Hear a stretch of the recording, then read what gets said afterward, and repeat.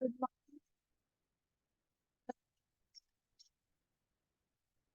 for our session chairs to join here.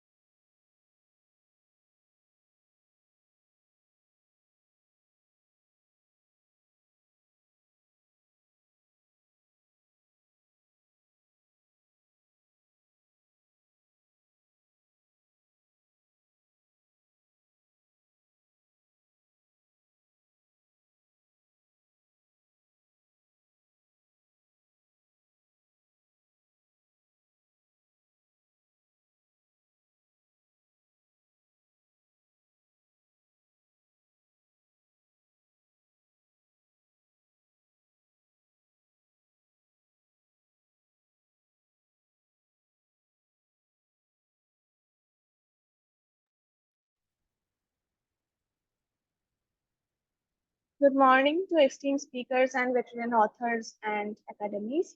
Welcome to the fourth International Conference on Innovative Practices in Technology and Management, ICIPTM 2024. Let me introduce you to our team, me, Sneha, and Vandit. We are the coordinators for this research track number 1. Dear authors, before we begin, allow me to share the objectives of the conference. The main objective of the conference is to provide for international platform for presenting and publishing the latest development in the state-of-the-art innovative practices in technology and management with cutting-edge research outcomes related to the topics of technology and management and its interdisciplinary applications. This conference offers an excellent networking opportunities for the delegates to exchange new ideas and to establish research and business links, as well as to build global partnership for potential collaboration. After the immensely successful ICIPTM 2021, 2022, and 2023, we are expecting this conference to be more exciting, stimulating, and educative. Now, I'd like to introduce you to all our session chairs.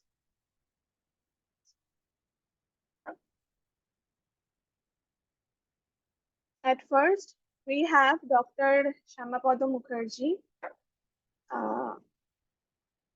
If he can come on camera, that would be great.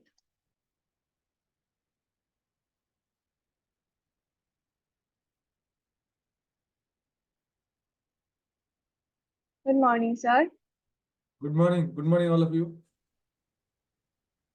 So let me introduce you to him. Dr. Shamapada Mukherjee is a distinguished academician, and seasoned technologist, currently serving as an associate professor in the Department of Computer Science and Engineering at NIT Rourkela. With an impressive 18 years of teaching experience, he has left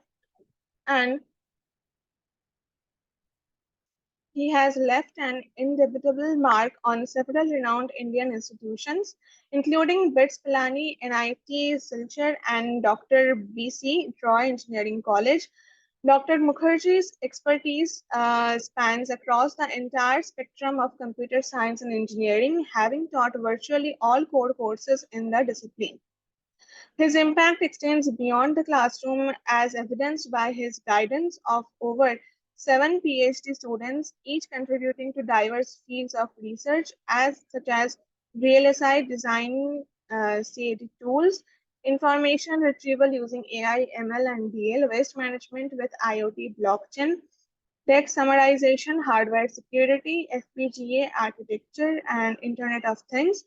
Dr. Mukherjee has also played a vital role in shaping the academic journey of numerous UG and PG students through his mentorship in thesis works.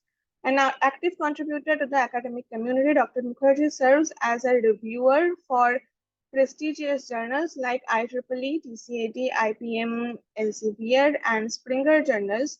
His scholarly pursuits have resulted in the publications of over 60 articles in reputable journals and conferences, reflecting the depth of the research contributions. Currently, Dr. Mukherjee is at the forefront of quantum computing research, collaborating with Sao Paulo University, Brazil, and Arizona State University, USA.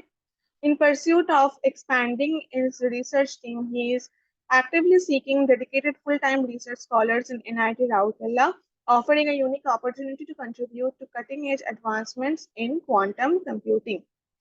Sir, I'd like you to speak a few words for them.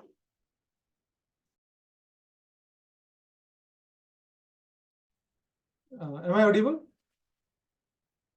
Yes, sir, you are audible. So thank you, Sneha, for your nice introduction. So actually, through this conference, already Sneha told that I'm looking for dedicated scholars, mainly who will have interest in working on quantum computing.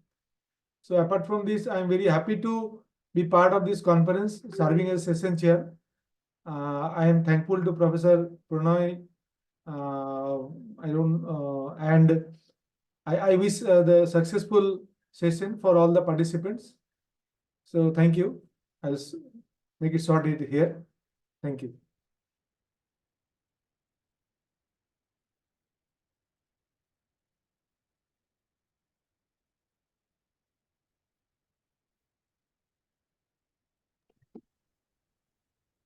Brief guidelines for the authors. Thank you, sir, for your speech. Guidelines for the authors. Dear authors, we respect your presentation. However, we'll strictly follow the timeline for 10 minutes, out of which 7 minutes is for presenting and 3 minutes is for question answer, which will the presentation should mainly include objectives of the study, research methodology, data analysis, and conclusion. Best authors will be declared in the valedictory session. Now I'd like to call the first presenter with paper ID 351, entitled Equipment Monitoring in Manufacturing Using Bluetooth Low Energy BLE. Good morning, ma'am. Am I audible? Yes, ma'am, you are audible.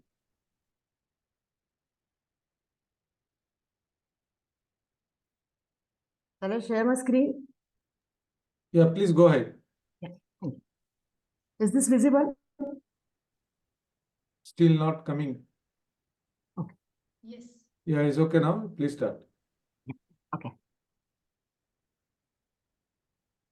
Good morning, one and all present here. I'm Professor Shriya Rajpurohit from MIT World Peace University, Pune, present here for today's paper presentation on the topic Equipment Monitoring in Manufacturing Using Bluetooth Low Energy, along with my PhD guide, Dr. Shilpa Parkhi, and senior colleague, Dr. Kiran Karande. In a manufacturing organization, various material handling processes takes on a production and assembly line. Increasing manufacturing efficiency is the top objective at all times. Efficiency can be increased with the correct material at the right workstation in the right quantity. The process of elimination of waste in the production is commonly recognized as a lean manufacturing. The majority of production environment have prioritized raising productivity and competitiveness.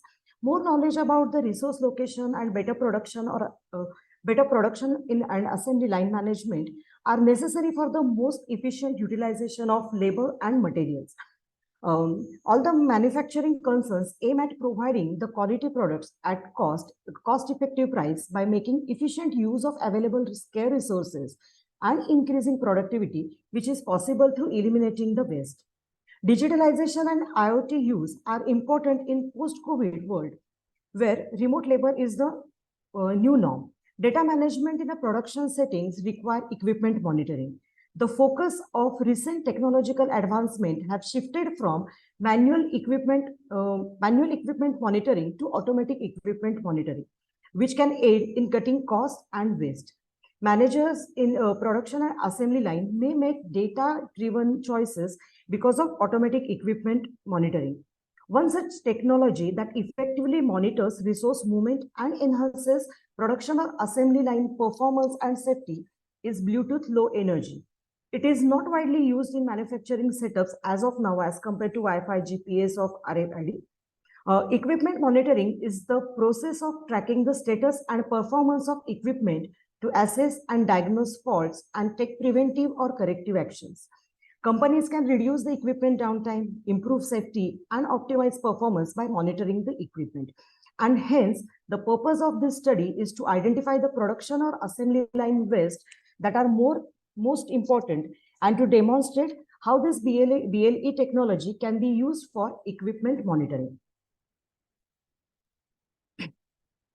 To identify the problem, find out the solution, and take the study ahead, in-depth interviews and brainstorming sessions of production line managers were conducted, where we tried to know about difficulties they encountered in monitoring equipment on assembly or product line. Questions even were asked about the main source of waste. And what we could found through the interview process is the challenges identified, and they are monitoring of material and operator manually, prolonged wait times and needless resource and relocation, no information about the actual amount of time spent on a task, and manual signals from suppliers and the warehouse for material requirement. So before going ahead, we'll just have a quick glance on a BLE technology.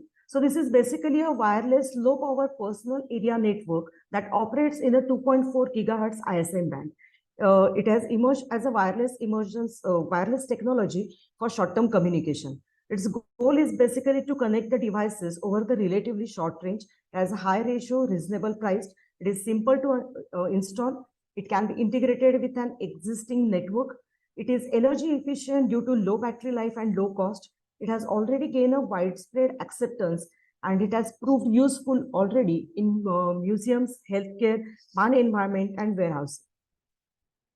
So the process we have followed to conduct the study, the analytical hierarchy process is used to decide which alternatives to prioritize and to pinpoint the essential elements of a potential solution.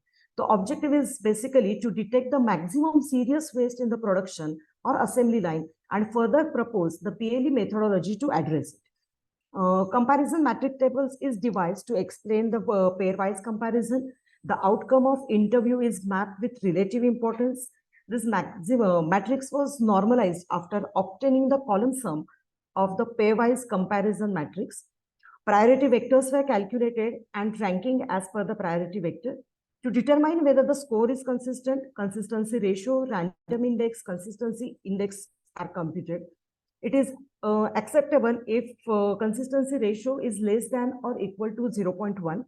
The consistency in the score assigned to 7 best is validated by consistency ratio. To verify this accuracy of HP investigation and in-depth interaction, published papers were consulted and the order in which these 7 wastes were ranked is compared to determine which waste is more significant. So these are the 7 types of waste: overproduction, defects, inventory, transportation, wetting, motion, overprocessing. And these are the scales used for HP analysis. So this is how it looks like.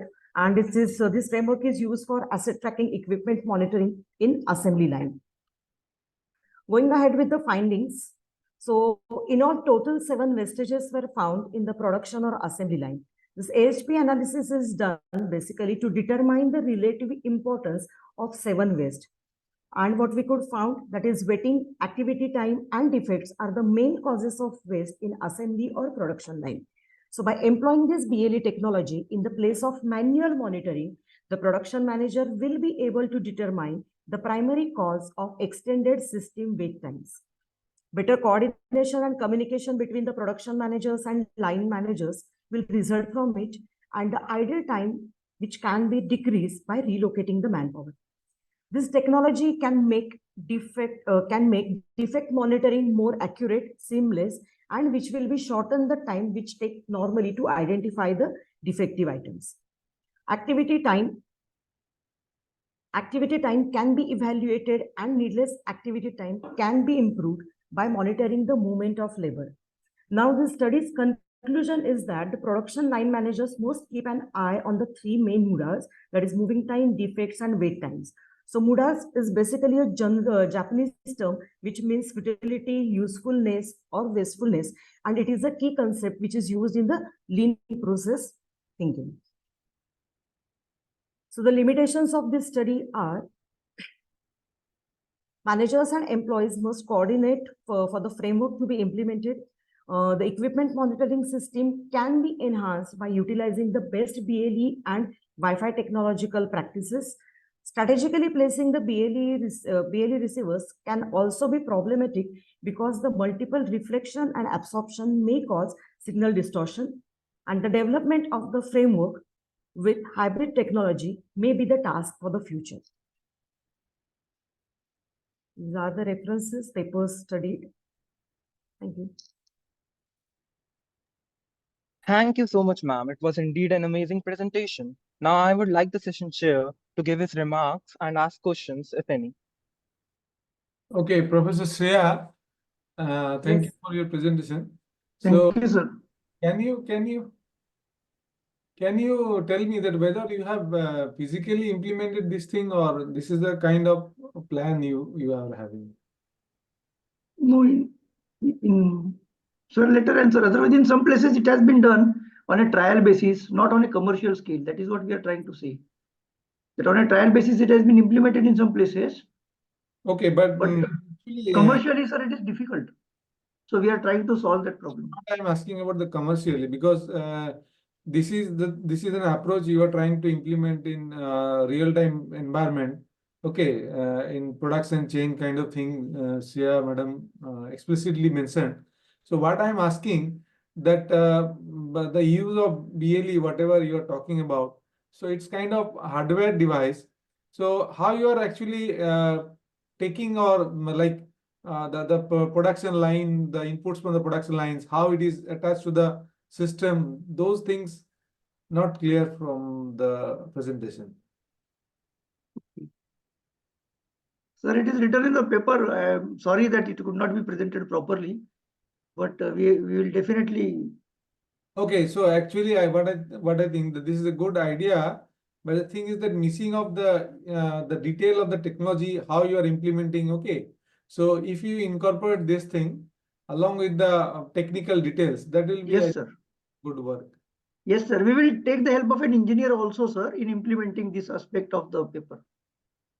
Okay. Yes, Okay. sir. Just one Thank you. point, if I can add to Dr. Kiran and Shreya, who are my colleagues and co-author in the paper, that this is a wireless technology that is being adapted at the manufacturing assembly lines. So on a trial basis, some pilot study has been done, from which we have picked up this idea to develop this research paper. And this practical implementation is done in the pilot form. As sir rightly said, commercial aspects of that are yet to be tested, and commercial launch can be done if the pilot study is found successful in terms of financial viability. Technical viability is already tested, I understood, but and financial viability. But the thing is that how you are observing the things, okay, going on. Only the BLE is a kind of communication device. So how the different products or the different states of the product, whatever you are saying, how that state is being observed. Okay, where are the sensors? What are the sensors you are using? So these details are not there. Yes, sir. Sir, we will add a paragraph, sir, in the paper on the physical implementation, Yes, yes, yes. actual implementation. Okay, Sir, thank you. thank you, sir. Thank you. Thank you, sir. Thank you. Thank you, sir, for your time. Thank you very much, sir, for your suggestions also. Yeah, please go ahead with the next one. Thank you, sir. Thank you. So now I would like to call our next presenter with paper ID 539.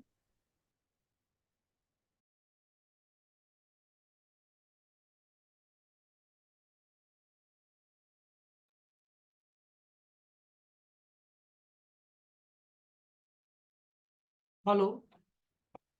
Hello, can you hear me? Hello. Yeah, it's visible. Please start. Okay. Give me a minute. Hello. Hello, ma'am. Hello. Sneha, can you hear me? Yes, sir. Yes, Yes, sir, sir. audible. Okay. Good morning, all. I am Dr. Amrish Chaube. I am from AIBS, Amity National Business School, who is organizing this particular event. Sorry to interrupt you. Your slide is half visible. I don't know. Please, part is cut actually. I just maximize it. I think it will take some time to appear. Sneha, please let me know when you Coming. full screen. Well, the thing is that half part is showing blank, half part is showing like the PPT, Sir, whatever. the screen is not aligned. Yes, yes. Okay, screen is not aligned. Give me a minute.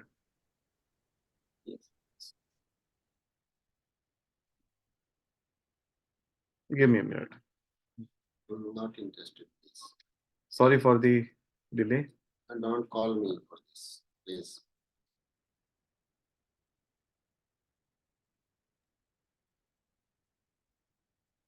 Hello, ma'am. Hello. Wait. Hello. Uh, hello, Sneha, ma'am. Can you hear me? Yes. Hello. Hello, you may speak. Hi, Sneha, ma'am. Next one was for paper ID for 354, no? It will happen just after this paper. Okay. Okay. Okay.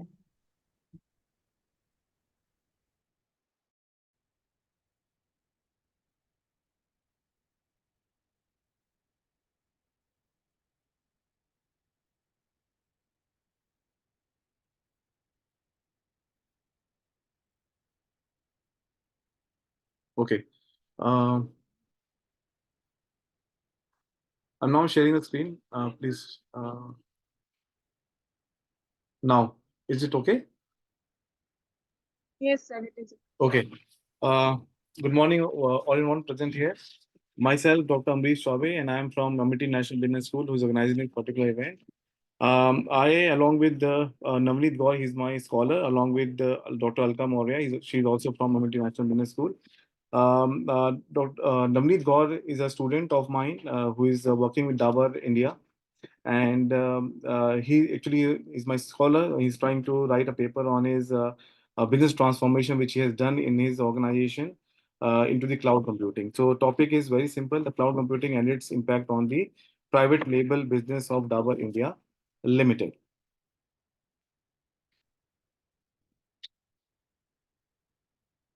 Okay. The most of the companies are moving to cloud-based module use of on-demand computing resources, which maximizes the operational effectiveness and facilitates quick reaction to changes in the market. The capacity of cloud computing to examine the large data set and advanced analytics and machine learning brings efficiency and drives innovation. This is what Dabur has thought of because when you talk about the on-premises infrastructure, because Dabur was using before 2020, they were on the on-premise infrastructure in which they have multiple servers, in which they were running the SAP module for managing their supply chain management module and the finance and other types of functional module. And they were also maintaining their in-house data centers to manage the all the database systems for the all applications which they were running in the premises. They have also a provision of having a backup and recovery provisions in case of any hardware failure which may occur in the future. In order to run the effective communication between the various nodes, right from the attendance management system, right from the workstation, which all the people are working in the Dabur India, to the respective modules, which is known as SAP module or ERP modules, they have to run or implement the effective network bandwidth within the premises, and they were also maintaining the on-premises firewall and security module to safeguard the fuel, which is known as data for this thing. So this paper evolves around basically the author's experience and interaction with top management in Dabur India Limited, which is situated in the Kaushambi, Ghaziabad, Uttar Pradesh. And this paper actually demonstrate the what problems they were facing with the help with the on-premise infrastructure and with the advent of new technology, which is known as Industry 4.0. Which includes AI and ML module as well as the cloud computing, and how Dabur India was not able to reap all the benefits which is offered by the cloud computing architecture. So a small introduction of the Dabur India. Dabur India Limited is one of the India's leading FMCG companies with revenue of over 11,530 crores and market capitalization of over 96,500 crores in the financial year 2022-23. Building on a legacy of quality and experience of over 139 years, Dabur India, most trusted name and the world's largest Ayurvedic and healthcare company. Dabur has multiple brands, which is quite renowned in not in India, all over the globe, which is known as Dabur Chyawanprash, Dabur Honey, Dabur Hindus, Dabur Amla, and Dabur Red toothpaste. And very recently, Dabur has come out with lots of new product line in the Ayurvedic sector, and they have also come out with the latest social media campaigns, and they have actually migrated the entire data center, the entire data, the entire application over the cloud, and they are reaping the benefit of the latest technology of AI and ML with the help of cloud computing. So I'm gonna talk about a few issues which Dabur was facing in their premises. So let me go through the uh, problems. Yeah, the Dabur was facing the scalability issues because when they have started launching new products, it involves lots of transactions, and when the new technologies of AI and ML was introduced by the SAP, because SAP has introduced the latest platform of HANA for the supply chain management module as well as the financial module. So the existing infrastructure of the Dabur was not able to cope up with the new requirement of processing the large data sets which the ML was demanding, which has led the uh, Sneha, can I pick a call? Because I got a call from sir. If you're out. Yes, sir. Please go ahead.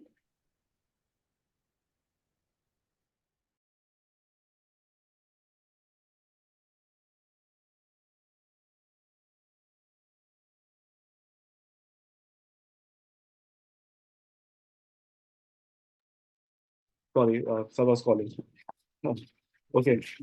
So the increased demand of the storage and increased demand of the processing power, which was resulting in the low processing in the on-premises servers, as well as this increasing load on the infrastructure of network and so on.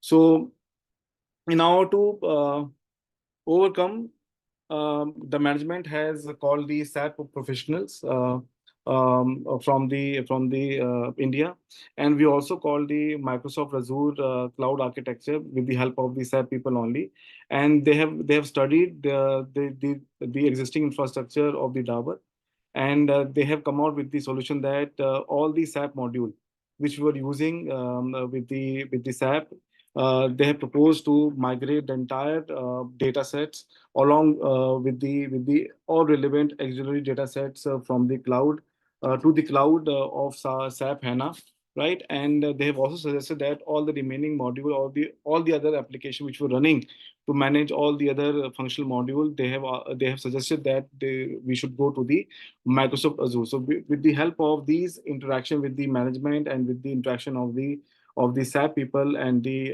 Microsoft Azure people, consultants, we have started this migration in 2020, and we have successfully migrated to the cloud architecture in October 2023.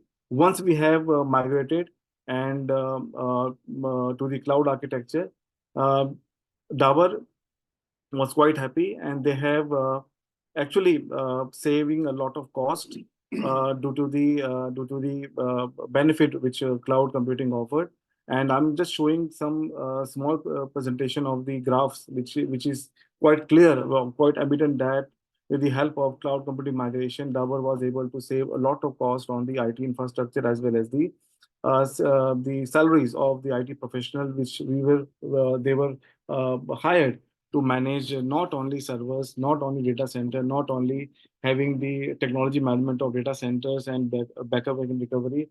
You can see they have saved lot of cost on the same. So this paper basically involves around how cloud computing offers a drastic or tremendous growth, and you can say benefit not only in the cost, because it also offered, the SAP also offered not license, we could able to use the latest version of supply chain, latest version of financial modules, which helps us into manage the data set effectively. Thank you so much. Yeah.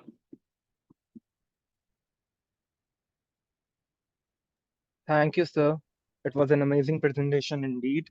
Now I would like the session chair to give his remarks and ask any questions. Yeah, thank you, Dr. Amrish, for your presentation. So actually, you have shown one table. Can you go to that table, please?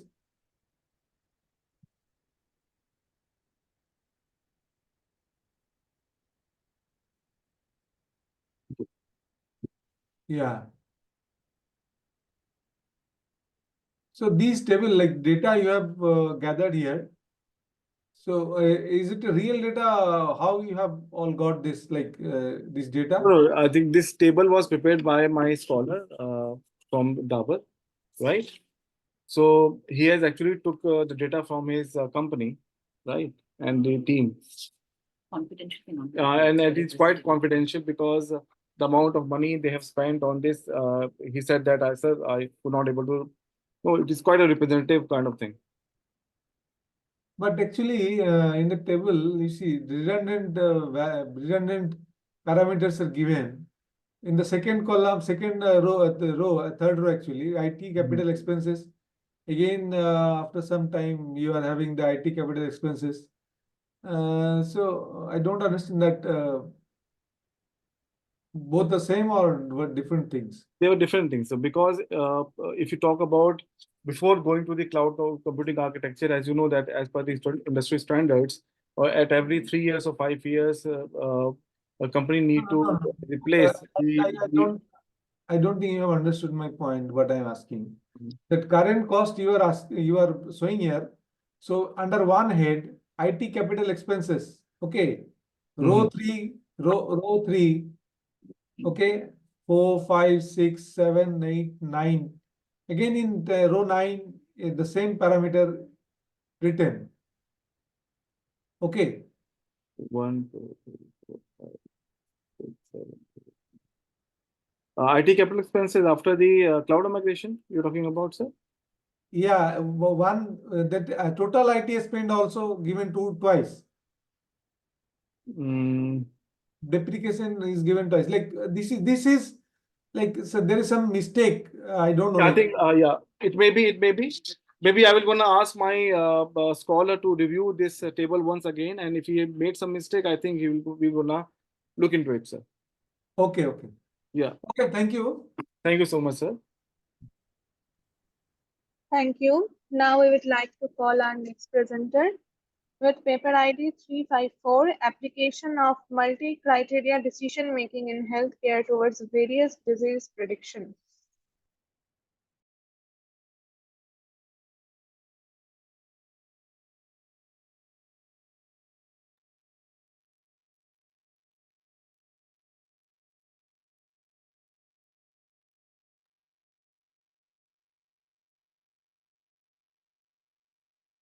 Okay, good morning to all. My paper ID is paper ID is 354, applications of multi-criteria decision making. So in this paper, we are proposing a framework for evaluating the various heart disease prediction models, basically machine learning techniques, focusing on the machine learning techniques model. So I will cover this presentation under the heading abstract, introduction, literature review, proposed MCDM based framework, experimental study, and then I will conclude the paper. So normally in the healthcare industry, there are challenges. In previous studies, various models are proposed to aid the health practitioners, and there are various disease prediction models, but there are different models, and they perform inconsistently towards different performance measures. So because of the involvement of many performance measures, multi-criteria decision-making (MCDM) can play a crucial role for selecting the most suitable disease prediction model. So objective of this paper is first one, this paper summarizes the various machine learning-based disease prediction models proposed by many researchers. Second, this study proposed an MCDM-based framework to evaluate different machine learning techniques used in healthcare towards various disease predictions. And to validate the proposed framework, an experimental study was conducted to evaluate different MLTs for chronic kidney disease prediction. The results of the experimental study show that the proposed framework can be used efficiently for selecting the most suitable MLTs for predicting various types of diseases. So we see that making decisions in the healthcare industry can be challenging, and machine learning looks for hidden patterns in data to make conclusions that make sense in light of new data. So several researchers from various backgrounds have been using machine learnings to investigate the problem because early detection of diseases can reduce the likelihood of the progression of the later stage. So in recent years, various researchers have developed many disease prediction models. So, but various machine learning techniques may perform differently with respect to the different performance measures. So selecting the best disease prediction model can be greatly aided by MCDM, which takes into account a wide range of performance measures. So, so this is the review work, related work in which we have summarized the work for the heart disease prediction models. For example, Mathur et al. Propose a model for Parkinson disease, and Petter et al. Is also for the Parkinson disease. Similarly, Swan et al. Proposed model SVM or KNN for the heart disease prediction. And in 2020, Shah and Nagaraj proposed the models for heart disease and renal disease. And like in 2021, Ali et al. For the heart disease prediction models. So like this, in various years, various researchers have developed various machine learning models for the heart disease prediction, like heart disease, chronic disease, or Parkinson disease.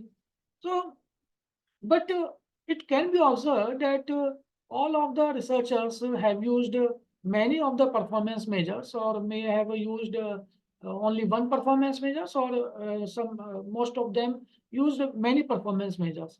But it can be observed that they are using, or they are considering only one performance measures at a time.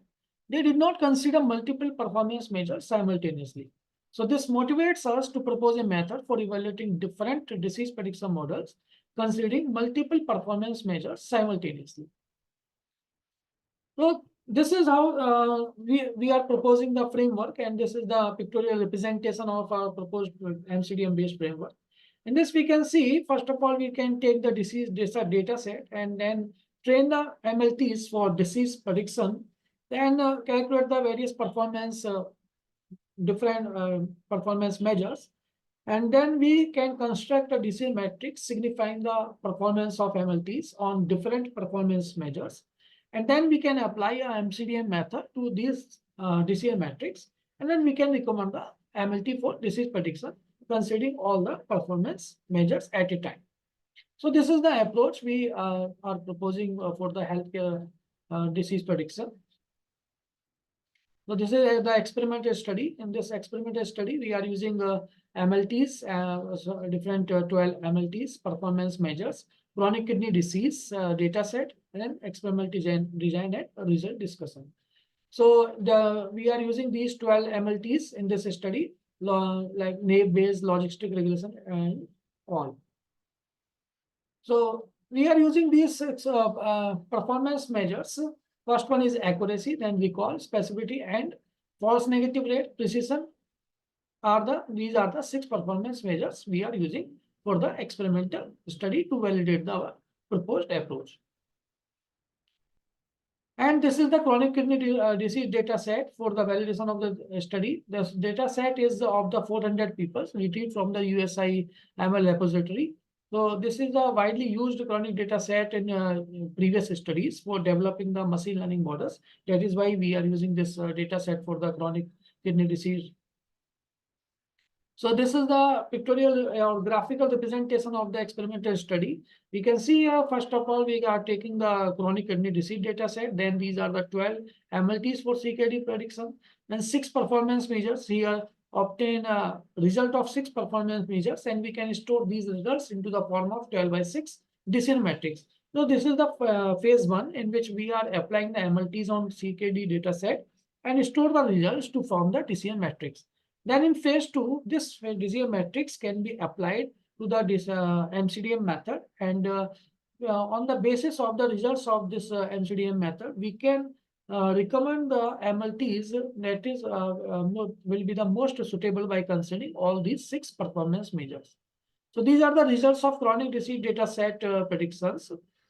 These are for all the 12 machine learning models, and these columns are 6 for the 6 performance measures. So we can see here this naive-Bayes is recommended as the first, and also 1R is recommended as the first for the accuracy, but for the recall, also naive-Bayes is recommended as the first.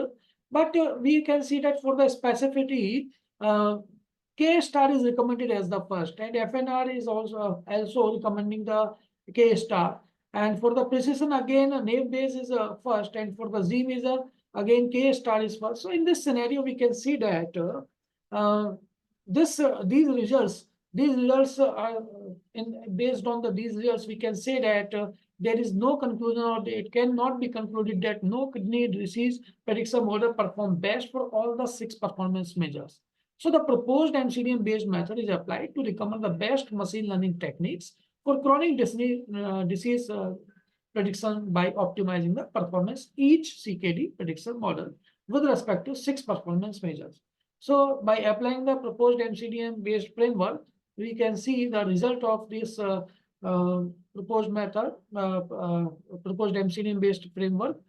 So in this approach, we can see that the final assessment score, as per the final assessment score, this DT is the first recommended as the first or the most suitable prediction model for the chronic kidney disease prediction model after optimizing the 6 performance measures. So we can conclude that this study highlights the novel application of MCDM method in healthcare towards the various disease prediction. And first, this paper presents the various machine learning based disease prediction models proposed by many researchers.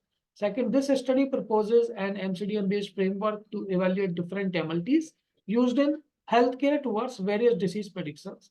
Third, to validate the proposed framework, an experimental study was conducted to evaluate different MLTs for CKD prediction. And result of the experimental study showed the proposed framework can be used efficiently for selecting the most suitable MLT for predicting various types of diseases. So this study can be helpful to researchers who want to do work in the healthcare domain for solving the various decision-making problems. However, the MCDM-based framework proposed in this paper can be extended to evaluate various MLTs for prediction problems in different domains also. So this was these are the references, and this was my presentation on my paper ID 354. Thank you. Thank you so much, sir. That was an amazing presentation. I request our session chair to ask the question, if any, and concluding with marking the judgment. Okay, Dr. Ajay Kumar. Yes, sir. Actually, how you are validating your model or the technique you are talking about? So I'm validating the model on the chronic kidney disease data set, and by taking the 12 machine learning techniques, and No, with six you are not performance getting my measures. question. What I'm asking, Yes, sir. that the different 12 machine learning models you have shown for disease prediction.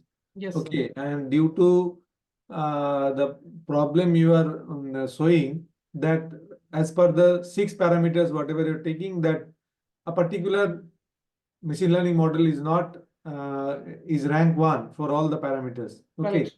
so that's why you are applying your model, some mathematics. So I'm asking that how you are validating your model that it is correctly making the ranks. So this is the model based on the MCDM method COCOSO. Okay, in this method there are various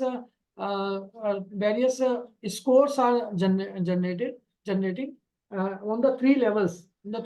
And these scores we combine these scores, and then these scores are assigning to these 12 MLTs. And on the basis of these scores, we are saying that this machine learning technique is the best for this CKD prediction. And okay, thank you. Please go with the next. Sneha, I have a request. Please stick to the time. Otherwise, you'll not be able to finish. Okay. Yes, sir. I'll keep a track of the time. Okay, thank you, sir.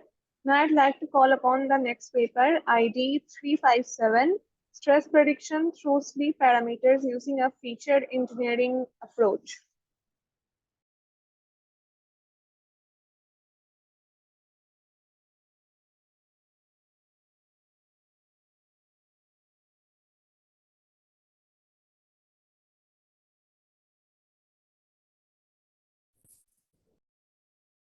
Yes, ma'am. Now I can unmute myself.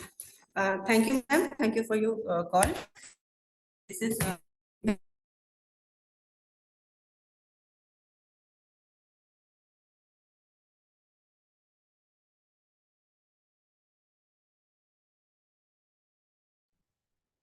Ma'am, you're not audible and your video is not visible as well.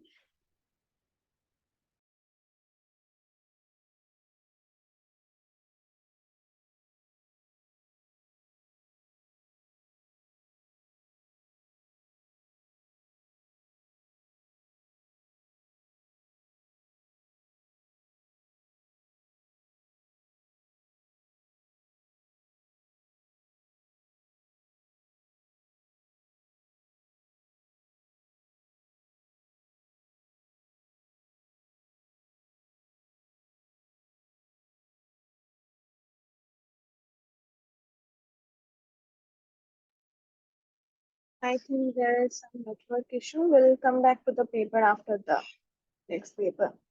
The next paper ID 360, Impact of Connection Topology in Neuronal Communication. You may present. Yeah, I am here. Just give me 1 minute to share. Yes, yes, sure.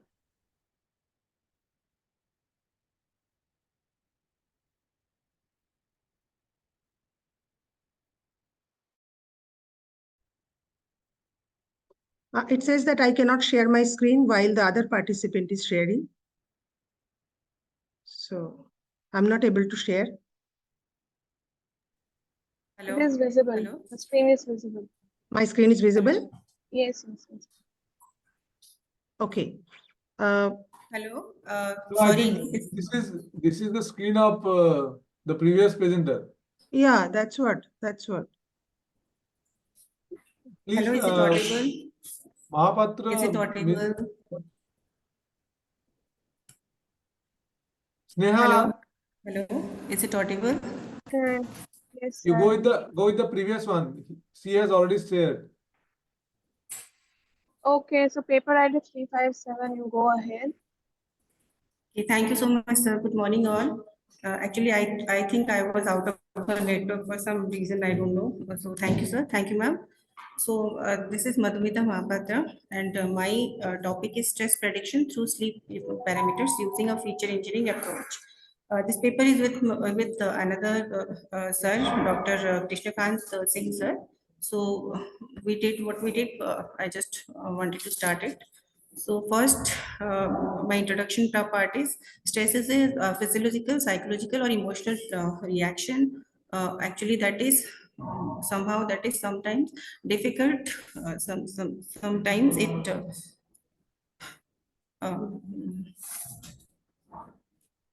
Just a second.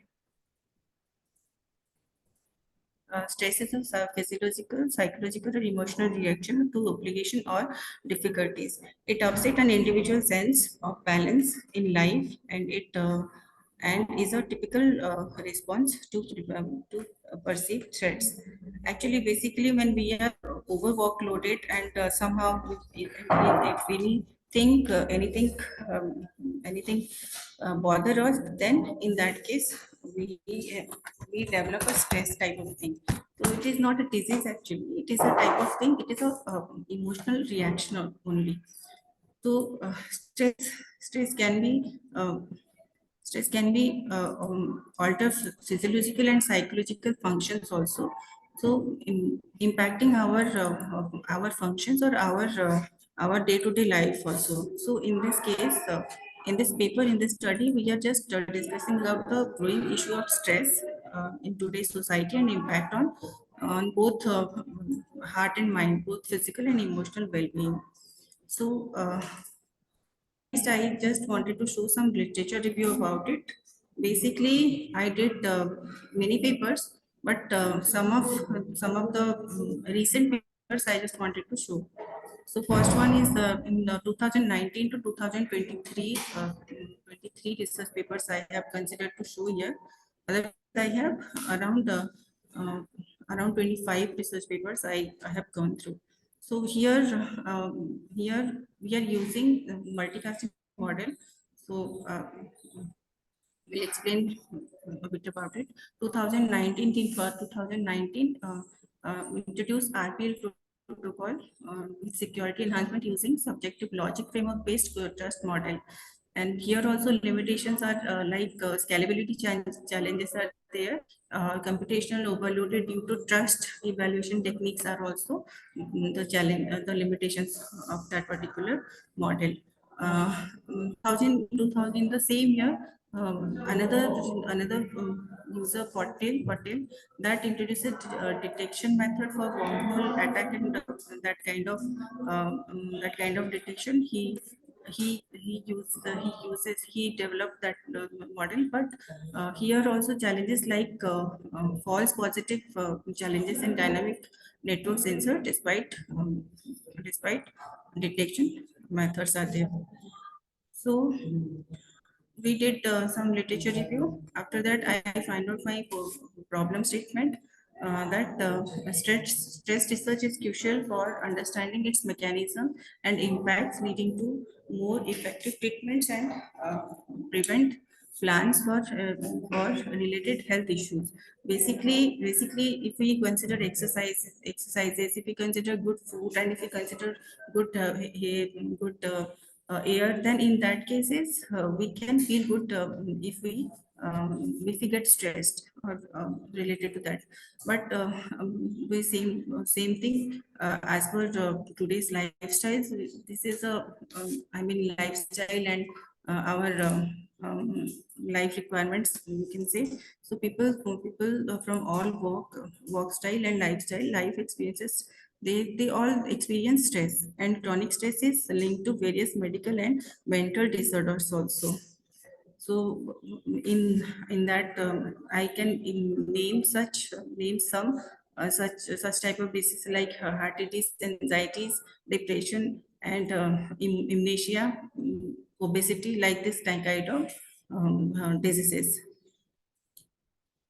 Earlier, the study in this area includes a neural network algorithm which has high code complexity as well as high time complexity. So here, basically my objective is to study. My study focus on developing a ML model, machine learning model for precise determination of stress level by analyzing sleep parameters, sleep patterns. Here I'm considering snoring intensity of sleep, snoring intensity, limb and eye movement rates, sleep duration, heartbeat, respiration rate, blood oxygen levels, body temperature during the sleep time. The technique used are efficient in terms of time and code complexity, making them suitable for implementation in devices with implemented computational resource such as smart wearables. So the researcher here, we aim to reduce the complexity, as I stated in my previous slide, time complexity by using feature selection technique to use minimal data and gathering higher accuracy. So this is the total methodology. Here, my first point is data collection. After that, as others are doing also, data pre-processing is required because I need to clean my data. Exploratory data analysis is then done. Feature engineering is done. Model building and result comparison. So next phase. First of all, the data collection phase. The data was gathered using the smart yoga pillow, that is also known as Soyo Pillow, where actually it is a IoT based device which measures all the sleep parameters. So my sample set was 690 samples was collected. 690% sleep parameters we have collected by evaluating sleeping patterns and physiological changes that take place when a person sleeps. Says Soyo Pillow, that means smart yoga pillow, prompts sleeping. So here, when we analyze the data or the data, we find out that stress level have a strong positive correlation with the frequency of snoring. If I'm in stress, then the frequency of snore is more. Respiration rate is also more, and eye movement, limb movement is also more, and and a strong negative correlation with body temperature, body oxygen level, and the number of hours I slept. Ma'am, Yes, ma'am. you are crossing the time limit. please conclude first. Oh, okay, ma'am. Okay, ma'am. I just come to my technique used. I have used multi-class classification where I predicted the stress by, okay, I'm skipping these things. I'm just showing my result. I have used one versus one classifier, one versus all classifier with two machine learning models. Two algorithms I have used, that is random forest and decision tree. This is my result. I mean, one versus one with random forest. I have find my result is 98% 9.4%, while decision tree will give 99.5%. One versus rest, I mean one versus all. That is 99.5%. It will give with random forest, and with decision tree, it is giving 98.9%. So these threes are my output code also, with random forest 98.4 and decision tree 98.9%. So I found highest accuracy in 99.4%, which was by one versus one with decision tree, and one versus all classifier with random forest algorithm. So this is my conclusion. Overall, the, the algorithm is with longer time and core complexity. I said earlier also.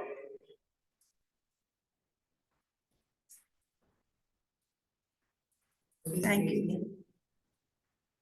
Thank you, ma'am. Now I Thank request you. the session chair to ask any question and concluding. Okay, thank you, Madhumita madam, for your presentation. So I have one question that you have written that your technique, whatever you're talking about, that is the efficiency of the code and the code complexity. So how do you measure these things? So it is like so as per my result with random forest, I mean to classifier, it will give the result like 98.4. I just wanted to show my paper also. No, I am asking about your code complexity, that is Yeah. resource. How you are measuring that? Sorry, sir. Okay, thank you. Sneha, please go. Next. Thank you, sir. Thank you. Okay, thank you. Meanwhile, we have been joined with our another session chair, Dr. Vandana Sharma. If she could come on the screen.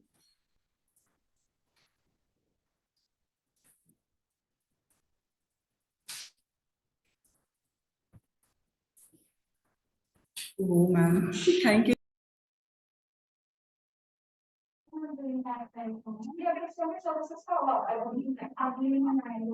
Hello, am I audible? Yes, ma'am, you are audible. So I would like to share the profile of Dr. Vandana Sharma with all of you. Dr. Vandana Sharma is an associate professor at Christ University, Delhi, NCR, India. Dr. Sharma has served NAAC accredited A++ institutions like Indraprastha University, Delhi University, and Galgotias University, Greater Noida campus, and Amity Institute of Information Technology, Amity University, Noida campus, India. Dr. Sharma has 15 plus years of teaching experience at the postgraduate level and has guided 100 plus students' dissertations. Dr. Sharma obtained her doctoral degree from Amity University, Masters of Technology, and Bachelor of Electronic Commerce degrees from Guru Gobind Singh Indraprastha University, Delhi State University in India. She is a senior member of IEEE, member of Women in Engineering Society, and member of IEEE Consumer Technology Society, popularly known as CTSOC. As a keen researcher, she has published 75 plus research papers in SCI, Scopus, Index, international journals, and conferences. Dr. Sharma has contributed voluntarily as a keynote speaker, session chair, reviewer, and technical program committee, member for reputed international journals and IEEE conferences, and has presented her work across India and abroad. Currently, she is a postdoctoral fellow at Lincoln University College, Malaysia. Also, she is honorary adjunct professor and senior fellow of Scientific Innovation Research Group at Beni Suef University, Egypt, and adjunct professor at Perdana University, Malaysia. Her primary areas of interest include artificial intelligence, blockchain technology, and the IoT, Internet of Things. Ma'am, if you would like to speak a few words for the contestant. Can you see me? No, ma'am. I think my video is not working. I don't know why. Okay, not a problem. First of all, I would like to congratulate all the participants, all authors who have got their paper accepted in the reputed conference, the 4th International Conference of Amity University. And I congratulate all and I welcome them all in this session. And I look forward to the research areas you're working on. And sorry for the delay. I was with some other official arrangement, so that's why I just couldn't connect on time. But yes, I'm looking forward to your presentations. Please go ahead with the schedule. Thank you. Thank you so much, ma'am. Now I'd like to call upon our next presenter, the paper ID 360, Impact of Connection Topology in Neuronal Communication.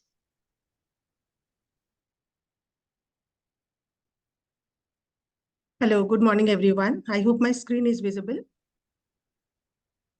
Yes, it is. Yes, ma'am, it is visible. Okay, thank you. First of all, I'd like to thank the organizers for giving me the opportunity to present it virtually. Myself, Anindita, I'm from Symbiosis Center for Management Studies, Noida. And today I'm going to present a paper on impact of connection topology on neuronal communication. Now, this paper is basically based on the actual neurons, the biological neurons. So before going to the model and all, I'd like to give a short introduction of the topic. Because I'm talking about the biological neuron, we all know that human brain is a network of billions of neurons, and the information is received through all these neurons through our sensory organs. So it is very essential to know what mechanism goes on when the information is received and it is transmitted, and then finally the response is generated. So this is a single neuron, the structure of a single neuron, which says that these are the branches which are known as dendrites, and this is axon. So whenever the information is received at this end, and gradually it passed on to this, and here there may be some more neurons. So one neuron is connected to the other neuron, and that's how a network is formed. So this is a schematic diagram of the network, which shows that how the neurons are connected to each other. So these circles are the nodes. Nodes are actually the neurons, and these are the connections established among the neurons. Now, there are different types of chemical reaction takes place when a neuron receives some signal, and out of these chemical reactions, a spike is generated in the neuron. So when this spike, that is the amplitude of the spike, is above threshold, then there is an overshoot, and we call it as a generation of action potential in technical term, but actually it is a spike or neuronal firing which takes place. So if the input signal is strong enough, then the neuron is able to generate a spike, and that's how the information is passed on from one neuron to the other. And this action potential generation is a continuous process, as I have shown here. This is a single neuron. V stands for the amplitude, and this is how the amplitude is varying with time. So like this, a continuous process. In this continuous process, the information is passed on from one neuron to the other. So when we have a network of neurons, then this network, every neuron, because they are connected to each other, so there are a lot of neuronal firing takes place. And some of the cases, these neuronal firings happen in a synchronous way. That is, the firings are in phase. As we can see that here, the firing of the first neuron is almost similar to the firing of the second neuron. And in almost all cases, we can see that the firings are happening in synchronous way. So this is termed as neuronal synchrony. Mathematically, we describe it as if there the difference between the amplitude of the one neuron and the other neuron is approximately or tending to 0, then the neuronal synchrony takes place. How do we measure this synchronal synchrony? We measure it by measuring the variance of the main field and measuring the variance of each individual neuron. This is the formula by which the synchrony is measured, and this formula is suggested by a paper of Ghulam in an article of 2007.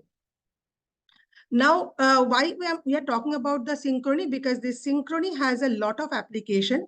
Synchrony has some positive impact as well as some negative impact. The positive impact is that it is impactful for some physiological as well as for some psychological phenomena such as locomotion or movement, vision, memory, and other cognitive behaviors, maybe learning and all. So for these kind of physiological and psychological phenomena, synchrony is desired. We want synchrony to happen. Then only these processes are supposed to happen. But at the same time, it has some negative impact as well. The negative impacts are the neuronal diseases like Parkinson's and epilepsy, which are supposed to be generated because of the undesired synchrony. So there is a need to know how to control the synchrony so that when it is desired or when it is undesired, accordingly the synchrony can be controlled. So the objective of my paper is to know how the coupling, the connection between the neurons and the connection topology, like how one neuron is connected to other. So how this is impacting the overall synchronization of the network. At the same time, if it is possible to control the synchronous firing. For this, I have considered a model which is Fizhou-Nagumo model. I'm talking about this model because neuronal models, there are so many neuronal models. I have taken Fizhou-Nagumo model because of the simplicity of its structure, its nature. And here I have considered a couple. This is the coupling term which describes the connection between one neuron to the other. Now, here the coupling is taken as unidirectional coupling. Unidirectional coupling, as you can see, that this is the adjacency matrix, which describes the coupling between the neuron. So one neuron, like the first neuron is receiving the signal from the fifth one, then the second neuron is receiving the signal from the first one. So that's why the direction of receiving signal is one directional. So that's why it is called unidirectional network. And this network is described by this adjacency matrix, which is defined as if the ith neuron is connected to the jth neuron, accordingly the element will be represented by 1. If there is no connection, then it will be represented by 0. So, but then we have the +1 and -1 because our neurons are considered to be a combination of excitatory as well as inhibitory neurons. So what are excitatory and inhibitory neurons? Excitatory neurons which receives the signal and accordingly pass it on to the next one. Inhibitory neuron which suppress the excitation, which doesn't allow the neuron to pass it on to the next one. So we have a combination of excitatory and inhibitory neurons. Now, the simulation, the entire analysis is done based on the simulation where we have taken, yes. You are exceeding that. All-to-all coupled neuron I have considered. We have total n number of neurons. So NC2 is the total number of connections. And however, I have considered a portion of it. So this portion is the fraction P, which is denoting the amount of or the proportion of the inhibitory neurons in the network. And the coupling is considered to be random with the mean value mu and standard deviation sigma in such a way so that mu -3 sigma is greater than 0. Now, our analysis shows that this diagram, if we look at, it shows the synchrony, how the synchrony is varying with the percentage of inhibitory connections. Initially, all neurons were at excitable state, so there was no inhibition initially. So all the neurons were excitable and obviously the synchrony was maximum. Then gradually when the P value is increasing, that means proportion of inhibition is increasing in the network and the synchronization is gradually decaying. One interesting phenomena is that when it is increasing from 40 to 50%, there is a sudden jump from the full synchrony to partial synchrony. right? And this is something very interesting phenomena. And after that, we see that when this proportion of inhibitory neuron is more than 50, it is sustaining this partial synchrony state. The robustness of this result is checked with taking different mean value and standard deviation of the coupling strength, and the same result has been observed. Moreover, we have tested this with two different network size, one taking 100 neurons, taking 200 neurons, and this simulation is done using MATLAB. Now, this figure is also just, supporting the earlier result, showing that when P is 39%, that is inhibition is 39%, how these two neurons are in synchrony. And when this percentage is increased to 52%, there is a chaos. There is no synchrony taking place. So this is again, we have varied the, the signal strength, that is the standard deviation of the coupling strength sigma.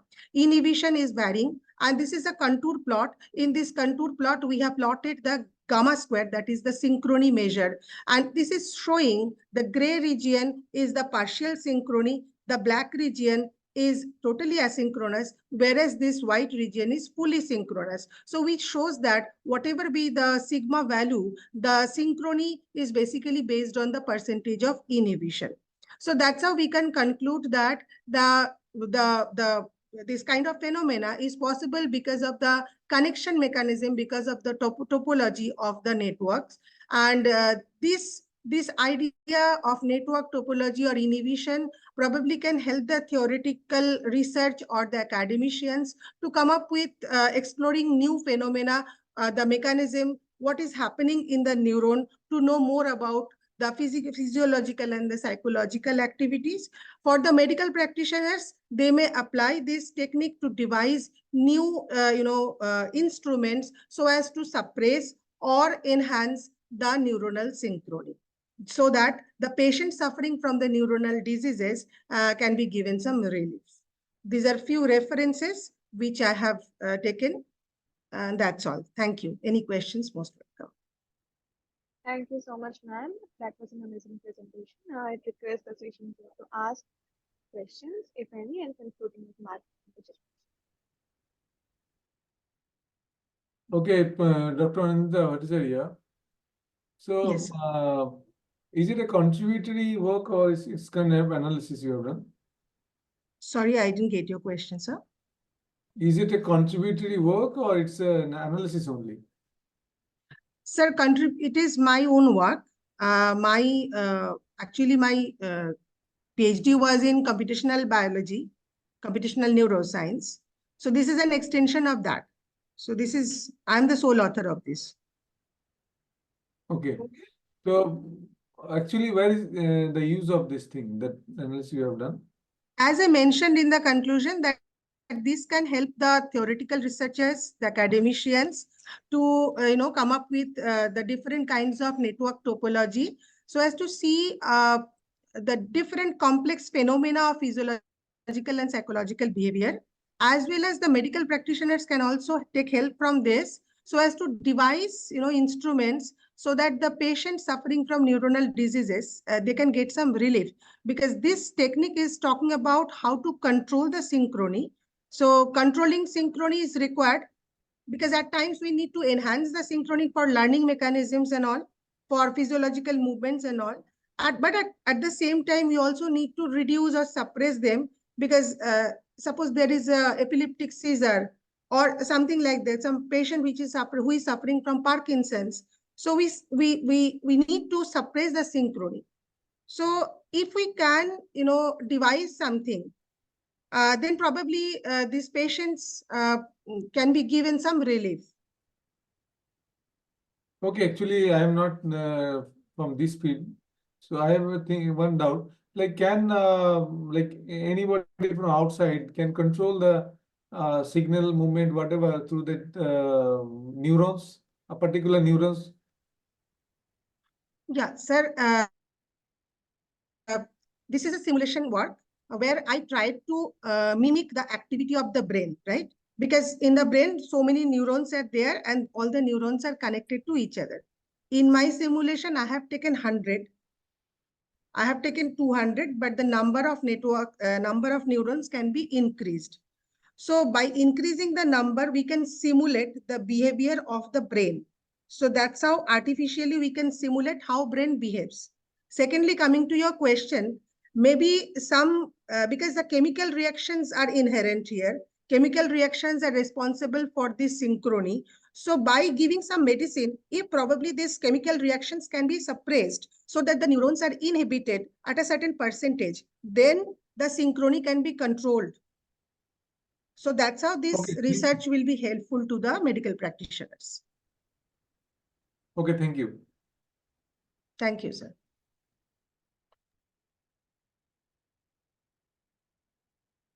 Shall I stop sharing? I have few questions here. Okay. Yes, ma'am. As sir said that what will be the application area of your work, I have few suggestions also. Right.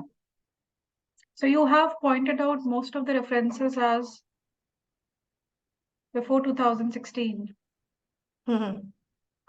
So I would suggest that you shall work on the latest references related to your work and try to understand that where the area of this work will be, first thing. Second, what is the parameter for you on the basis of which you're defining the synchrony? Yeah.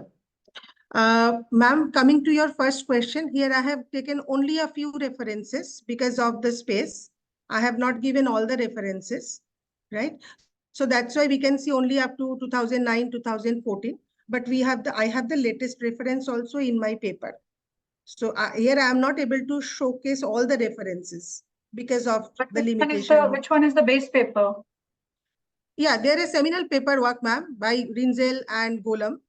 That was in 1993, but that was a seminal paper. But later on, the work on synchrony is still going on, taking different connection topology and different types of, multi-layer networks also people are doing nowadays.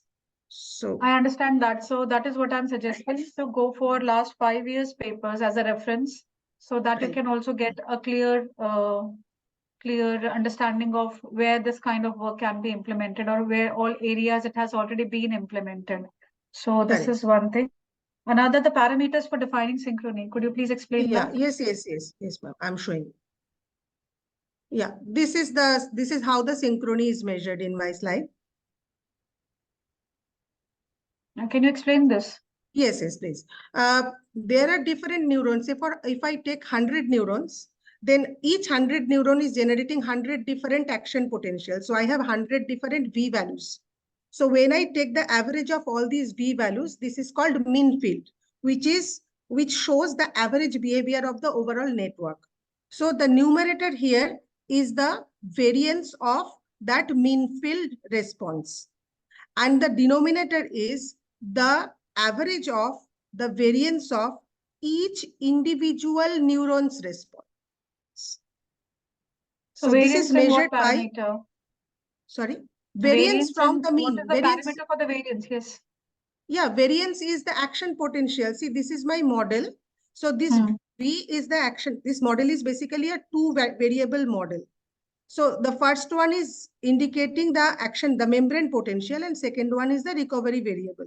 So whenever we solve this, we get the solution of V. V is a time series. So this time series basically gives us the action potential at different instants of time. It is a time series. So when we take the time series and find the variance of it, that is the denominator here. That is this denominator. And like this, we have 100 such Vs because my network size is 100. So for 100 such Vs, when I take the average of all such Vs, that gives me the mean field. And the variance of that mean field is the numerator here. So that's how this synchrony is measured. And if this synchrony parameter is close to 1, it indicates full synchrony. When it is close to 0, it indicates totally asynchronous. So generally, this gamma square lies between 0 and 1. Okay, the another question is why you have chosen only a network of 100 and 200?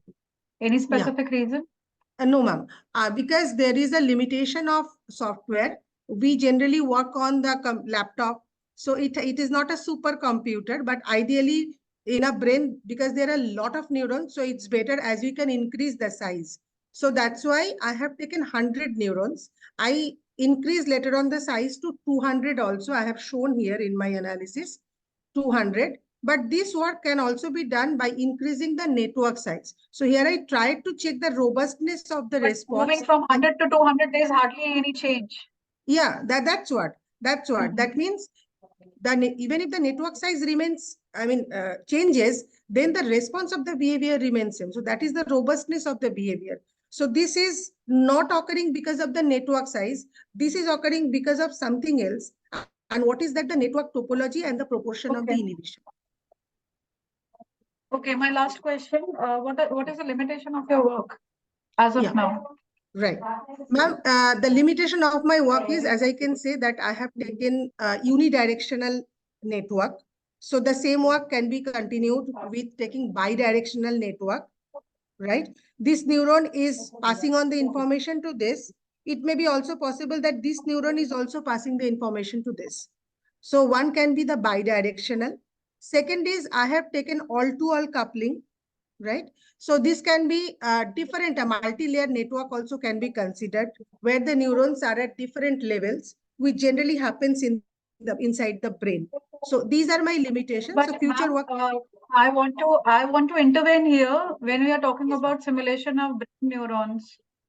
We cannot simulate it in a very unidirectional way. It has to have a bidirectional and multidirectional. That is why it is the limitation, ma'am.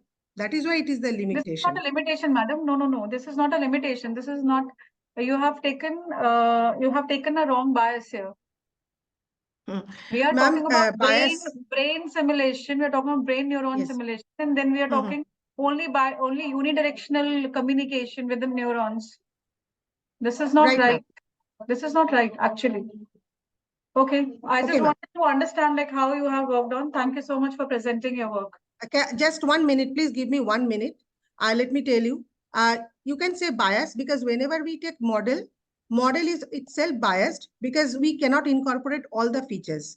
So here I have taken only 2 variables, but in general, in reality, there are so many parameters involved, but model is just a miniature of. So in miniature, we cannot take all the things.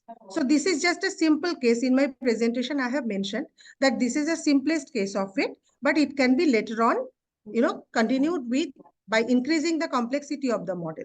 Yeah. Parameter is one thing. I understand that you have considered 2 parameters, but the direction in which the neurons are interacting cannot be unidirectional.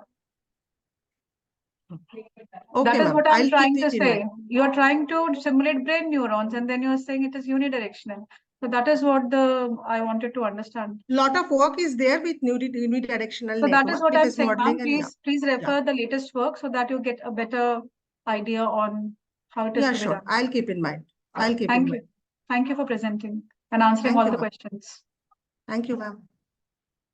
Thank you so much. Now I'd like to call our next presenter, paper ID 362, Factors Influencing Acceptance and Adoption of Automation of Banking Sector in India using Theory of Diffusion of Innovation.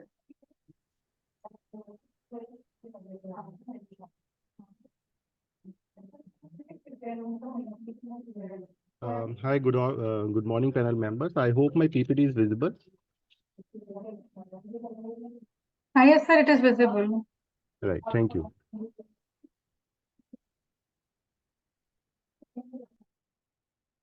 So, good morning, respected panel member. My name is Dr. Harendra Singh, and I, along with my team member, Dr. Vikrant Vikram Singh, we are presenting the paper on factor influencing acceptance and the adoption of automation in banking sector in India using theory of diffusion of innovation. Our submission ID is 362.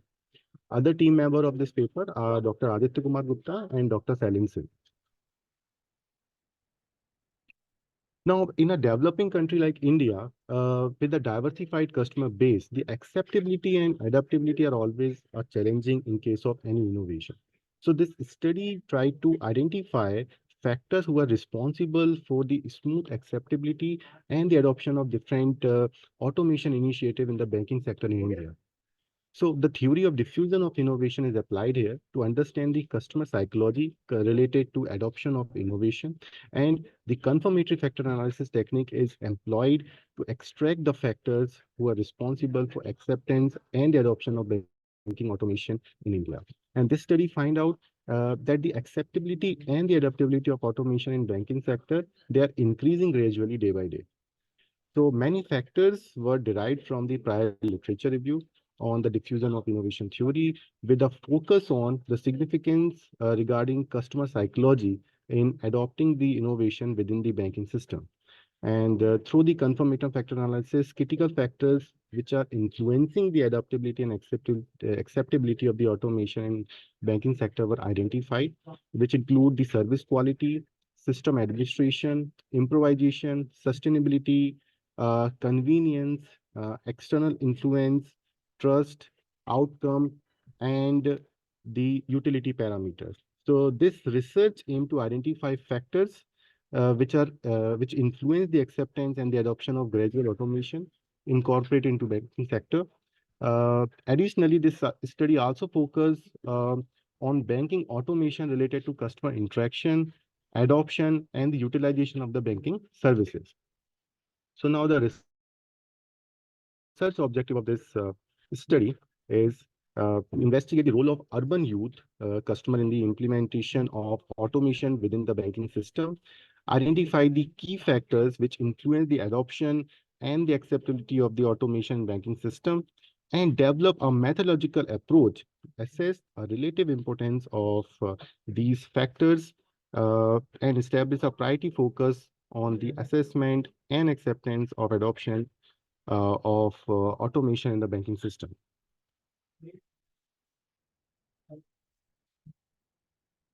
Now, the primary objective, as we have discussed, of this research is to identify the critical factor influencing the urban youth customer decisions to accept and adopt the automation by banking and other financial institutions in India. So, the five essential factors were influencing the innovation adoption based on the theory of the diffusion of innovation are identified. They are the relative advantage, complexity, compatibility, trialability, and observability.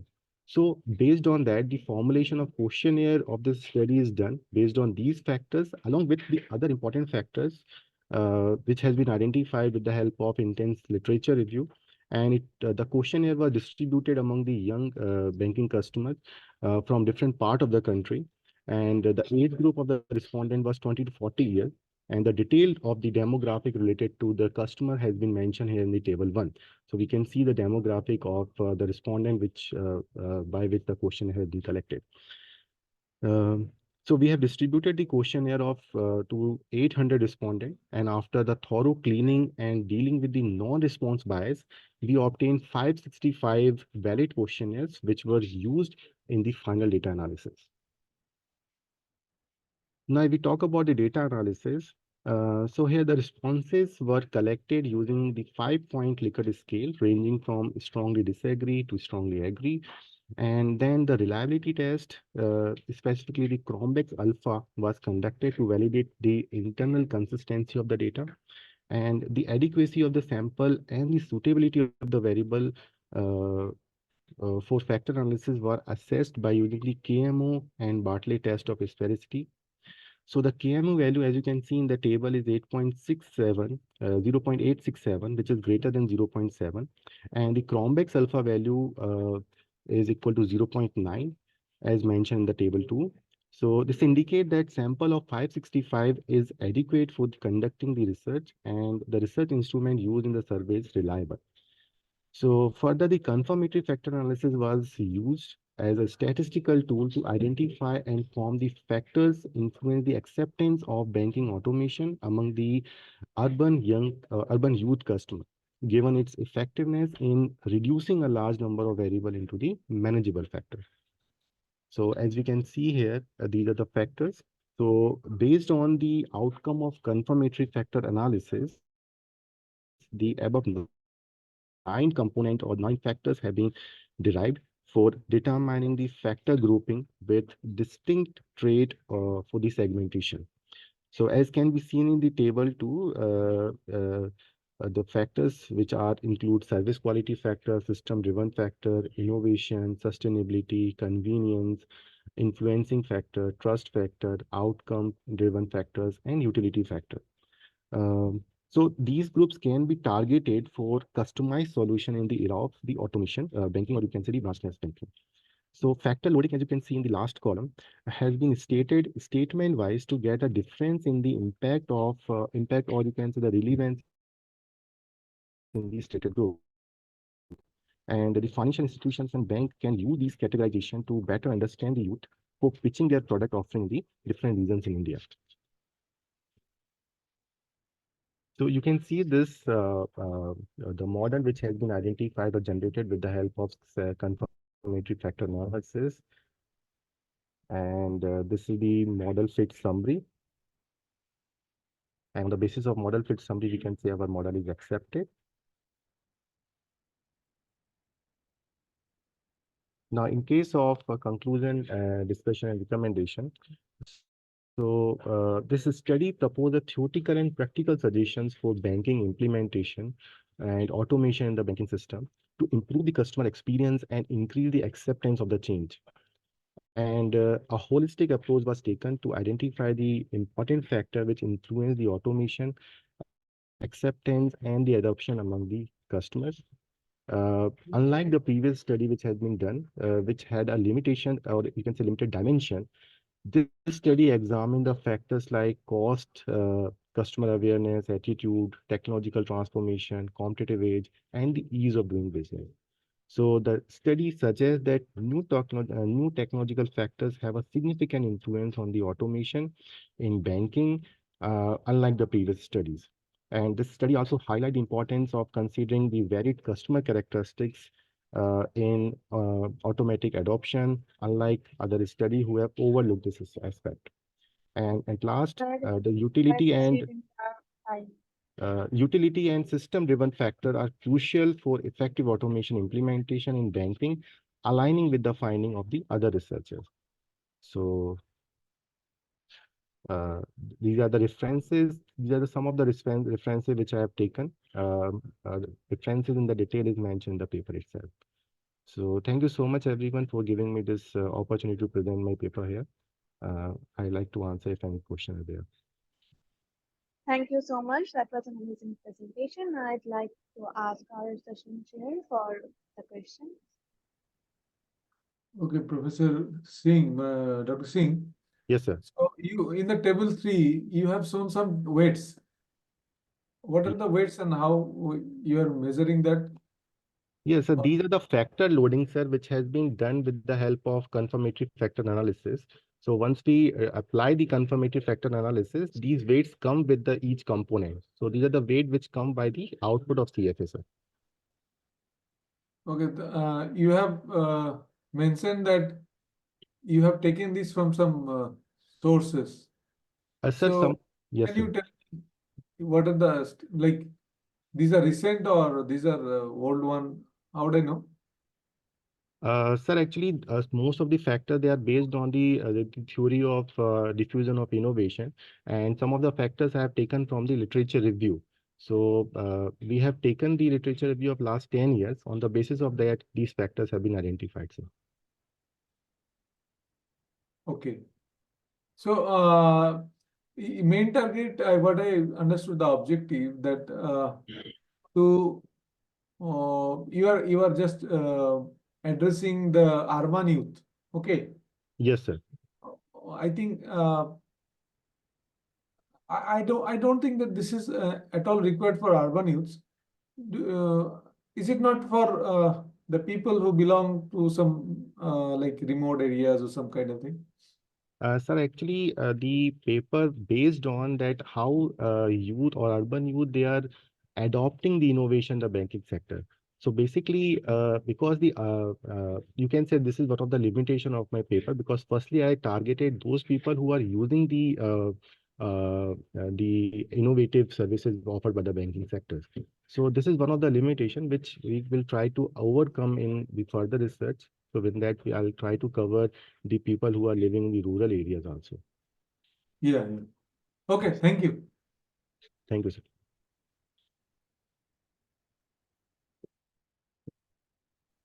Ma'am, do you have any questions? Thank you, Dr. Harendra, for presenting your work. Thank you, ma'am.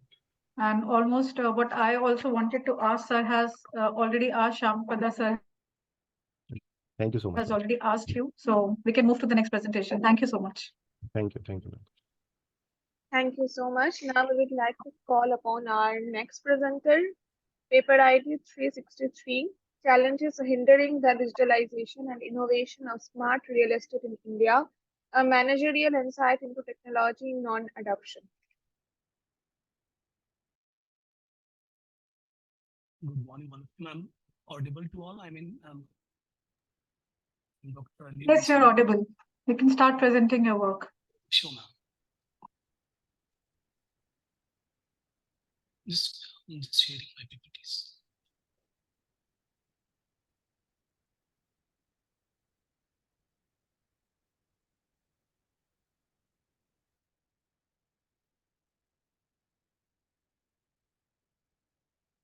Good morning, all the panelists. So, I, Dr. Ali Mansari, will be presenting on challenges hindering the digitalization and innovation of smart real estate in India, a managerial insight into technology non-adoption. So we, along with the other authors like Dr. Vikrant, Aditya Kumar Gupta. So we are working on, we worked on this paper. So if we talk about how these digitalization take place into the real estate. So the global real estate sector plays a pivot role in contributing to economies worldwide. According to 2018 report by PwC, commercial real estate transactions alone reached an impressive $873 billion in 2017. So in the contemporary landscape, digital technologies are at the forefront of global innovation and disruption across various sectors, from cutting-edge fields like nanotechnology, quantum biology, and nutrigenomics to everyday convenience like smartphones and gadgets. Disruptive technologies have become pervasive. Like we can take the example of cloud computing, AI, VR. So how these technologies are going to change the real estate manager perspective. Despite the widespread impact of digital disruption, the real estate industry has been slow to embrace technological advancement, trailing behind by over 5 years, especially evident in the Australian real estate sector. So if we take to the Australian real estate sector, so in India, we are very behind in adopting all these disruptive technologies. While there is the potential for disruptive changes in real estate, the industry's current state faces challenges primarily stemming from traditional mindset among real estate managers for the real estate sectors to evolve into a smart industry aligned with Industry 4.0 standards. A paradigm shift is essential.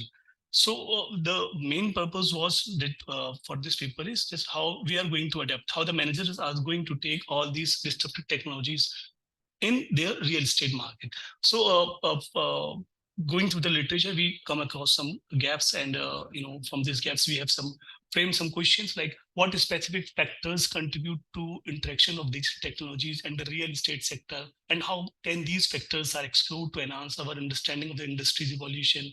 How are digital technologies applied within the real estate domain, especially considering the unique dynamics and challenges present in this sector based on comprehensive review of literature. So we have done a thoroughly some good papers. So just to get what are the basic factors, what are the barriers, they are not adopting the technologies. In the third question we frame, like in assessing the integration of digital technologies in the real estate, what key questions should be addressed to determine the effectiveness and impact of these technologies on industry practices and what will be their outcomes. So what we did, like how we get the data. So a panel of 6 experts were carefully chosen using the snowball sampling techniques to evaluate the appropriateness of the suggested facilitators. The two are all the facilitators. The attached table, we have a table of who all are the experts from different industries. So comprehensive details on the chosen specialists, including their education, their specialization, their year of experience with their respective industries. The objective of this systematic approach is to provide a thorough and informed assessment of the vital elements impending innovation and digital transformation in the Indian digital real estate market. So we adopted a fuzzy AHP model. So in this model, what they do, like whatever the experts review has given, so taking the some experts' views, transforming their views into their linguistic barrier. Like this will be done by the model we have chosen. So this is the research design. The design of the research was based on the application of fuzzy set qualitative comparative analysis method with SAM. The current study used a step-by-step methodology in order to acknowledge the question tree, especially. The first step involves the author identifying and the enablers. This is accomplished by distributing a research questionnaire to gather data from expert and utilizing the Pythagoras fuzzy DLP method to quantitatively evaluate the enablers based on the data set.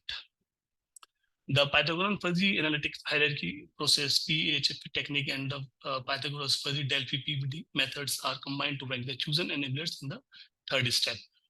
So these were some results after getting their views, and we circulated a questionnaire to them. And these were some experts from different industries, like from telecom industries. The role of that enabler was senior network engineer. We have said like what were their qualification, what were their experience, what were their field of expertise. Like we have telecommunication, information technologies, cloud computing, smart city development, data center management, Internet of Things. So we finalized some industry experts to give their views on the questionnaire we floated, and all these converted into the enablers. So these we can see these going to the literature. We find that like there are basically 4 barriers. We have technological barriers, internal environmental barriers, we have external barriers, and one is implementing barriers. So according to these, we have coded all these sub barriers. Like if we go to the technological barriers, high complexity of the selected technology, lack of information, lack of access to market data, lack of understanding. And if we go to the internal environment barriers, like if you are talking about the organizational barriers, lack of management, lenders trust innovation, they do not trust the innovation, they are fear, they have some risk, highly rigid firm-specific strategies, lack of digital communication skills among agents, lack of organization willingness to invest in digital marketing, lack of awareness. Okay, so these were some, sub barriers of the main. I mean, if you go to the technological internal environment barriers and external environmental barriers, like we have safety barriers. So these were some barriers. If you go to the research metrics of pairwise comparison of this decision model criteria, so we have TB, we have EIB, we have EEB, and we have IB. That means implementation barriers. So these are some degrees of criteria if we compare the decision metrics. These were some weight assigned to get this normalized weight by like TB, IEB, EEB, and IB. Local and global capacity weights were determined based on the outcomes of the PF and AHP approach. Estimation of the measurement of the model. Like what were the estimations from these all 4 criteria? These were some global ranking and global weights. So this is generally the research propositions, or we can say the research implications. So with the ultimate goal of fostering the expansion and evolution of the real estate industry in India, these insights provide practical way for overcoming obstacles in the way of the implementation of smart real estate in that nation. A comprehensive grasp of complex roadblocks preventing advancement in this industry is offered by the identification and classification of barriers into 4 categories.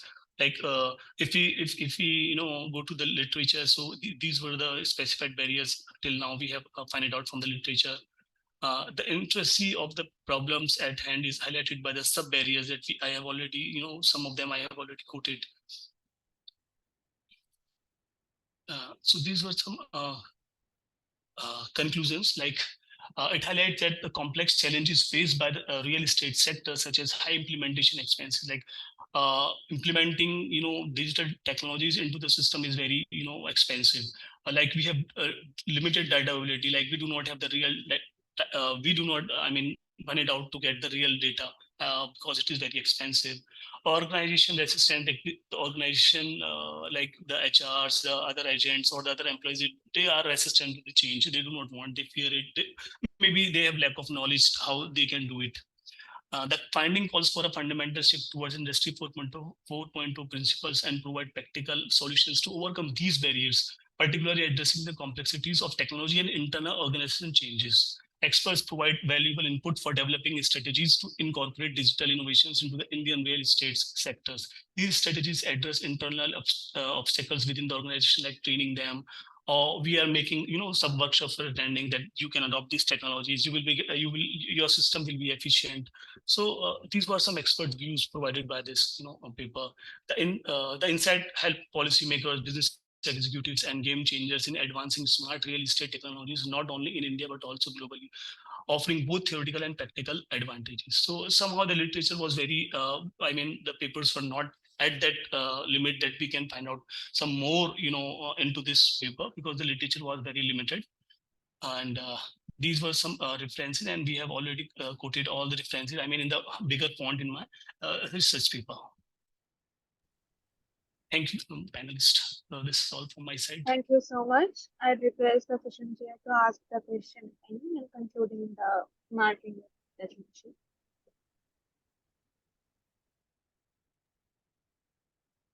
Okay, I request Professor other session chair to ask question, because Sure. ma'am, please. You start. Vandana ma'am has left the meeting because she has. Okay. So, Dr. Alim. Yes, sir. Okay. So, how is it related to Industry 4.0? So because we are shifting from Industry 4.0. So that means whatever the government is making policies toward the real estate will be helping out the Industry 4.0. Because if we see the government policy, we have smart cities already in, like the Pradhan Mantri Modi has already inaugurated all these policies. Like we have in UP, we have like around 14 to 15 smart cities. So these will be leading to our Industry 4.0, that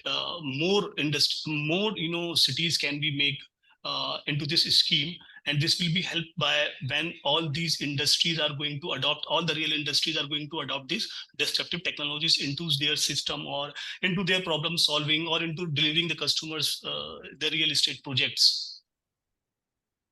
Okay, thank you. Thank you, sir. Thank you very much. Thank you so much. Now we would like to call upon our next paper, ID 371, Factors that Affect Gamers' Purchase Intention to Buy Online Mobile Game Items.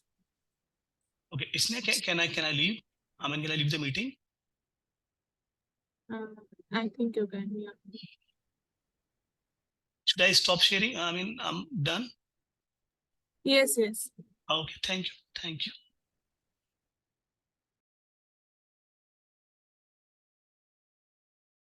Okay, is it my voice is audible?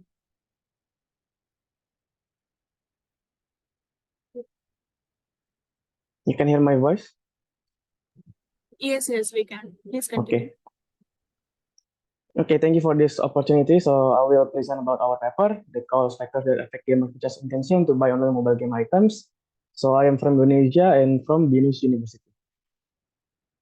So currently, technology advancement has become a force that cannot be stopped and is manifest in various forms, including communication, entertainment technology. This process also has impact on mobile game applications, which are becoming more and more popular day by day. In January 2023, the most used device to access the internet is mobile phone, which is reached 92.3% of the global people. At the same timeline, the most top download and consumer spend up category is games. That the number of total games player on the worldwide is 2.5 billion players, and total digital media spend for video games in 2022 is $155.5 billion. So in this problem statement of this paper, with what are the factors that affect gamers to make purchases in the game? So this is our hypothesis and framework. We have 5 hypotheses that includes playfulness, user interface, user experience, price, also promotion. In this methodology, we use quantitative research, which is we use profile sampling for the questionnaires, and we share the questionnaire through social media, Line, Instagram, and WhatsApp. Also, we use smart PLS software with them PLS framework.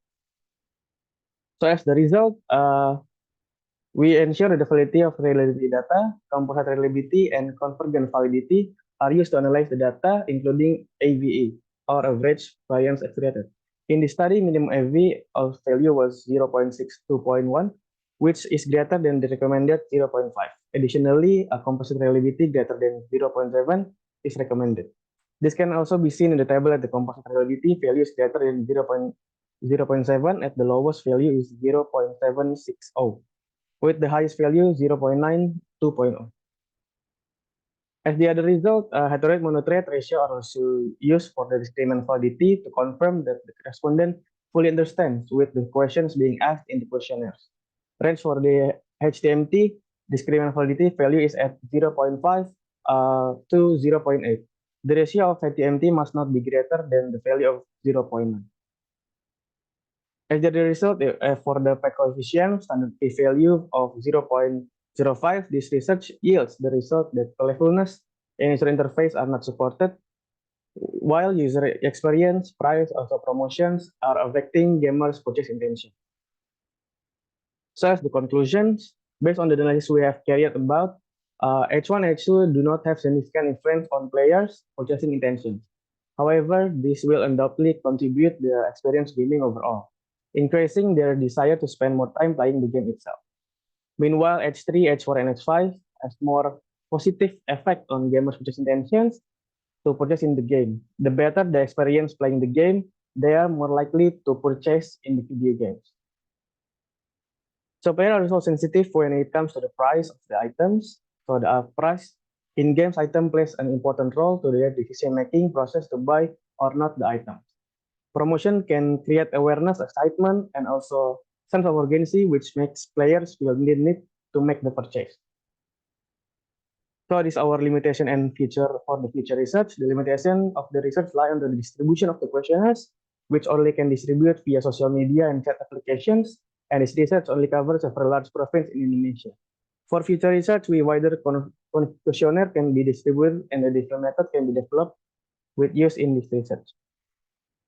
So this research helps us understand the factors that influence player decision in carrying out various transactions in mobile games items. We hope these insights are useful for game developers and everyone involved to have more complex and effective strategies to encourage players to purchase items and increase long-term success in the mobile gaming industry. Thank you. Okay, so Johannes. Yeah, sir. So in the result section, you have shown some tables and hypotheses. So what are these hypotheses? Result section. This hypothesis result that H1 and H2 is not supported about to the gamers' purchase intention because the gamers is more likely to feel the experience about the games that makes their decision making to purchase the games. Okay. So go to the tables, result section tables.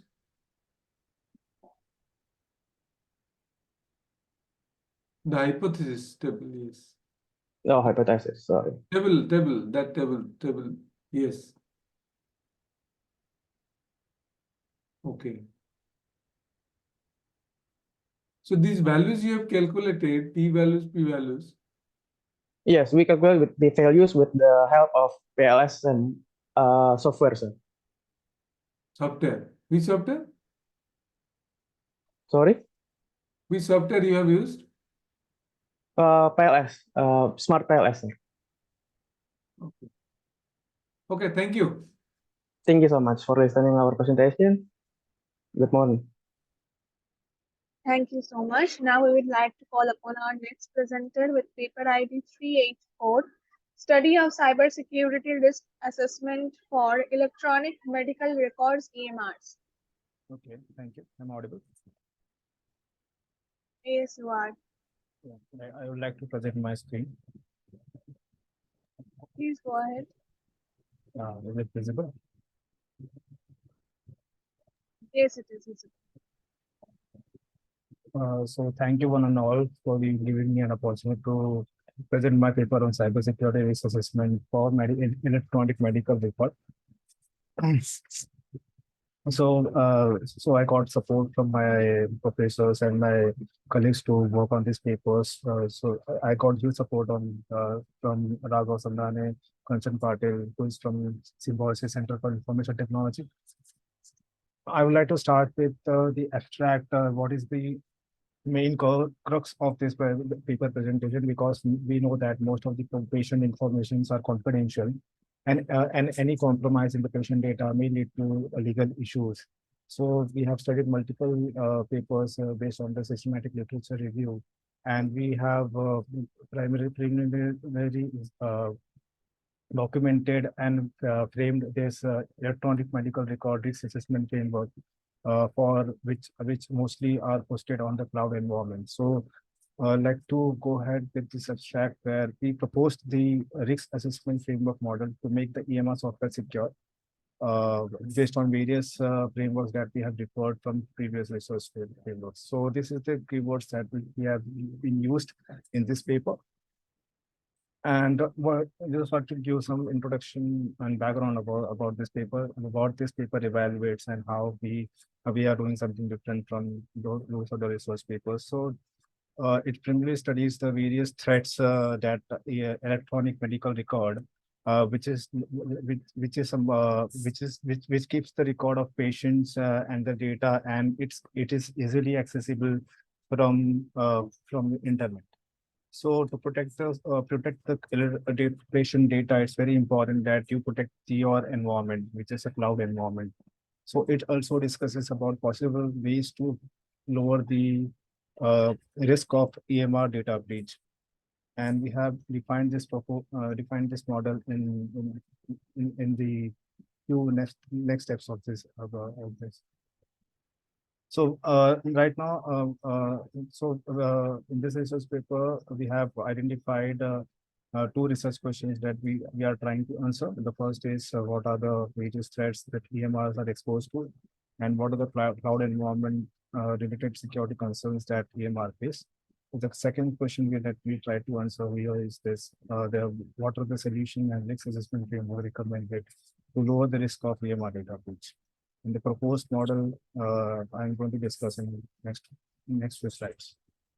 So the methodology that we are trying to answer here from systematic literature review is that we have heavily used the inclusion criteria to propose a model, and we have excluded few resource papers which are not peer reviewed and which are irrelevant to our studies.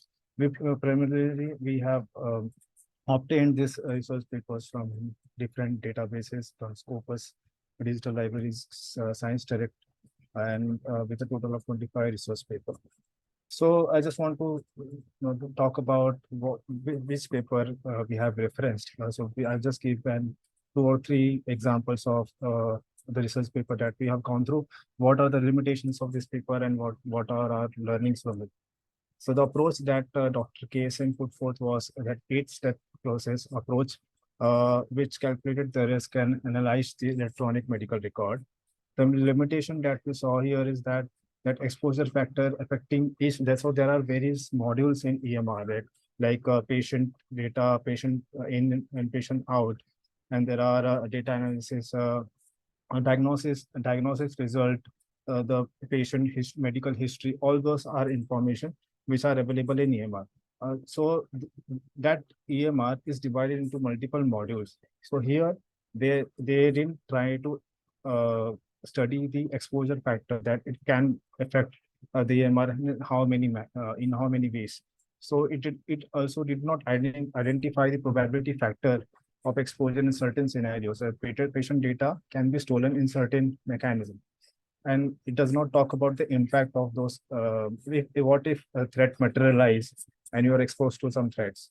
So the other thing that we got from here is that the paper did not mention the exposure and probability of client data exposure to external threats, external or internal threats, and this will lead to risk with greater impact on client personally identifiable information data theft. The other research we have summarized in 2 points, where the majority of studies talk about the qualitative approach, but here in our model we are mostly concerned about the quantitative approach that we can take, and we can reference different frameworks to secure the cloud environment which are used by electronic medical records. The research question that we will talk about is what are the various threats that can be explored. Here we have listed down 5 threats in cloud environment, which is the first is internal and external threats to EMR.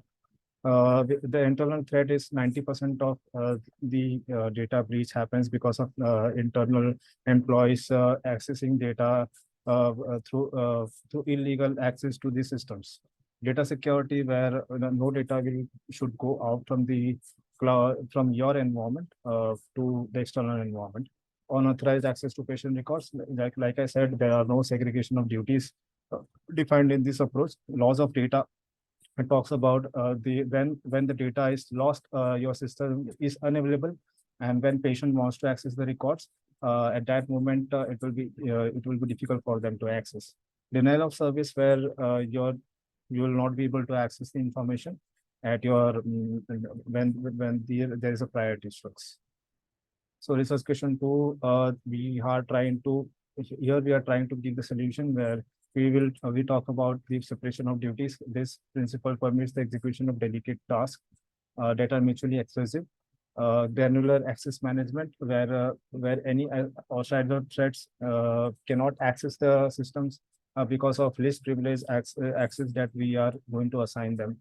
We have referred this DARA and Octave framework, and by considering the above model, we have proposed our research sequence framework for EMR. So this is the proposed model. It usually have 5 steps, where we first try to understand the type of risk in EMR, and then we identify the severity of this risk, and then by identifying the criticality of the risk, we are going to understand the likelihood in what is the frequency of this risk, and then mitigate the risk with the help of 866, which is mostly based on the controls which are based on cloud environment data security.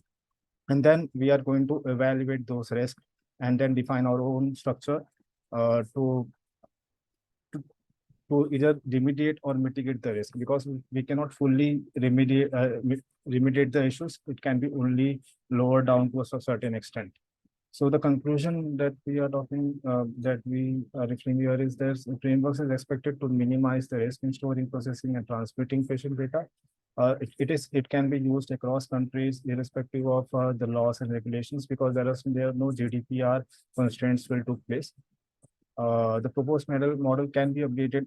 This model can be updated based on the threats. When threat evolves, this model will also get evolved, and the technology stacks that we are using. So these are the references that paper that we have referred, around 25 papers.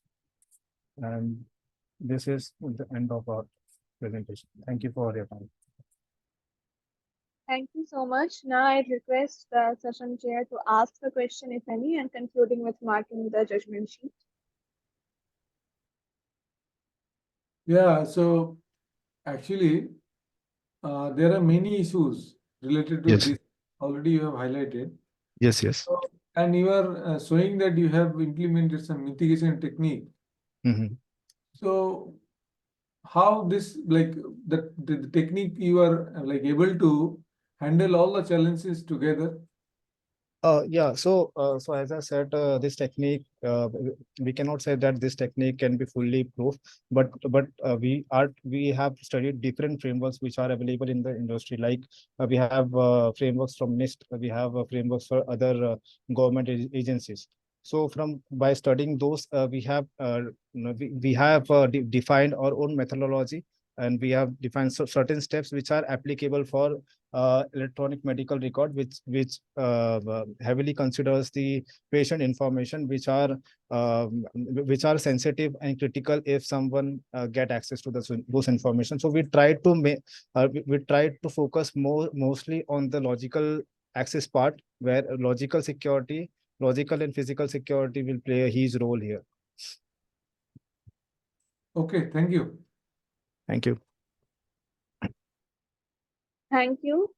Meanwhile, we have been joined by our another session chair, Dr. Vinita Sharma. I'd request her to say a few words to our participants. I think Sneha, you can continue with the flow. Good afternoon, everyone. Please continue. Yeah. Thank you, ma'am.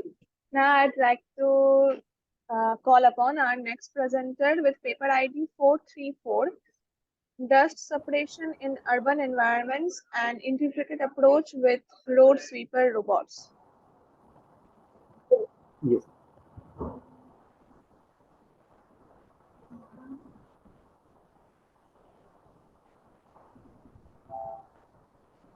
I think am I visible on screen? Not now. Yes, just sharing one.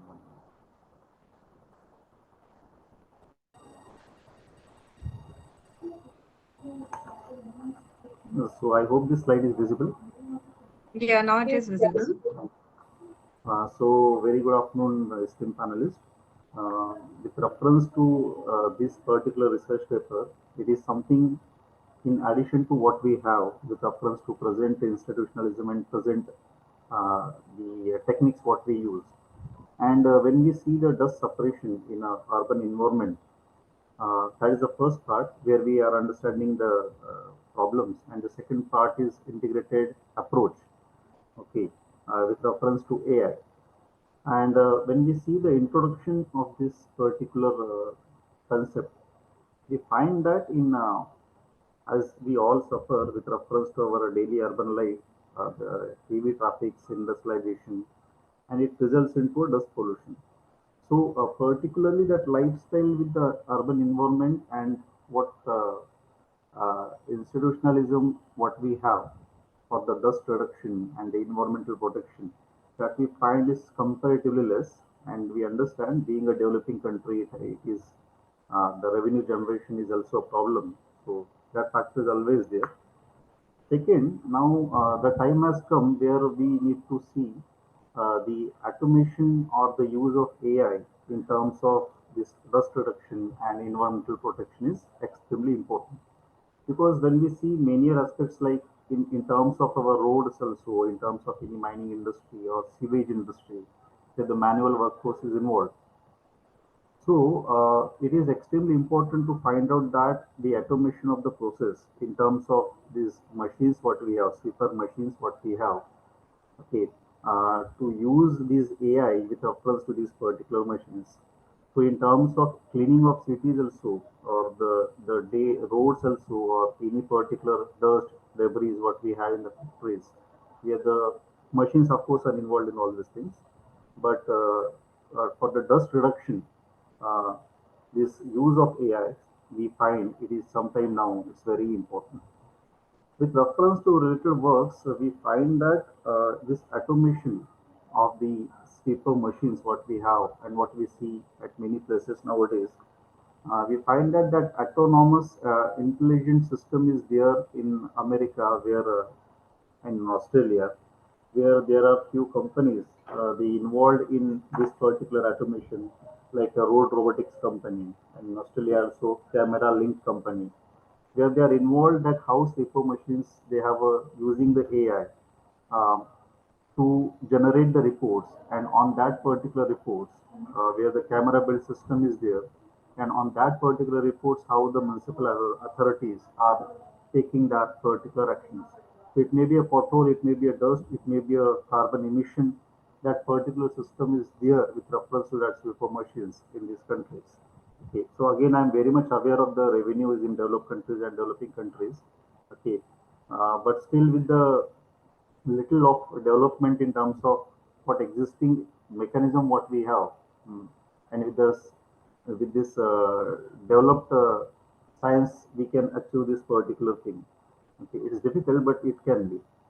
And second thing, with reference to related work, we find that already we have this striping robots machine where we can clean all this thing, but the assessment and the review is not done by that particular machine. So that's why we find that this conventional mechanism, though it's there, but somewhere the advancement is very much important with reference to this particular existing striping tools what we have. Now, in terms of proposed system, what we particularly find is that this is something which is advanced, and when we study that particular aspect, we find that this is something achievable because maybe after before 10, 20 years, we find that even the home appliances what we use now for cleaning, that we maybe not thought of, but now we are using that. So here, what we find with reference to this machine, these machines are the camera-oriented machines, where the future destination or the AI system, where the review, the conditions of road is considered by that particular machine. The assessment is done by that particular machine, and that particular Can you report please generates. come to the next slide? Yeah. Yeah. So this particular setup, when we say this is the content what we have with reference to the scope of this particular machine, where the centralized control system, internet things sensor network, and autonomous road sweeper, where which is the ultimate objective of this particular uh, paper what we find. So ultimately, when we find resolution discussion, it is possible to have this particular AI advancement robotic machines here in India too, where on the basis of somewhere in Australia, where the Florida, they have enhanced Excuse this me. particular. Uh, We can, this yeah. analysis was done. It was a working model, or you are just giving this blueprint of this model? It is not working as of now, ma'am. It is one of the thought what we came across, and where a lot of scientific things are involved. So we need to study further on this particular task. No, but when you are doing some research, Yes, ma'am. research means you have tested it and Yeah.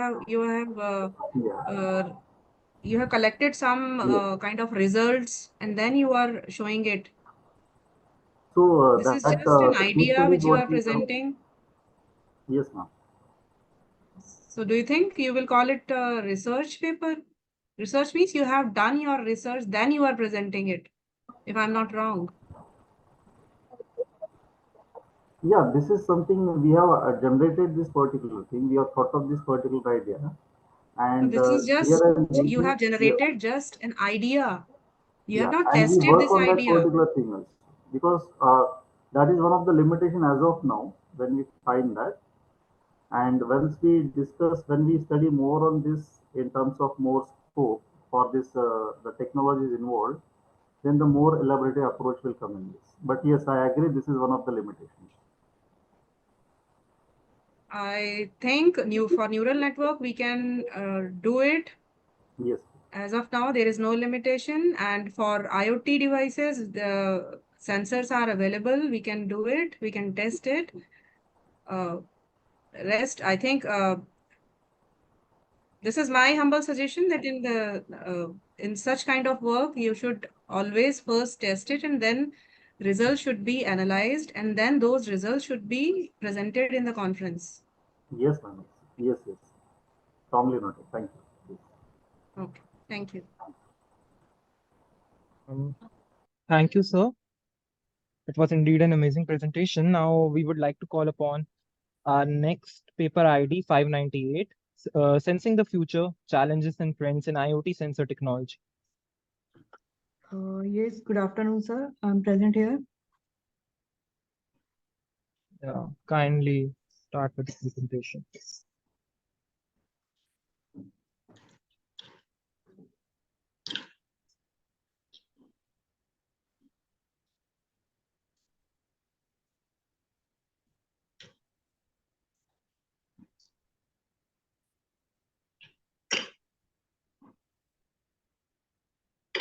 Sir, is my screen is visible?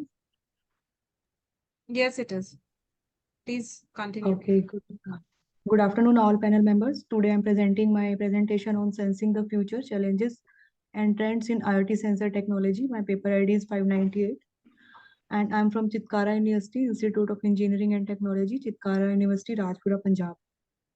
These are the outlines of my paper. That is the introduction, categories of the sensor used in IoT, challenges and future aspects of sensors used in IoT systems, application, methodology, related work, and the conclusion. In introduction, in the dynamic and evolving realm of the Internet of Things, sensors play a crucial role as essential channel, connecting and integrating various components to create a cohesive and intelligent global network. So these seemingly inconspicuous devices, which include a wide range from the basic temperature sensor to advanced image sensors, serve as a crucial component of the Internet of Things ecosystems. This primary functions is to convert the complexities of the physical world into the standardized language that can be comprehended by the Internet system. So the sensors are the utmost important in influencing the functions, effectiveness of the IoT application, whether they are integrated smart homes, gadgets, industrial gears, or environment monitoring system. So this is the conventional design of the IoT sensor node, in which the processing subsystem, which is the connected to the sensing subsystem and the communication subsystem, connected to the power subsystem. The fundamental functions of the an IoT sensor is centered on its capacity Please to go collect ahead to the the next slide. Next slide, please. Ma'am, this is the table of different kinds of sensors that are used in the IoT systems. That, like in the temperature sensors, these these are the some devices we can use to sense the temperature. For the humidity sensors are these proximity sensor, IR proximity sensor, motion sensors that are used in the IoT system, and gas sensors. So these all sensors are reviewed from the previous proposed paper, so that these sensors can be used for designing a new devices for the IoT devices that are working on the sensors. All these sensors are used in your research work? Ma'am, actually, this is a review paper. So these are sensors are used in the previous proposed work. The references are given by in the front of every sensor. Fine. Go ahead. Yes, ma'am.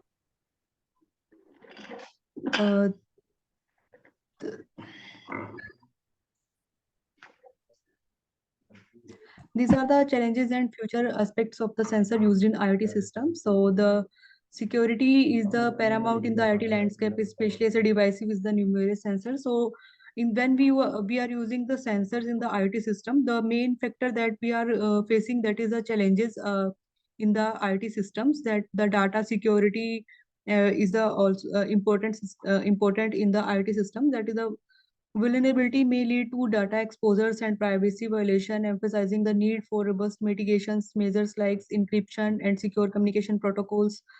So the interoperability challenges arises from the device sensors and communication channels, and the power efficiency is also is very crucial to that devices we are using, how much power they are using, what is the power source we are providing to design the IoT devices or operate the IoT devices. In the future development, focus on the edge computing integration, AI and machine learning adoption, quantum sensors for precise measurements, 5G connectivity for rapid data transmission, and enhanced sensor integration for the streamlined device designs.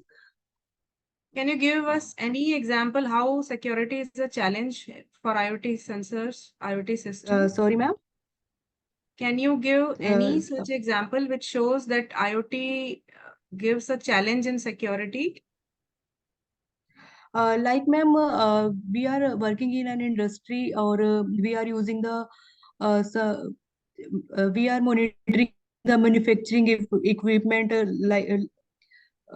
we are using the IoT devices for manufacturing or equipment devices. So like where the equipment is working on that device, that the data of the real-time data monitoring from these devices can be used by some other people. This is a security measures in the industrial sectors like. No, but how IoT is responsible in that security?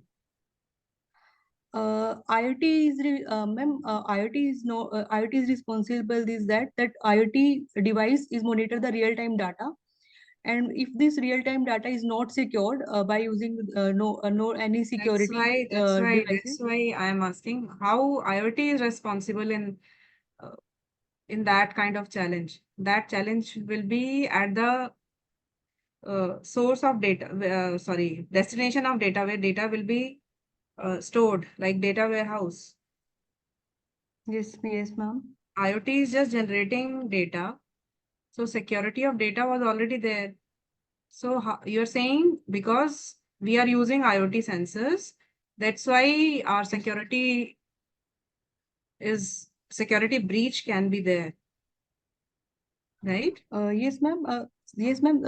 If we are facing some challenges in the IoT system, so we are mitigating that some methods for to to to define to secure these IoT systems to like I DDoS would like to systems. suggest to go and deep into it, and so that further challenges you can explain, right? Now you can go ahead. Sure, ma'am. Sure, ma'am. Sure, ma'am. In future, I will do that. So, ma'am, this is the methodology, how we select the articles to work on that. Like that 25% of the articles selected from the home automations and the for the like the smart cities, and 10% articles are related to the environment applications, and 20% articles are related to the healthcare monitoring, and the 15% are articles we are using there that are using the sports activities using the sensors. What were the So sources of these are the what related were the ones. sources of these articles? From where you Ma'am, these are collected these the articles? Huh. these Yes. articles are from IEEE published papers. So from where Previous did you proposed collect? IEEE published papers. You are an Sorry, ma'am. IEEE.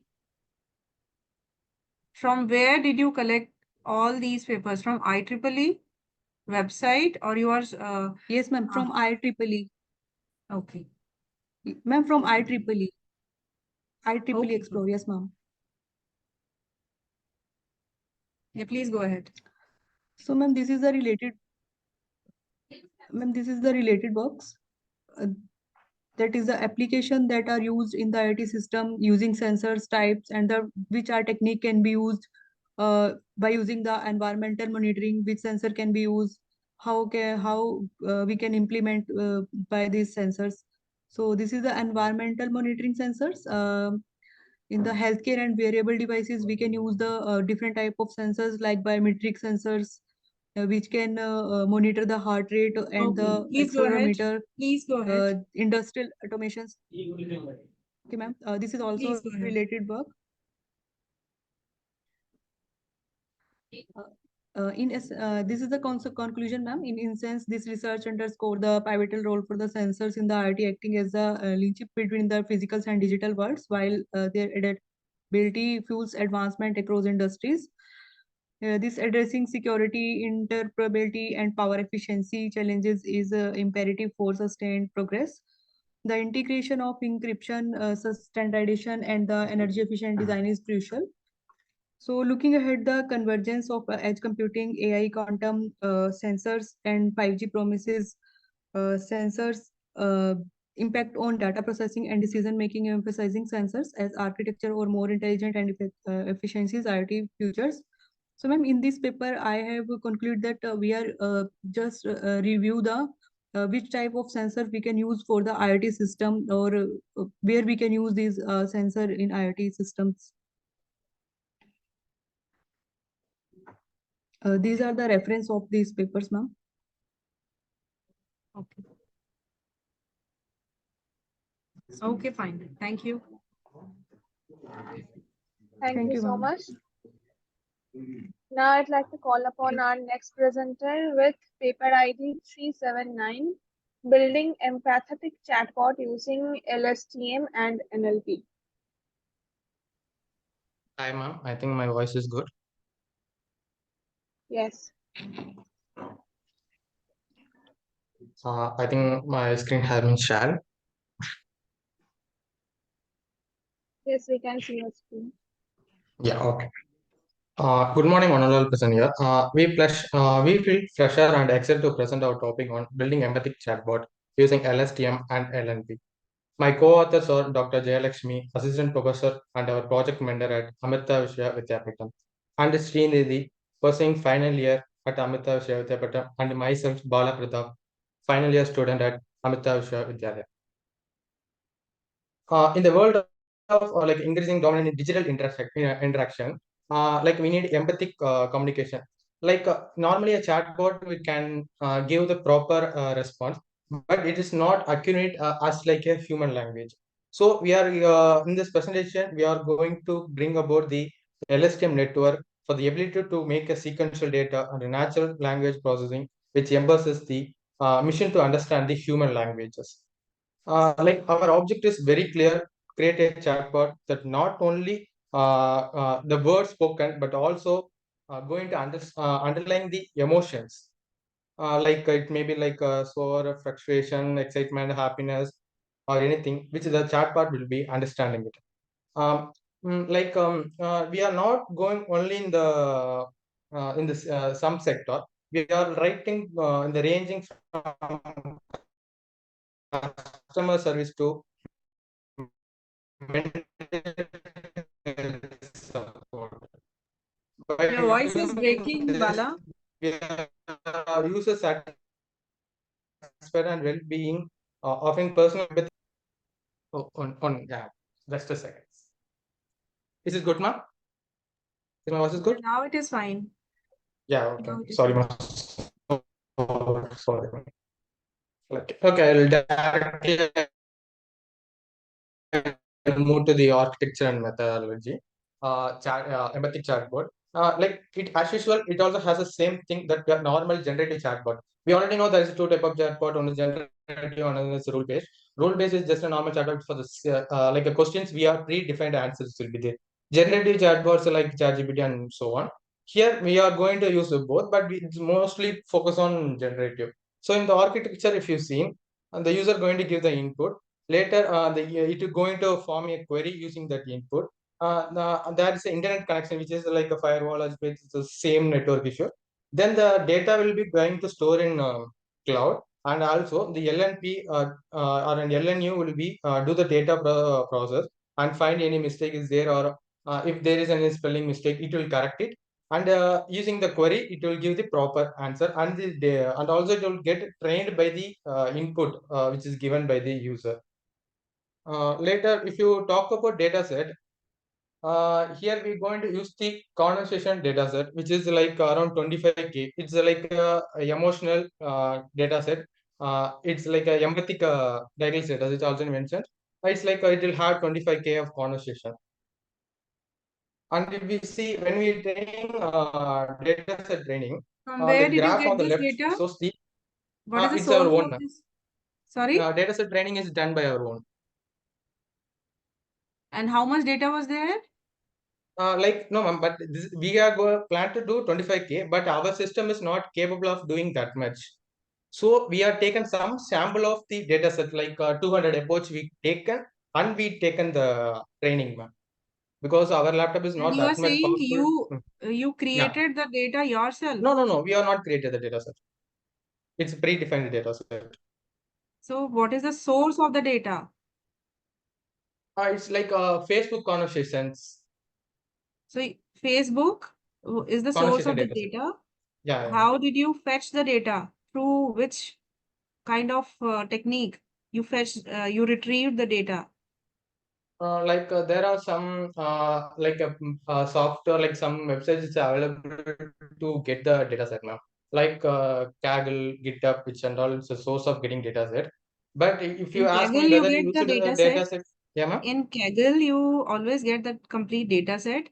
But Yeah, ma'am, if but you're saying that you have collected data from Facebook, then yeah, ma'am. there must be some technique, some program, maybe in Python or maybe in R, you must have used, or Yeah, some ma'am, like app.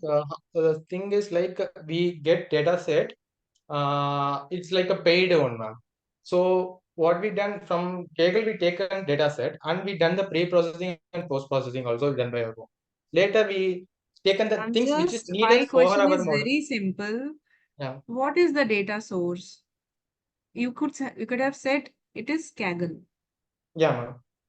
Yeah? Kaggle and GitHub also, ma'am. Like we are not only trained by first we trained using a single resource, then again we will train with the different data sets, ma'am. Okay.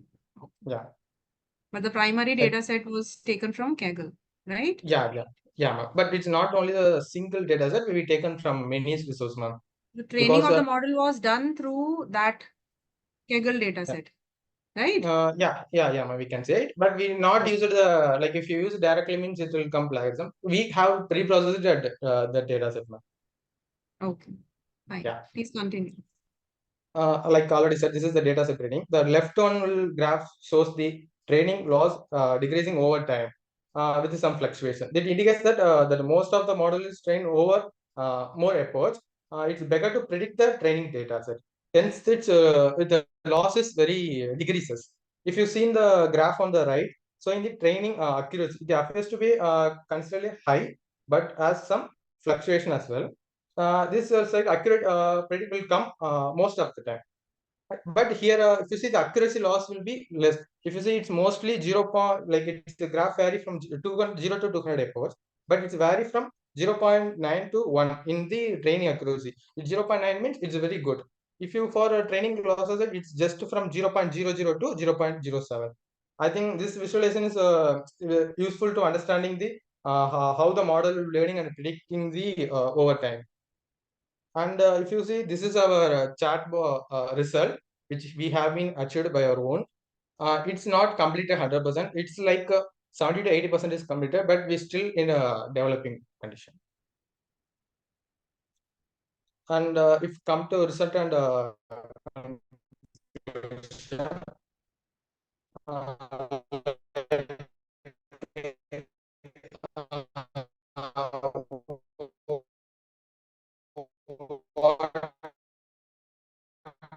we have been done is we integrated the both combination of technology like LSM and LNP. Like LSM is one of the artificial. We remember any information. It will take the only the particular keyword is necessary for it, and LN is a way of to communicate with the human language. So we combine and we got the chatbot, and emotional recognition it's like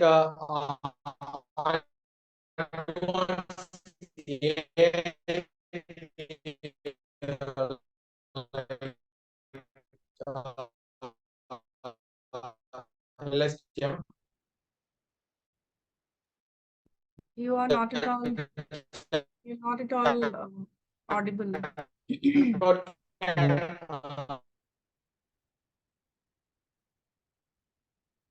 I think there is some network Against issue. the human feelings. And it's different from many. Conclusion is audible, or should I take it again? Go ahead. Yeah, sorry for the problem. Like already I said, LSTM and LNP is an integration. Like LSTM is one of the technology, LNP is another technology. LSTM is for like a AI, ML, artificial You intelligence can memory. go ahead with the next slide. Oh, sorry, ma'am. Okay. We have gone Future through this. scope is like do we have the main thing is we need to engage more. Like it should be more predictive. It's the while the chatbot is responding, it should be not like a machine response. It should be like a human interaction. And our long like it's like if the person chat today, that conversation should be continuing after long back. It should be continuous. And multimodal is like we are now only giving text, but in future we should make it as a voice input, image input, video call input, like different inputs should be there. Yeah. Thank you, ma'am. Okay, Mr. Bala. Yeah, ma'am. The kind of study you have chosen is a good study, but I would like to do something more deep into it. That's my suggestion. Okay, ma'am. Multiple more things can be done. You can talk to your mentors and you can go ahead. Like it's and the main thing here you need to notice it's like not a normal chatbot, it's like an empathic chatbot, but still like very popular chatbot are still struggling in empathic and ethical. So the thing is, we focused on this is we solved the issue which is more like empathic problem and ethical. Even ChatGPT is failing that problem. So we mainly focus to retrieve from that problem. Yeah. Thank you. Yeah, thank you. Thank you so much. Now we would like to call upon our next presenter with the paper ID 617, Secured and Optimized Application Delivery Service in Public Cloud. Hello. Hello. Am I audible? Yes, you are. Yes. Just a second.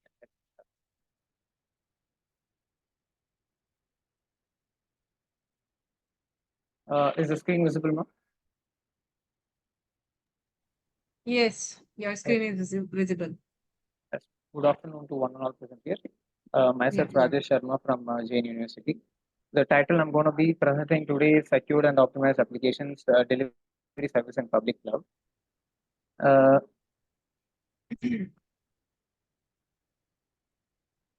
These are the topics I'm going to be covering today in this presentation. Yeah, please go ahead to the next slide. Starting with the introduction, today I'm here to discuss the ever-evolving landscape of cloud computing and how we are tackling its challenges head-on with innovative solutions. Cloud computing has revolutionized the way we store, access, and manage data, offering unparalleled convenience and stability. The next slide. Let's talk about the existing approaches and related work in this field. We have seen various strategies from different researchers and experts where they've discussed about load balancing techniques to encryption protocols. Researchers have been exploring diverse avenues to enhance cloud security and efficiency. You may go ahead with the next slide. Yes. Come to your objectives. What is the objective first? You are not mentioned? No, we haven't. You can tell us. Yes, ma'am. The objective is to make a secure transaction from one cloud platform to another cloud platform, ma'am. Okay. Okay. Yes, now you can explain your methodology. Yes, ma'am.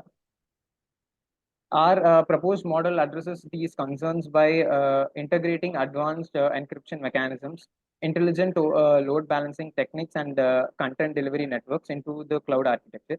By combining these elements, we are striving to create a robust and resilient cloud infrastructure that meets the demands of modern computing. The next slide. Firstly, let's talk about security. We understand the paramount importance of safeguarding sensitive data in transit and at rest. That's why we have adopted enhanced AES encryption, a cutting-edge algorithm to fortify our system against potential threats. Additionally, intelligent load balancing techniques ensure optimal resource utilization and prevent bottlenecks, thereby enhancing the overall performance of our cloud environment. What did you do for load balancing?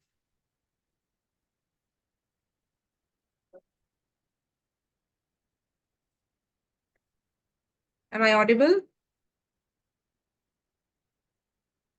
Yes, ma'am, you're audible.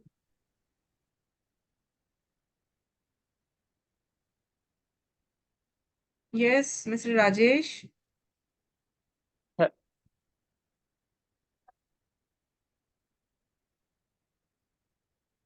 We cannot hear you.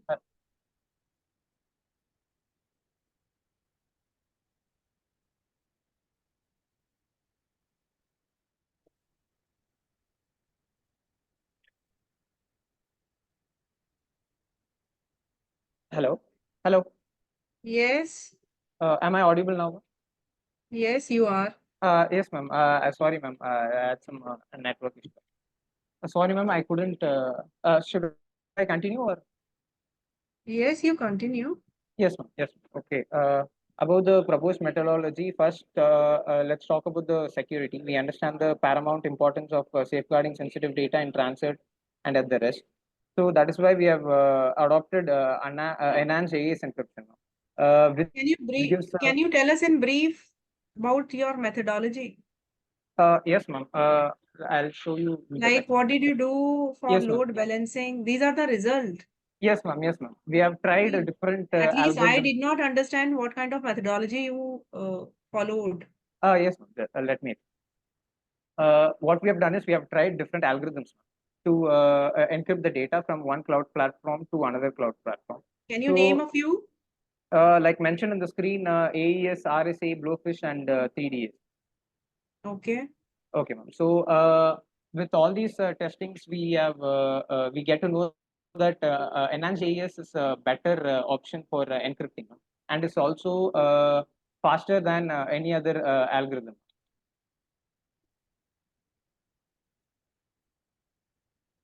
This was done. What was the objective? Load balancing, right? Ma'am, no, ma'am. To create this, to encrypt the data from one platform to another cloud platform. What was the objective, my dear? Ma'am, the objective was to create a secure transaction from one cloud platform to another cloud in an optimized way. Okay. So by using these algorithms, we get to know that enhanced AES algorithm was a better option. And your proposed algorithm was enhanced AES. You wanted to say that? Yes, ma'am. Yes, ma'am. And in this enhanced AES, what Yes, did ma'am. you do? Have you shown this in this PPT presentation? Ma'am, enhanced AES is a predefined algorithm. See, there is RSA algorithm which is long back discovered. Yes, ma'am. Yes. Right? Similarly, Blowfish was there. Yes, ma'am. Right? Your new innovation is enhanced AES. No, ma'am. It is not an innovation. It's a review paper. So, what is the new thing? What is the innovative thing in this? That's what I'm asking. Ma'am, yes, ma'am. We have found that enhanced AES is a better option for the transaction of from one cloud platform to another cloud platform. Ma'am, when there are so many algorithms in So it means cryptography. you are comparing Yes, all. ma'am. Yes, yes. This is the final result. Yes, ma'am. Yes. And see what is your title? What is the objective you told me? What is the objective you told me? Ma'am, yes, ma'am. The objective is to make a secure transaction from one cloud platform to another cloud platform. So you're not making secure transaction. You are just comparing the algorithms, my dear. So Yes, in your it's a title, predefined it algorithm. should be clearly mentioned what you are doing in your work. Okay. You are comparing existing algorithms. Okay. Right? Am Yes. I right or wrong? Yes, ma'am. Yes. And your title is saying something else. According to Ma'am, me, yeah, tell me. yes, ma'am. The thing is, when there are so many other algorithms, our study was that enhanced AES is the better option than the other algorithms. So that is called comparison. Yes, ma'am. That's what I'm also saying. Yes, ma'am. I'm just wanting to understand the work you have done. So that is the comparison between these four algorithms which exist already. Yes, ma'am. Right? Yes, ma'am. And this is the result that enhanced AES is the best algorithm Yes, for secure transactions in cloud. Yes, ma'am. Right? Yes. So my suggestion to you is Yes, ma'am. the title should be given accordingly, whatever has been done in your research work. Right? Okay. Yes, So ma'am. please take care of this thing. This is a Sure. platform of international conference. Yes, ma'am. So this kind of thing should not be done in future. Yes, ma'am. Thank you. Thank you.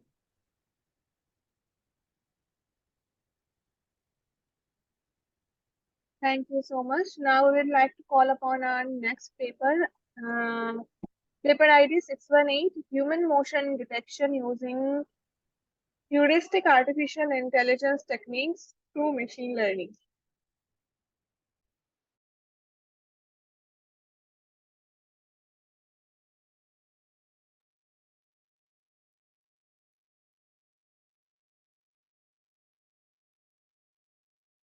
Neha, you can again announce the name.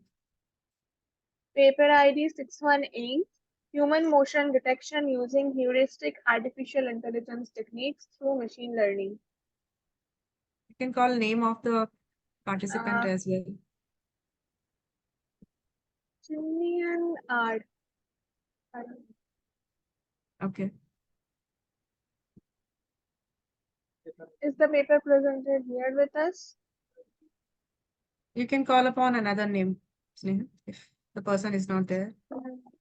The next paper is the paper ID 619, Intelligent Powered Measuring Device with Digital Invoicing System using Android app.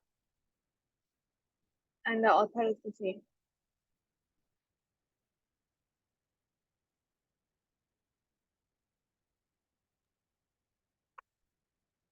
Mr. Chinmaya R. Yes.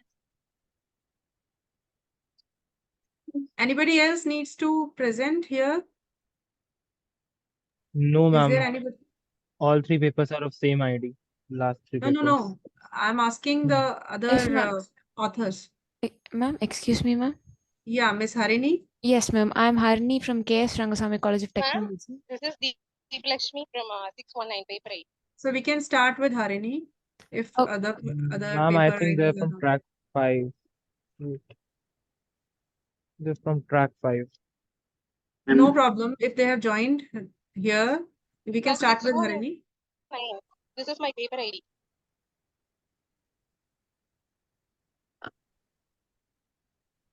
Yes, Neha, you was. And last one I have 620. 619 I have. Just a minute. Harini, are you on the same right track? Yes, ma'am. Can I present? This is track 1. Ma'am, This track one for actually, you? yes, ma'am. I can explain you. Actually, actually, we was scheduled for yesterday's fine. slot, but we have received a mail only today, so I have joined this slot.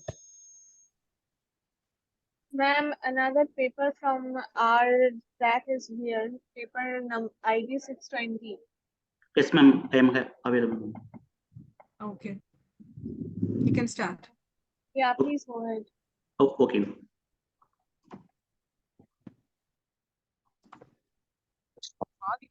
Ma'am?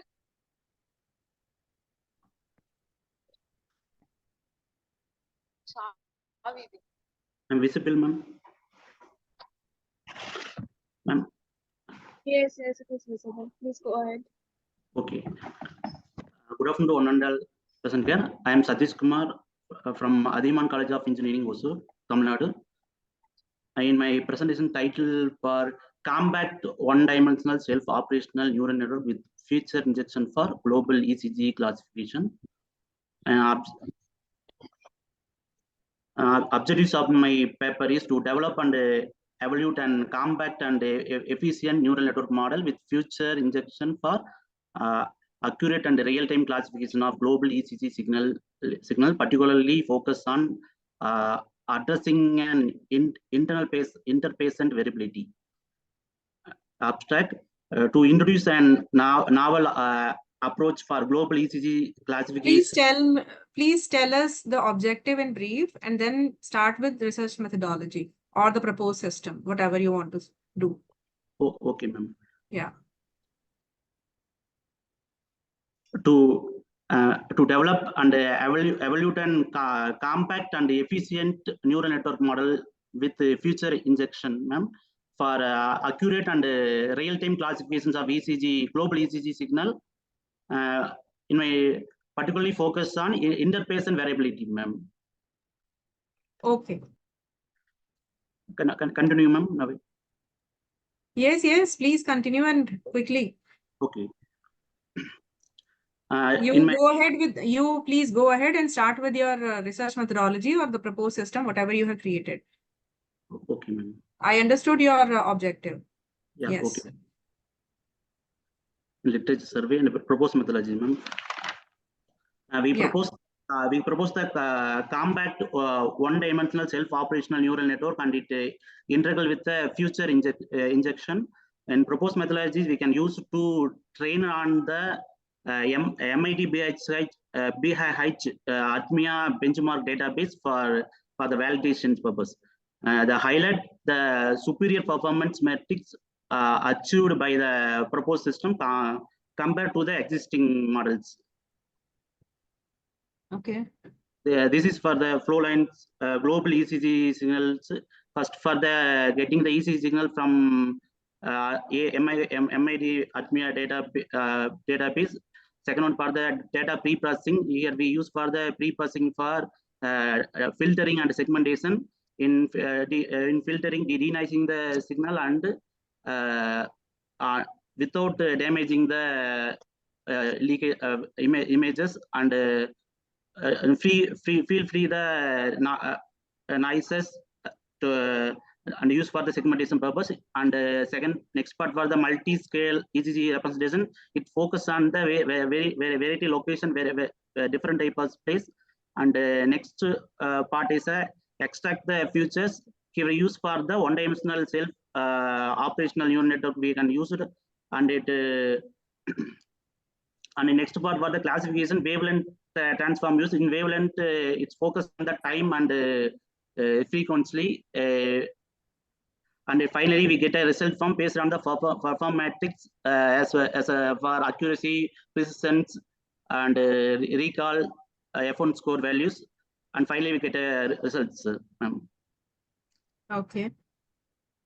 Here we use for the MIT-BH ATMIA benchmark. We can utilize the training and evolution data, and it provide diverse array of ECG signal for robust testing.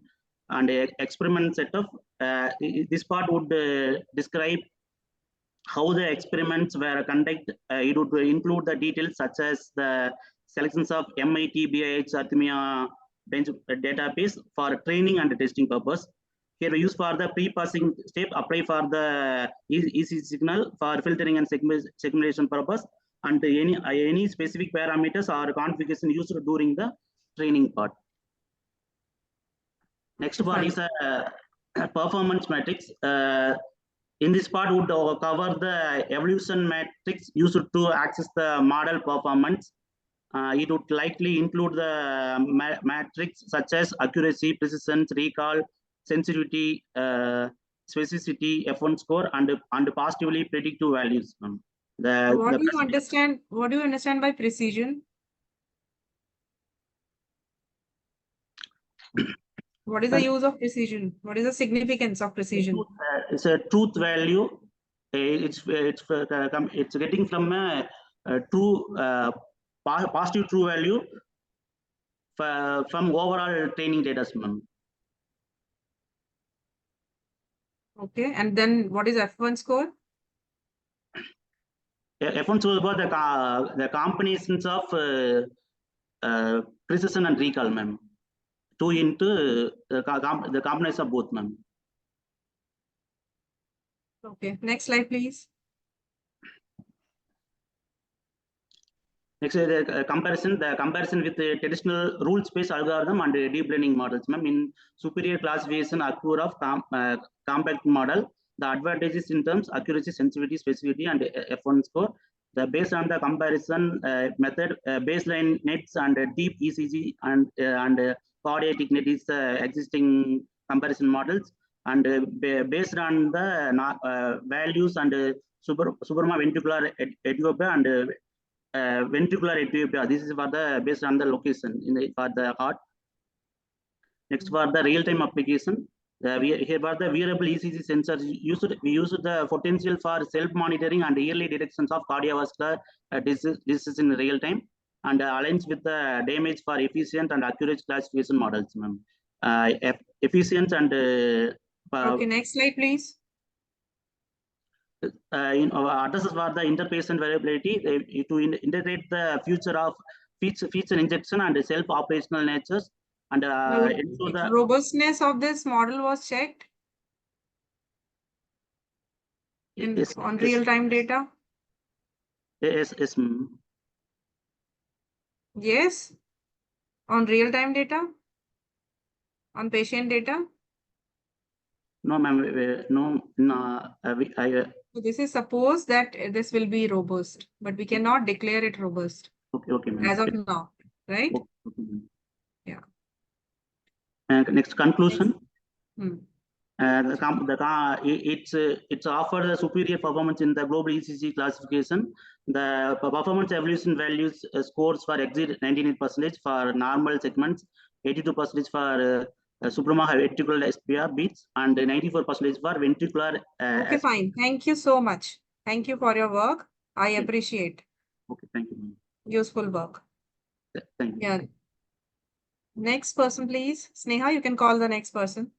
Thank you so much. Now I'd like to call the next paper ID 619, Intelligent Paper Measuring Device with Digital Invoicing System using Android app.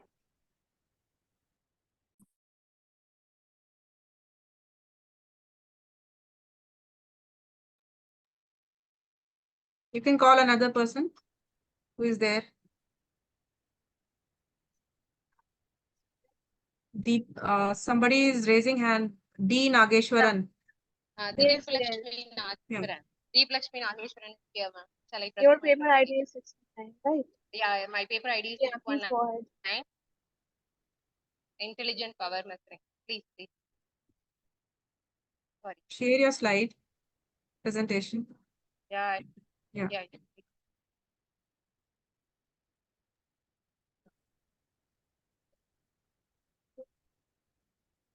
And after this presenter, is there anybody else left? Then Harini. One more presentation, ma'am. I'm 661. 661. Harini's. Yes, ma'am. Please start quickly. Ma'am, sorry. Sorry.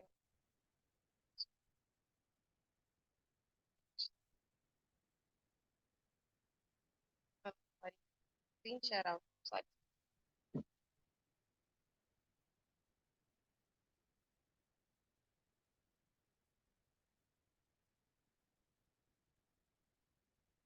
If you're facing any problem, we can call upon somebody else by the time you get it solved. Okay, ma'am. Yeah. It's not The next participant can come with the presentation. Harini with paper ID 661. Please go ahead. Okay, ma'am.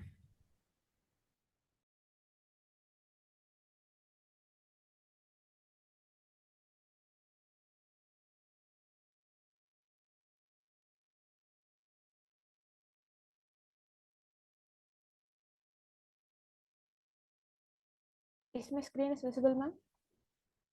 Yes. Please go ahead. Yes, ma'am. Very good afternoon to everyone present here. My name is P. Harini from K.S. Rangasamy College of Technology, and I'm pursuing B.Tech Information Technology. And the paper I'm going to present in the topic short-term prognosis of asthma flare-ups, a prediction model. And my co-authors are Mr. Saravanan, Mr. Abhinav PR, and Mr. Golden Jackson R. And first of all, the abstract of our project is to predict asthma exacerbation using algorithms like support vector machine and naive Please Bayes. go ahead and tell us the objective directly. Okay, ma'am. Yeah. So the main objective of our project is to predict the asthma exacerbation using tools like SVM and naive. The system aims to identify patients at a high risk of exacerbation with great precision than current methods. And by providing a predictive tool, the system can empower primary care providers to make more informed decisions about patient care. And this can be more effective on asthma patients who are going through this. And the system ability to analyze individual patient data can contribute to personalized treatment plans, tailoring interventions to each patient's unique risk factors and characteristics. So the main objective of this. So in short, your objective is to create a model through which we can predict whether the patient is suffering from asthma or not. No, not like not predicting asthma. We are predicting asthma exacerbation. Exacerbation is nothing but it is a condition which is faced by asthma patients. So that it can be predicted by several conditions. Okay. Yes. So those conditions you have taken as input variables? That is like what to say. Okay, you continue. So like what kind of things means like the cough, sneezing, itching kind of conditions if they are facing means through that are the factors which we have taken, ma'am. But these factors are not quantitative. No, yes, ma'am. Like that we have taken many kind of data sets up to 40 symptoms and parameters. Okay. Yes, Directly go to research or the proposed system or yes, ma'am. whatever system you suggested. Yes, ma'am. This is our proposed system, ma'am. The proposed system employ a robust machine learning framework integrating support vector machine and naive-Bayes algorithm to predict asthma exacerbation with a focus on enhancing primary care management, ma'am. And so as I mentioned before, the data pre-processing is done, and we have taking the parameters like demographics, medical history, symptoms. So through that we are predicting that, ma'am. So through comprehensive feature selection, relevant variables influencing us. Just a Yes. minute. You have used SVM and naive-Bayes. Yes, algorithms. Yes, In ma'am. this Yes, ma'am. supervised learning you have used, Yes, right? ma'am. Yes, What is ma'am. the source of your data? For as of now we have taken from Kaggle, ma'am.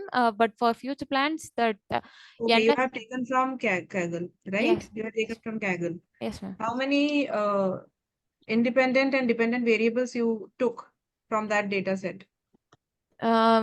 We have taken 4,000 some 4,200 patients Data. data, ma'am.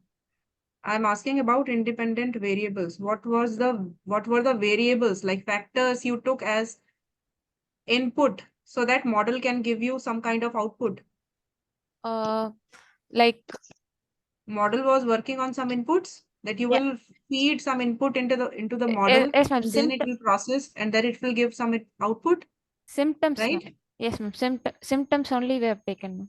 Symptoms. That's what I'm asking. How did you Yes, quantify ma'am. those? That is like the symptoms that asthma patients are already facing. So through that analysis of the random symptom, the frequent symptoms. Can that, you show me data set? I will check it now. You're Okay. not. I think you are not getting my question. If you are saying cough, cold, these are the symptoms. How can you quantify these symptoms? That's what I wanted to know. Yeah, 1 minute, ma'am. I'll Because show till you the the. time you are not quantifying. Yeah, I'll show you the data set, ma'am. Yeah.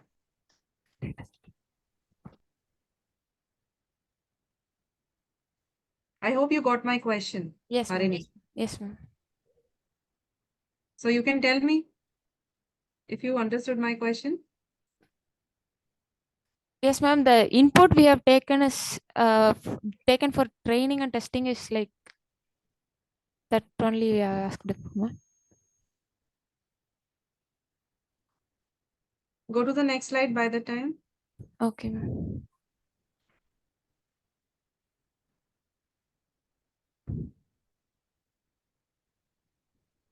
One minute, ma'am.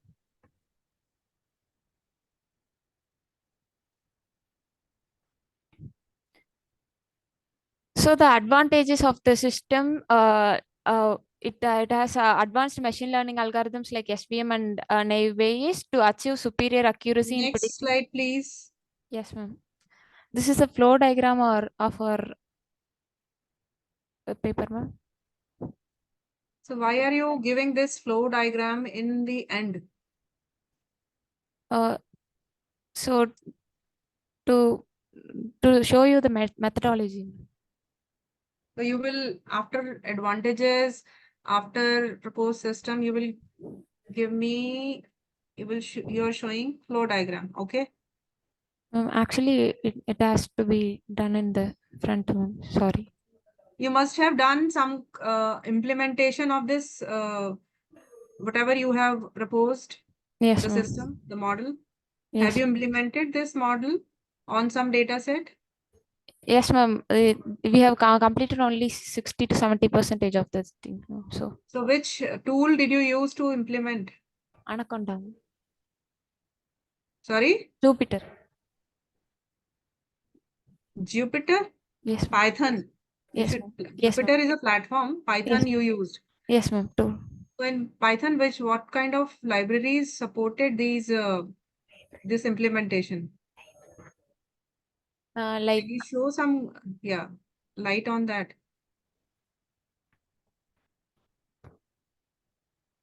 One library. If you can't right now, you can go ahead. Yes, ma'am. That is. So that the thing is, I'm attending this in another laptop, so I can't show you now. Can I proceed? Yes, I am already saying. Yes, go ahead. Next slide, please. Harini, next slide, Yes, please. ma'am. Yes, ma'am. Yes, ma'am.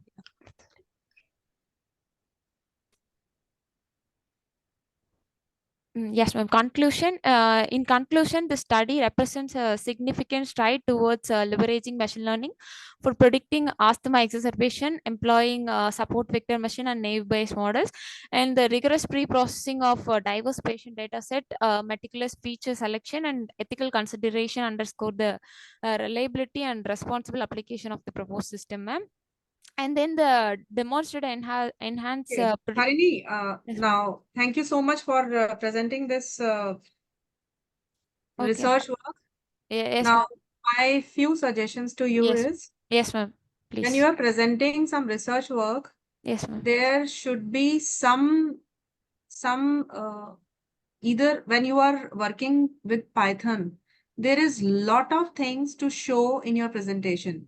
Like I asked you about Python code or Python specific libraries which support SVM and NB models. Yes, ma'am. Yes, yes. Yes. And other than that, there are visualizations which are created through these algorithms implementation in Python. Yes, ma'am. You have not included anything in your presentation. Yes, ma'am. And your conclusion is also not saying anything. You are not able to tell me what kind of independent variable and dependent variable you chose. Yes, or you used in your study. So I would suggest to redo your this research work based on these suggestions. Okay, ma'am. Right? Without any dependent or independent variable understanding, how can anybody implement any algorithm like SVM or this NB model? Nobody can do that. Okay. That's my understanding. Okay. Right? So don't take it in a negative manner. Criticism is never done for demotivate the other person. Okay, This ma'am. is my suggestion so that you can improve your work. Okay, ma'am. Right? Okay, ma'am. Thank you for participating here. Thank you. Yeah. Now, Sneha, you can call next participant. Thank you so much. Now I'd like to call upon the next paper ID 661. Harini.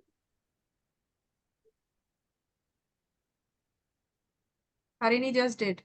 Yes, oh, ma'am. sorry. The Harini next just paper did. ID is 619. Intelligent power measuring device with digital invoicing system using Android app. Ms. D. Nageshwaran. She was also trying. Yes.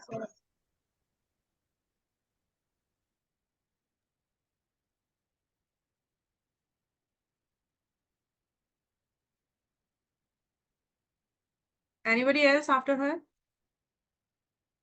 No, ma'am. This is the last paper we have for this session.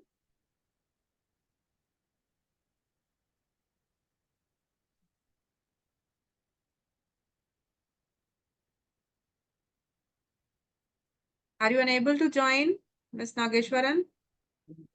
Yes, ma'am. Yes, ma'am.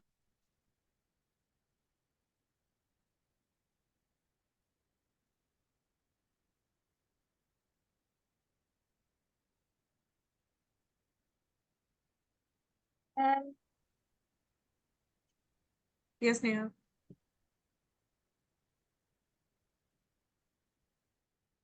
think she has some message. Let's wait for 1 more minute, and if she is not able to join, then Ma'am, we I have to can continue. start my screen. Please. I couldn't Yeah, share. we are waiting for 1 more minute Okay. Sorry, ma'am. because we are running out of time.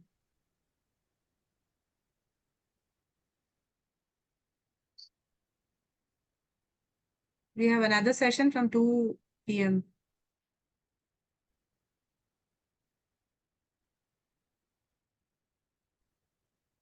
Sorry. Ma'am, we have other session for 2 p.m.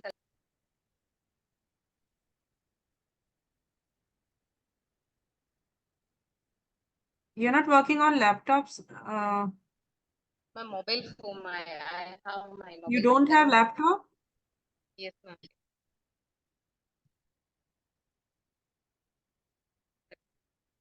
Then in that case, I would suggest you join in post-lunch session. Okay, You can coordinate with the coordinators, and you Okay, can join. But I would suggest you join with laptop. okay, ma'am. Yeah. So Sorry. now I'd like to Sorry thank for the all the session chair for their wisdom and your kind presence. Also, I'd like to thank everyone for joining the session and patiently cooperating and being such a wonderful audience. Thank you so much. Thank you, Vinita ma'am. Thank you, everyone. everyone. Now we Thank are you, concluding Sneha. the session. Thank you, ma'am. Yeah. I would request the IT team to just close the session. It will be continued in post-lunch session also, Vandit. So Okay. it will not be closed, but it will be paused. Okay. Thank you, So IT I team, would- for your support. Yeah, just pause the session.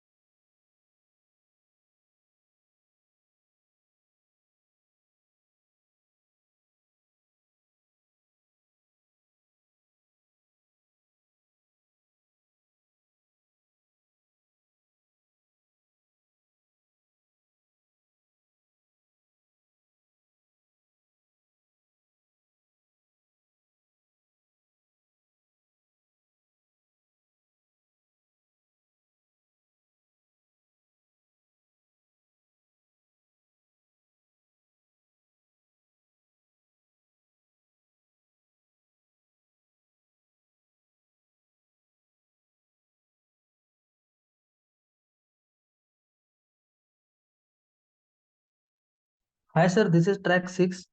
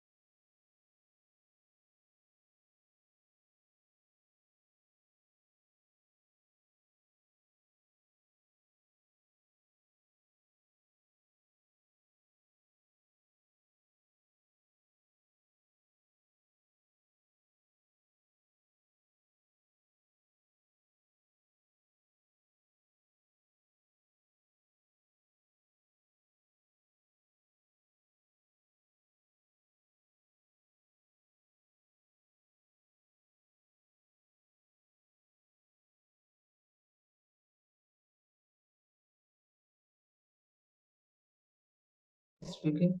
कोणी बोलतंय का विचार? Anyone is speaking?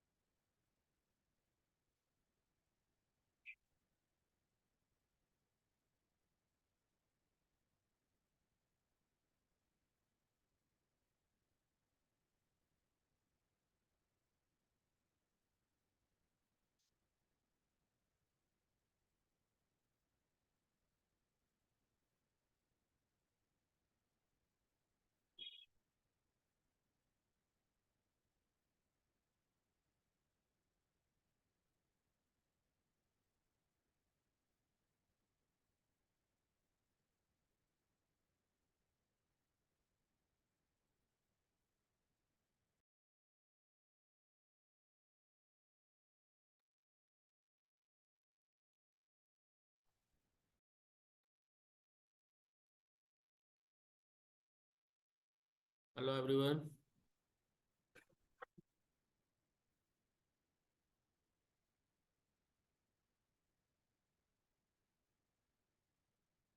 Hello. Hello. Are you track 6? Yeah, I'm just asking when the presentation is going to be started. Uh, Hello. I am also present.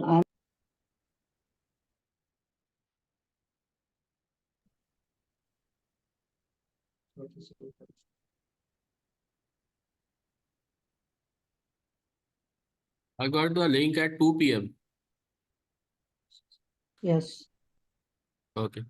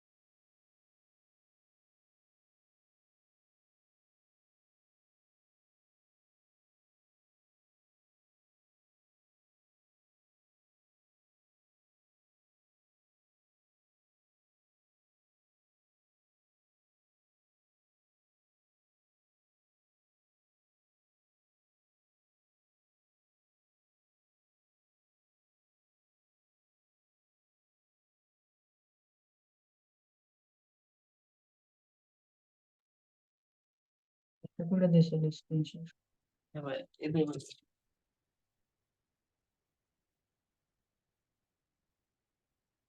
Okay okay. Sound.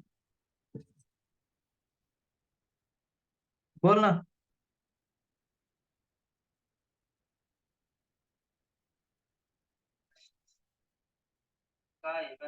हा हा. काय विषय? काय number? एक काम कर ना, त्या वरच्या लिस्ट मधून घे ना. तुला मी ती लिस्ट पाठवली पेपरची, त्याच्यामधून घे त्याचं टायटल.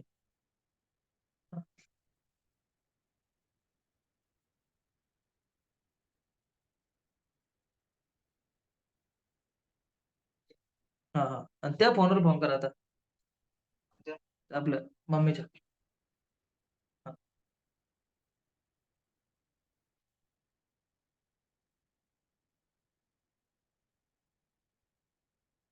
आज पिक्चरचे तिकीट 100 मध्येच वाटतं.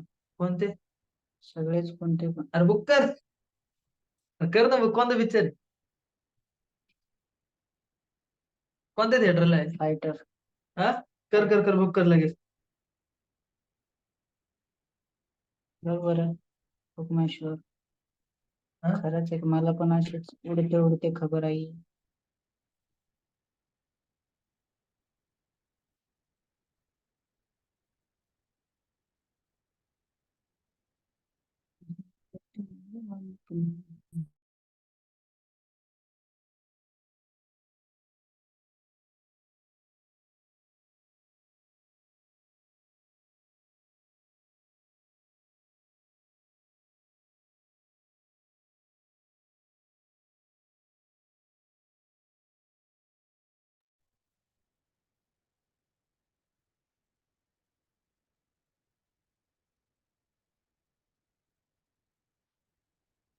Hello everyone.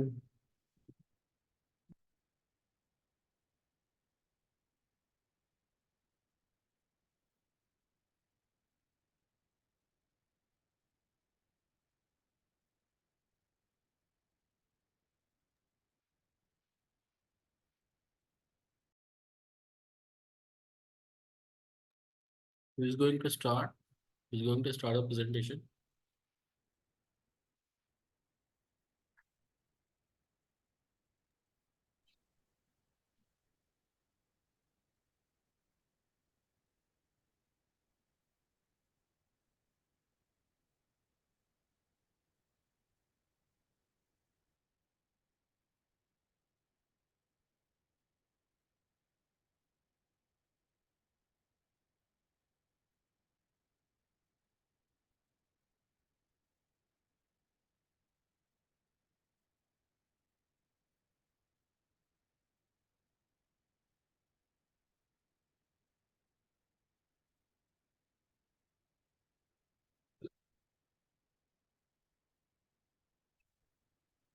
नव्याण्णवच सगळे गोल्डन सिल्वर. कर बुक लगेच.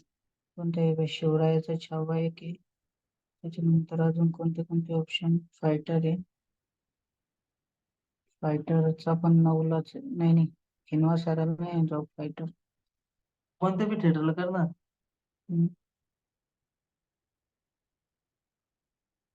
कोणत्या बी थिएटरला कर. फ्रोझन मॉल संध्याकाळी 9ला आहे. 99लाच आहे. ऑलमोस्ट फुलच आहे.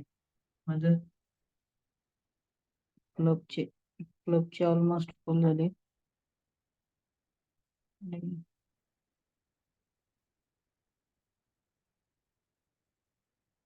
फायटर बघायची कोणते?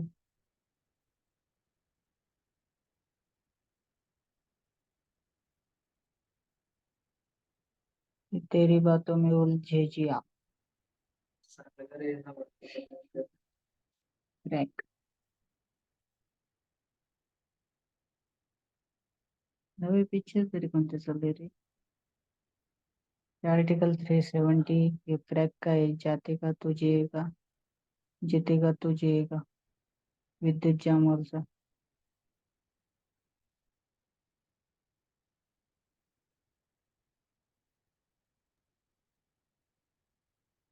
Hello. Hello.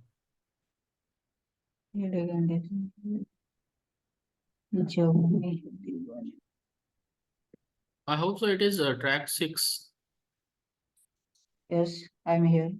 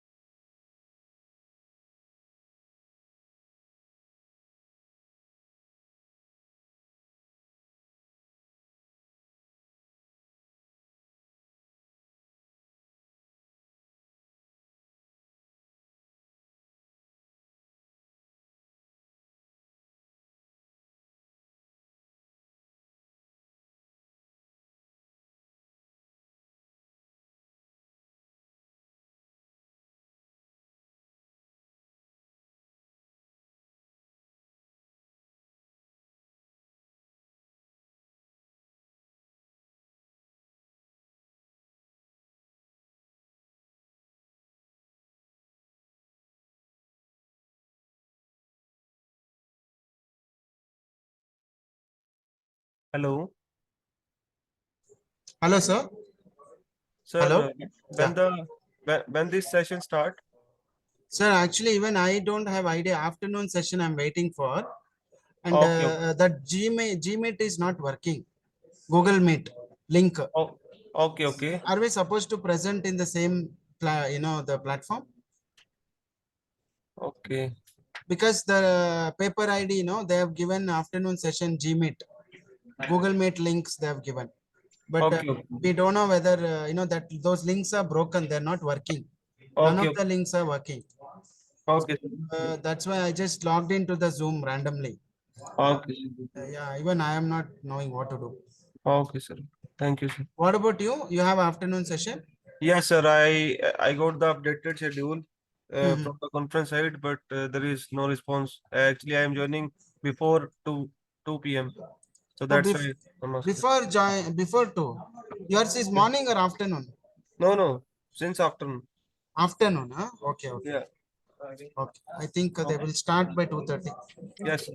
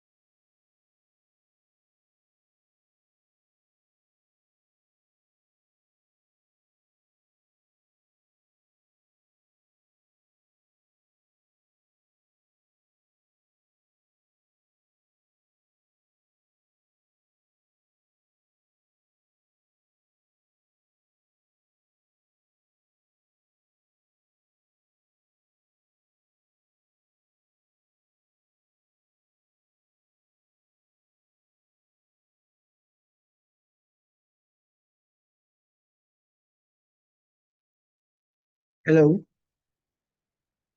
Hello. Am I audible? Sir, hello. Yeah, this is the track 6.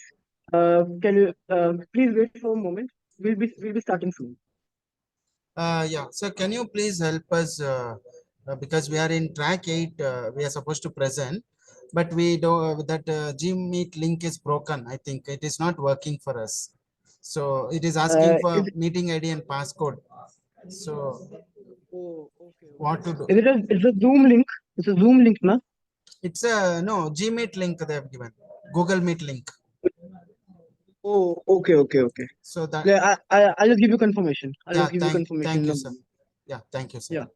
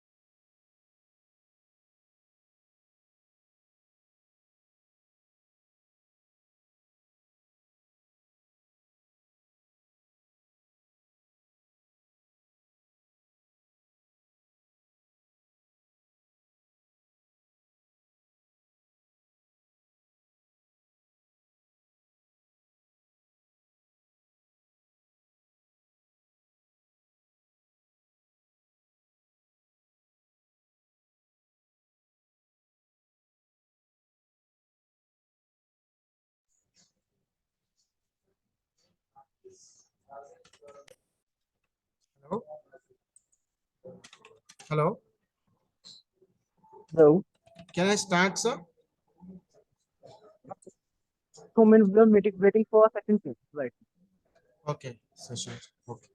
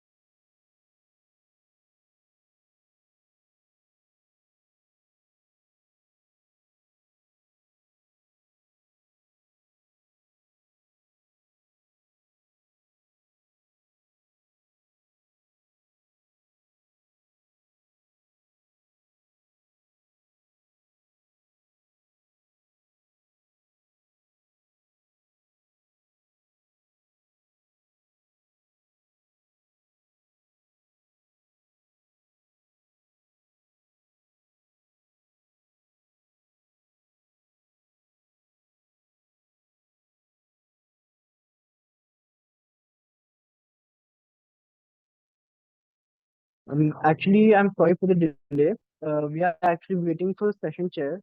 So this is technical delay. So can you just wait a few more minutes?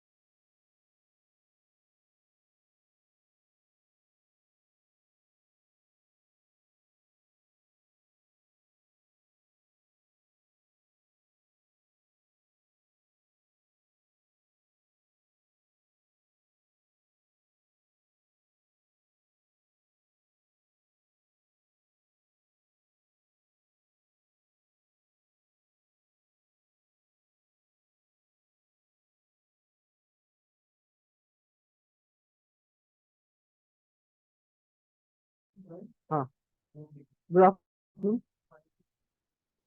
Good afternoon, ma'am. Sorry for the delay, ma'am. Ma'am, you are mute right now.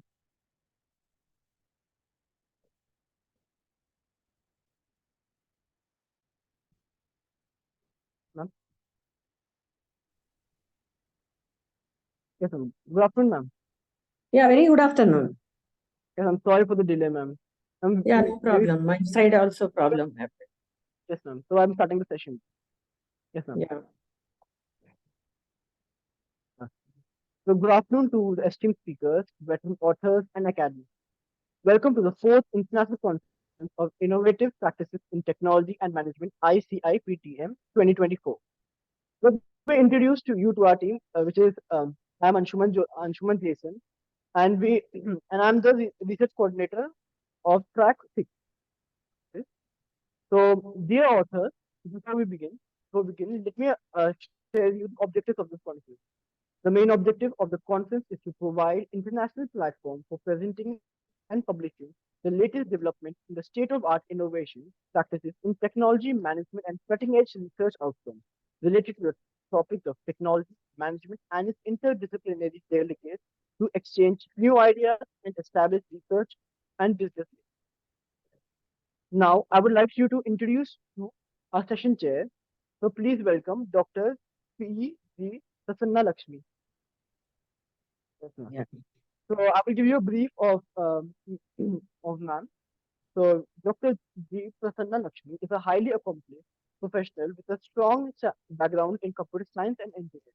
She holds a PhD in computer science, engineering, and GIPAM deemed to the university, Visakhapatnam, with her thesis evaluated by Florida International University. With 23 years of experience in teaching at the UG PG level, she has also been an entrepreneur in roles including HOD MCA department in BVI MIT and AC Patel College of Engineering and IBSAR and principal in charge of SWIT Engineering College and SDS College of Arts and Applied Sciences. He has been involved in several funded projects as principal in investigator for national and international organizations. So, before we start the presentation, I would like to give you a brief guideline, author. We respect your presentation. However, we strictly follow the timeline of 10 minutes, out of which 7 minutes is for presentation and 3 minutes for questioning, which you will mainly include the objectives of the study, research methodology, data analysis, and conclusion. And the best author will be declared in the valedictory session. Now, I would like to call the first presenter with paper ID 466. Paper ID 466, A. Shastri. Paper ID is paper ID 466 with paper title Genetic Algorithm Based Optimization of Photonic Devices for Data Center Communication, available right now. Paper ID 466. Okay, I'll move on. So the next paper ID is paper ID 467, available right now. Paper ID 467. Yes, sir. Am I audible to you? Yeah, you may present, sir.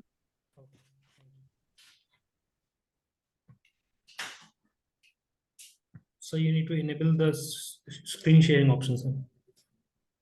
It's enabled. The host disabled participation screen sharing. It's being visible. Sorry, sir. Sorry for this. Is it available now?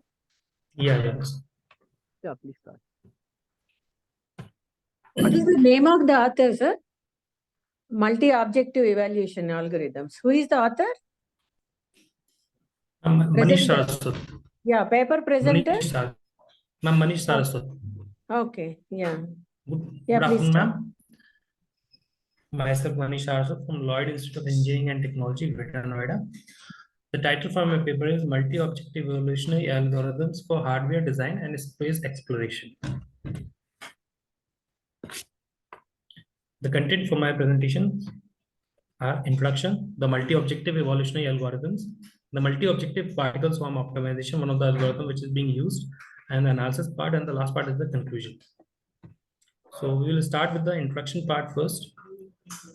In the caseless attempt to improve computational systems, hardware plays a crucial information in defining the efficiency, power exponent, and utilization region of electronic units. With the evolution of technology, complexity in hardware design increases, which challenges engineers and researchers. To overcome this problem, the use of appropriate optimization technique becomes crucial, and one likely cause is the implementation of multiple objective evolutionary algorithms for hardware design and space exploration. So evolutionary algorithms work under the principle of natural evolution and have shown high efficiency in solving complex optimization problems. One second, So, just to hold on. I'm sorry for this. Actually, yes, ma'am. what is the time slot given for you? 7 minutes, right? Yes, ma'am. Yeah, in that case, actually, the introduction part only just 1 or 2, and we are just more interested in your the data Yes, ma'am. flows. Yes, ma'am. Yes, ma'am. And yeah, yes, those, yeah. Actually, explain more on that. Yeah, please continue. Okay. The multi-objective evolutionary algorithms. So these are already, we are having 4 parts of multi-objective evolutionary algorithm. That is non-dominated sorting genetic algorithm, and the strength Pareto evolutionary algorithm, and the indicator based, and like 2 more. So first we will discuss multi-objective evolutionary algorithm. So it adopts a novel approach that is abundant in multiple objectives, offering designers alternative Pareto optimal solutions to demonstrate compromises between competing design goals. And the non-dominated sorting genetic algorithm is one of the most widely used multi-objective evolutionary algorithm because it handles multiple objectives efficiently. It keeps a set of potential solutions, includes non-dominated sorting and crowding distance to classify individuals. It is a binary tournament selection and assignment of the fitness and incorporates non-dominated solutions by maintaining external archive. The evolutionary process is guided by a indicator-based evolutionary algorithm performance indicators. It tries to enhance the hypervolume indicator solution space. The last one is multi-objective particle swarm optimization, which is also known as MOPSO. In contrast, MOPSO applies the concept of particle swarm optimization to address multiple objectives. It keeps a swarm of particles and array representing the solution and using velocity update. The solution diversity is promoted using a crowding distance mechanism. The area of design space exploration is so important to problems presented by modern computing demands where the perfect solution comes through balancing 2 or more competing objectives. To capitalize upon the positive aspect provided by the multiple objective evolution algorithms so that it can achieve hardware-based systems with higher efficiency, adaptability, and sustainability while creating structures for intelligent electrons that are new generation for a new generation. It is a wide galaxy of feasible configurations and architectures that can be explored to achieve an optimal level in performance efficiency. This is the analysis part. By comparing the results of the experiment with related work in hardware design and space exploration, it is necessary or easier to identify the strength and weakness of each algorithm. The non-dominated sorting genetic algorithm has demonstrated a high degree of efficacy in different domains of optimization, and this algorithm is the gold standard. Its ability to strike a balance between convergence and diversity is in line with the established brand name with the broader optimization community. And the strength Pareto evolutionary algorithm performs well at maintaining a broad range of options, which makes it appropriate for solutions where one needs to investigate different trade-offs. And the selection of algorithm is contingent on various requirements associated with what one wants to compute and how these are concentrated by addition conditions by taking importance or weights into consideration regarding convergence, diversity, and hypervolume maximization.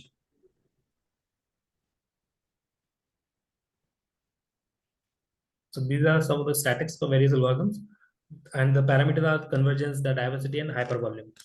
For the non-dominated sorting general algorithm, the convergence was very high, but for the indicator base, it was moderate, while for the rest, it was high. And as we talk about diversity, for the diversity, the highest, which is showing, just Yeah, it's disconnected, the presentation. Is it visible now? No. Is that visible? Yeah, fine. Yeah. So for the diversity case, the strength Pareto shows the highest because it is having the highest diversity. And for the hypervolume, the indicator base shows the highest value for the hypervolume parameter. So for the conclusion, the exploration has been grounded in a diverse dataset representing various hardware configurations objectives providing a realistic foundation for accessing the performance of 4 prominent multi-objective evolutionary algorithms, as we have already discussed. And during the experiments, various strengths of bottlenecks for each algorithm succeed to trade off convergence diversity between hypervolume maximization and Pareto optimal solutions. As trusted resolutions to the convergence or diversity trade-offs, the non-strength and non-dominated sorting genetic algorithm and strength Pareto evolutionary algorithm are suggested as ideal candidates for exploring hardware design space. On hypervolume maximization, IBE achieves good results, which is the indicator base. The performance of this algorithm was high at large coverage. If we are talking about the breadth of the coverage, viable option was in multiple particle swarm optimization that implemented the approach of particle swarm optimization, providing rather satisfactory achievement in terms of convergence and diversity. That's all. Thank you. Can you show me like your like diagrammatic part before the results? So how like this generative algorithms are compatible with the hardwares? Like how exactly you have incorporated? I would No, like actually, to. I'm not having the figure for that. Okay, yeah. Actually. One thing, yeah, just because as I just switched over from like mobile to like PC, so in the during that time lapse, okay. Just can I would like to see, yeah, because I without like wasting much time, I would like Yes, to ma'am. statistic analysis. Can you just open that slide? Yes, ma'am. Just. Yeah. So what are the metric convergence and diversity hypervolumes? Yeah, is it like did you use any real-time data sets? Actually, ma'am, we use the data set from those surveys as mentioned in the one of the very reputed journals, and we took the data from that, and from that parameters we just implemented and got these results. Okay. So, like, Yes, ma'am. yeah, the title, I would like to see the title because, yeah, what exactly you have implemented? What is the title of that? Actually, we Is a already know that multi-objective, multiple objective. yeah, for hardware design space exploration. What exactly you have explored the space over Yeah. here in the hardware? Actually, as we know, we are having a lot of electronic devices which is going to be used in the future generations, and we just need optimize because there are a lot of constraints. And if we try to solve one of the constraints, the other constraint gets dissatisfied. And so, for all these constraints to be satisfied, optimize or to optimize all the constraints at the same time, we use these different techniques. So this is just like that. Yeah, the concept is good, but then optimization part and then the data flow, it has to be incorporated in your paper. I will definitely gonna include in my future research. Yeah, so this is a good one. And yeah, because these days, like multi-objective evolutionary algorithms, somewhere I Yes, feel ma'am. that genetic, you have mentioned genetic algorithms is not necessary over here. So because we Okay, are ma'am, okay. worked, like at the end of the session, I'll tell you. So that Okay, ma'am. time, yeah. Actually, we are just started on this, and we are going to improve this in the future. Definitely, we are going to do that. Yeah, but yeah, just see to that genetic algorithms are not actually applicable over here. Okay, so that is evolutionary algorithms. Okay, ma'am. That's why they are not there. Okay, yeah, fine. Thank you. Yeah. Can you repeat the track numbers? So can you repeat your track numbers? Just is track 6 and paper ID of 46. Can you repeat again, sir? Your voice glitch. Hello. Hello, Your voice is glitching actually.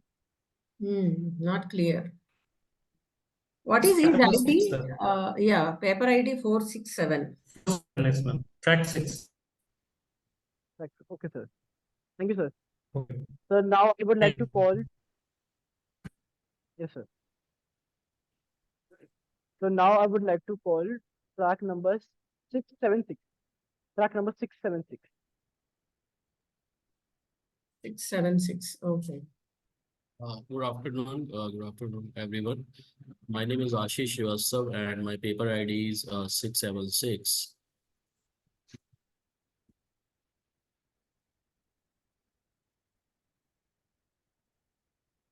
I hope so everyone is able to see my presentation. Yes, sir, you're visible. Okay.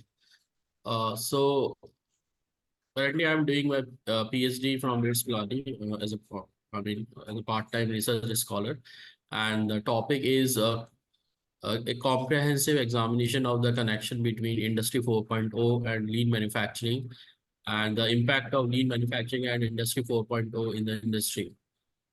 And I'm the author, and I'm doing the PhD under Dr. Rajesh Prasad Mishra in the mechanical engineering department. So this is the abstract. So basically, I just want to highlight what is the lean manufacturing. So lean manufacturing is targeted. There are 8 type of waste generally you are able to find in most of the industries, like overproduction, excessive inventory, defects, overprocessing, and the short form of these 8 waste is timbers. Okay, so there are different kind of techniques generally we are going to be used in the lean manufacturing. And for example, just-in-time manufacturing, Kaizen, hygiene, Kanban techniques, value stream mapping. So there are different kind of techniques, and lean is not the new one. It was invented by Toyota in 1971, and after that, it was very famous in most of the automobile industries and other type of industries also. In the, so these are the 5 principles of the lean manufacturing. Uh, the first is define the value, then define value stream, flow, pull system, and continuous improvement. This is the Industry 4.0. So these are the different pillars of the Industry 4.0. Like, for example, IoT, augmented reality, additive manufacturing, simulation, big data, cloud computing, autonomous robots. And these are some other pillars like 3D printing, uh, again, cybersecurity, IoT, big data. So these are the different important pillars of the Industry 4.0.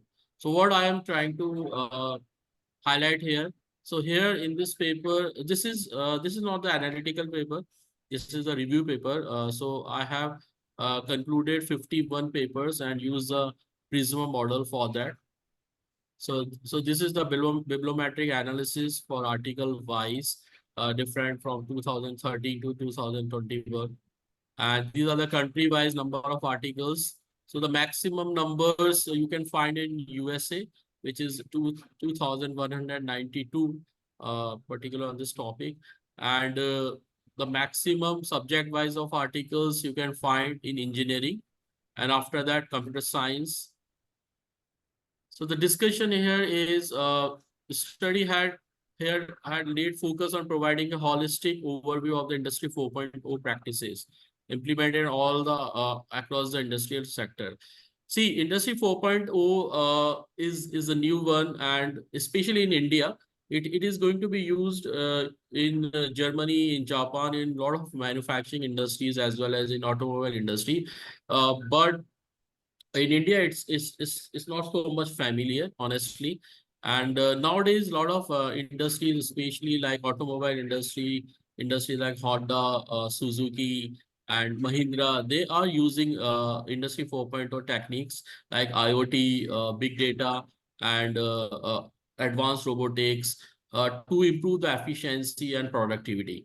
And also, the lean is also very common. So if you are uh, connecting these two, so definitely overall productivity and overall efficiency is going to be improved. And also both of these will have the sustainability also in most of the manufacturing industry, because sustainability is one of the major issue in maximum industries, especially in India. So the conclusion is the main purpose of the study is to understand the concept of Industry 4.0 and how it is integrated with the lean manufacturing process. And the Industry 4.0 revolution can be considered as one of the most striking modification made in the manufacturing world. So the revolution enabled the use of more and more technological tools into the industrial sectors. Conclusion, so the first one is that the sustainability, it is a main goal of every organization, and at the present time the same motive is expected to be fulfilled by the industrial sector. So after that, I have developed one conceptual model in this integration of lean manufacturing in industrial sector through Industry 4.0. And these are the 3 factors: sustainability, overall performance, and cost, time, and delivery. Both, I mean, all these 3 factors are important. and these are improving if you are integrating lean manufacturing in the industry 4.0. Okay. Yeah, So, actually, my understanding about this is completely you are basically a mechanical engineer, and we are so is it like a review paper, this one? Yes, ma'am, this is a review paper.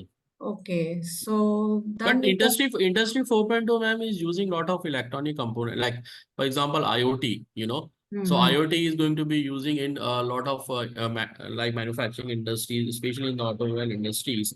They are using sensors. Like for example, I can give you the example because I'm also working in the manufacturing industry, so I can give you the practical example. Can So you, I'm sorry, can you just the differentiate between those embedded technologies and your technology? embedded technology. Yeah, because usually embedded technologies, just we didn't name it like as a 4.0, but then actually by already embedded technologies are the technologies which are just like by integrating, and then we are not saying any version 4.0 or like 2.0, that I kind. think, ma'am, embedded is not coming under the industry 4.0. It may become in the industry 3.0 because Lean Six Sigma, these are all the techniques are coming under industry 3.0 before industry 4.0.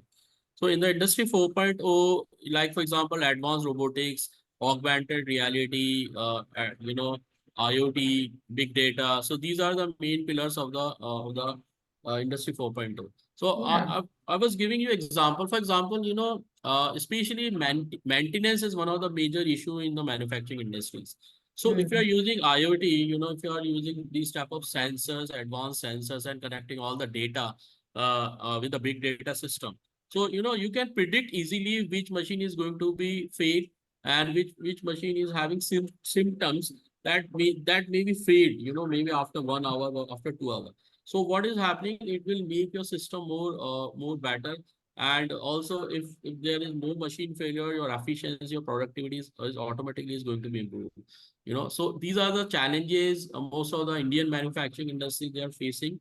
And if they are connecting industry 4.0, or if they're using if they're using and also using the tools and techniques of lean manufacturing or lean Six Sigma, that will be really, really good Yeah, for them. actually, yeah, we are also using this cognitive use, like technologies and all. But yeah, okay, the concept is fine. But then our understanding is if we are just showing any real-time data, so then the result analysis by Ma'am, comparing. actually, this is the review paper. So, Review paper, yes, yeah, yeah. yes. This was So not that the is, analytical paper. yeah, it's okay. So in that case, but one more question for you. Yeah. So that lean technology, is it like the designing is like small in size and better in performance? No, ma'am. Ma'am, lean manufacturing, see, it was developed by Toyota in 1971. And the concept behind that muda is the Japanese word, which is meaning is waste. So you are able to find every type of, there are 8 ways which was mentioned by Toyota. Like for example, overproduction, over processing, extra inventory, waiting, or extra motion. So there are different ways that you are having in most of the industry, manufacturing industry especially. So through the lean techniques, you can able to reduce these waste. Like for example, you are having 20% extra inventory. Because inventory is one of the major problem in the manufacturing industries. So if you are going to reduce the 20% inventory up to 2%, so you can understand how much cost you can save for the industry. So there are different kind of lean techniques, like for example, value stream mapping, Yeah, got Kaizen. it. Yeah, got it. Thank you. And as mechanical, this is more of related to your manufacturing industries. Yeah, so we don't have that much knowledge, but then I am able to analyze your paper. Yeah, Okay, good, ma'am. good Thank you. presentation. Yeah, Thank you. yeah.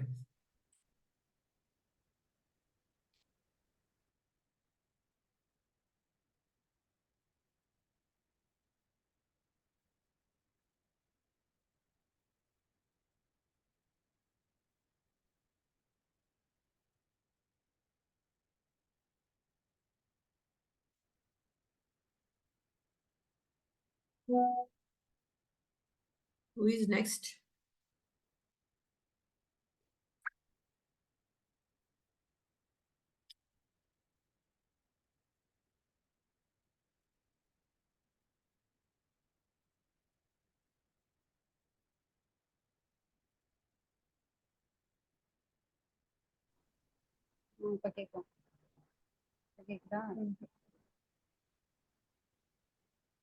I think Anshuman disconnected, madam. Anshuman Jaisal, the coordinator, he was disconnected. Yeah, I don't know. Hello, are you able to Yes, hear? ma'am. Paper ID, my paper ID 468. Can I present? 468. 468? Yes, ma'am. So Yeah. 466 is available. Ma'am, 466 is also available. Yeah, but just one at a Okay. Okay. Good afternoon, ma'am. I am Rajesh Hunt. My paper ID is 468 and my paper title is Dynamic Spectrum Access in Cognitive Radio Network, a reinforced learning approach. And this is the introduction of this work.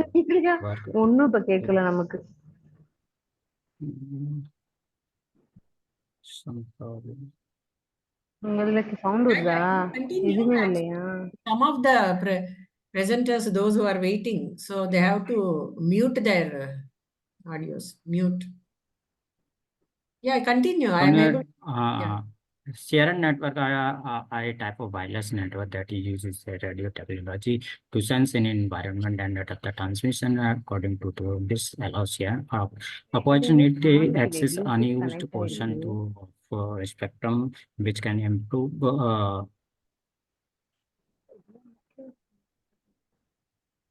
and dynamic spectrum is the technology that allows a second user to unfortunately access and utilize portion of the spectrum that are typically licensed and of primary user. This access happen causing harmful interface to primary user who have priority. Usually, technology are present to addressing the growing spectrum. Such study enable flexible and efficient spectrum sharing. It can unlock a new opportunity, innovative wireless. And the radio spectrum is an infinite resource.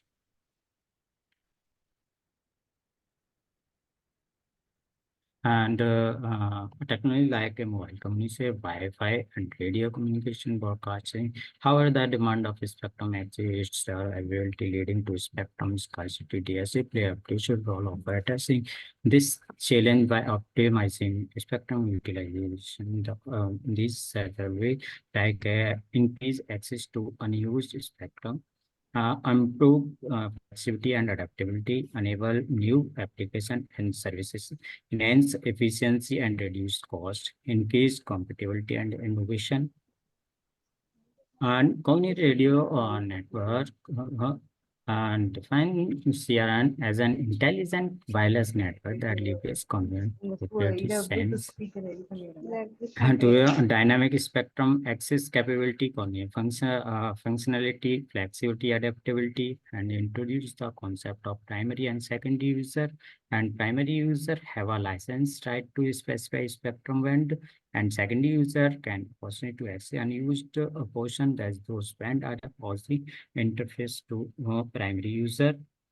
And spectrum sensing, the sensing and spectrum handoff process. Explain the sensing process. Your device actively sense the spectrum to identify unused position. Different sensing techniques exist, such as energy detection, match filtering, and describe the spectrum handoff process. When the primary user calm the spectrum, the shared device seamlessly vacate the channel. Interference handoff strategy ensure smooth transition and maximize spectrum utilization. And reinforced learning RLVC. RLVC briefly defined as a type of machine learning where an agent learn through a trial error interactive environment, introduce of key component like agent environment option and rewards exploration and exploitation trades off. Exploration trying new action to discover what the work best. Exploration is strictly with the action known to be a good. Highlight two importance balancing exploitation for optimal learning and deep learning and deep network briefly introduce deep learning as a popular RL algorithm and estimate the value of taking a particular. And these are the comparison of the algorithm which are like as a learning type, action space, exploration study, application, and what and these some algorithm like a Q learning, deep Q network policy, gradient net method, and DPP. These are the comparison of the various component of given. And the another one is the distribution reinforced learning. These are the graphs showing the achievable bit rate, bit percent distribution reinforced learning. The graph show the deep learning algorithm, which is the highest available point over that point, and the blue line is and Q1 and Q learning. This graph available for the distributed reinforced. And another graph is so the distributed dynamic spectrum. This graph shows the different solution for the different methods for alpha based method, DQSA with competitive reward, DQSA with sum rate reward, proposed DQN with fairness reward. This graph shows the average single utilization. This graph depicts the performance of reinforced learning algorithm designed to the manage dynamic spectrum allocation scenario related to the common radio, Internet of Things.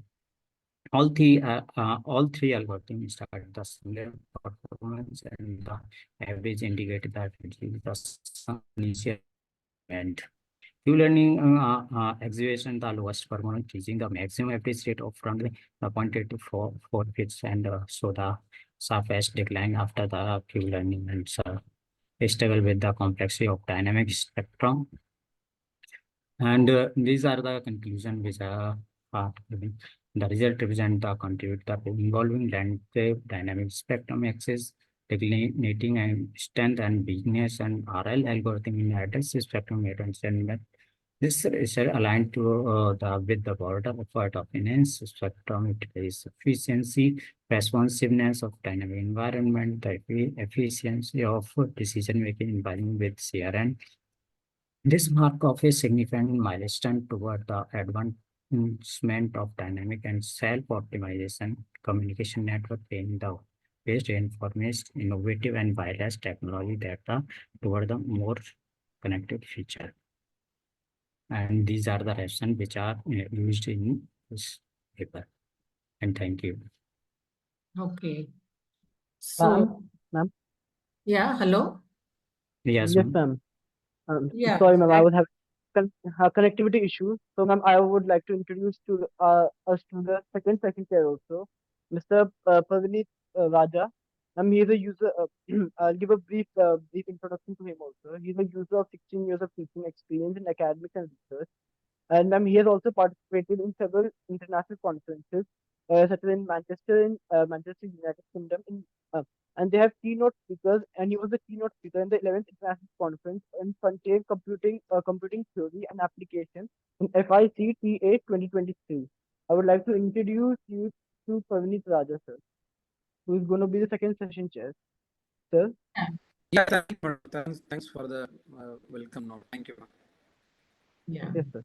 nice to hear about it. But Yeah, actually, ma'am. yours, the other side, the audio is not at all good. Mr. Anshuman Jason, yeah. So we are unable to hear sir. properly. Ma'am, The voice is Anshuman Jason 466 is available, but somebody else has entered, sir. Hello? Hello, am I audible? Am I audible? Yes, sir. Hello. 466 is available, sir, but some 679 is already come. Yeah. I'm sorry because I had got connected. That's been. I had a think, small issue displacement. regarding the network, so it just took 2 minutes more. Yes, ma'am. You'll present next. Ma'am. Okay, Sorry, sir. ma'am. Sorry to disturb you, ma'am. Yes, sir.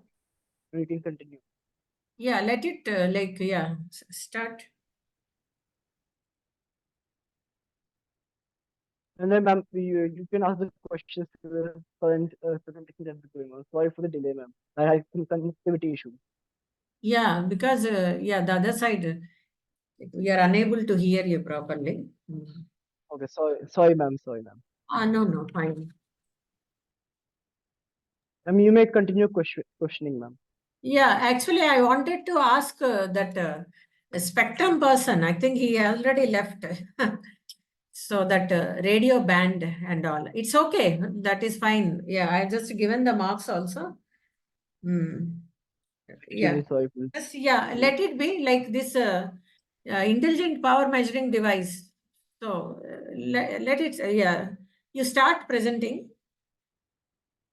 Mrs. N. Deepali. Who is the presenter? the presenter available right now. Yeah, the presentation I can see, but the voice I can't hear, the presenter's voice. Excuse me, She's ma'am. muted. Yeah. Ask her to unmute. I've asked her to unmute, ma'am.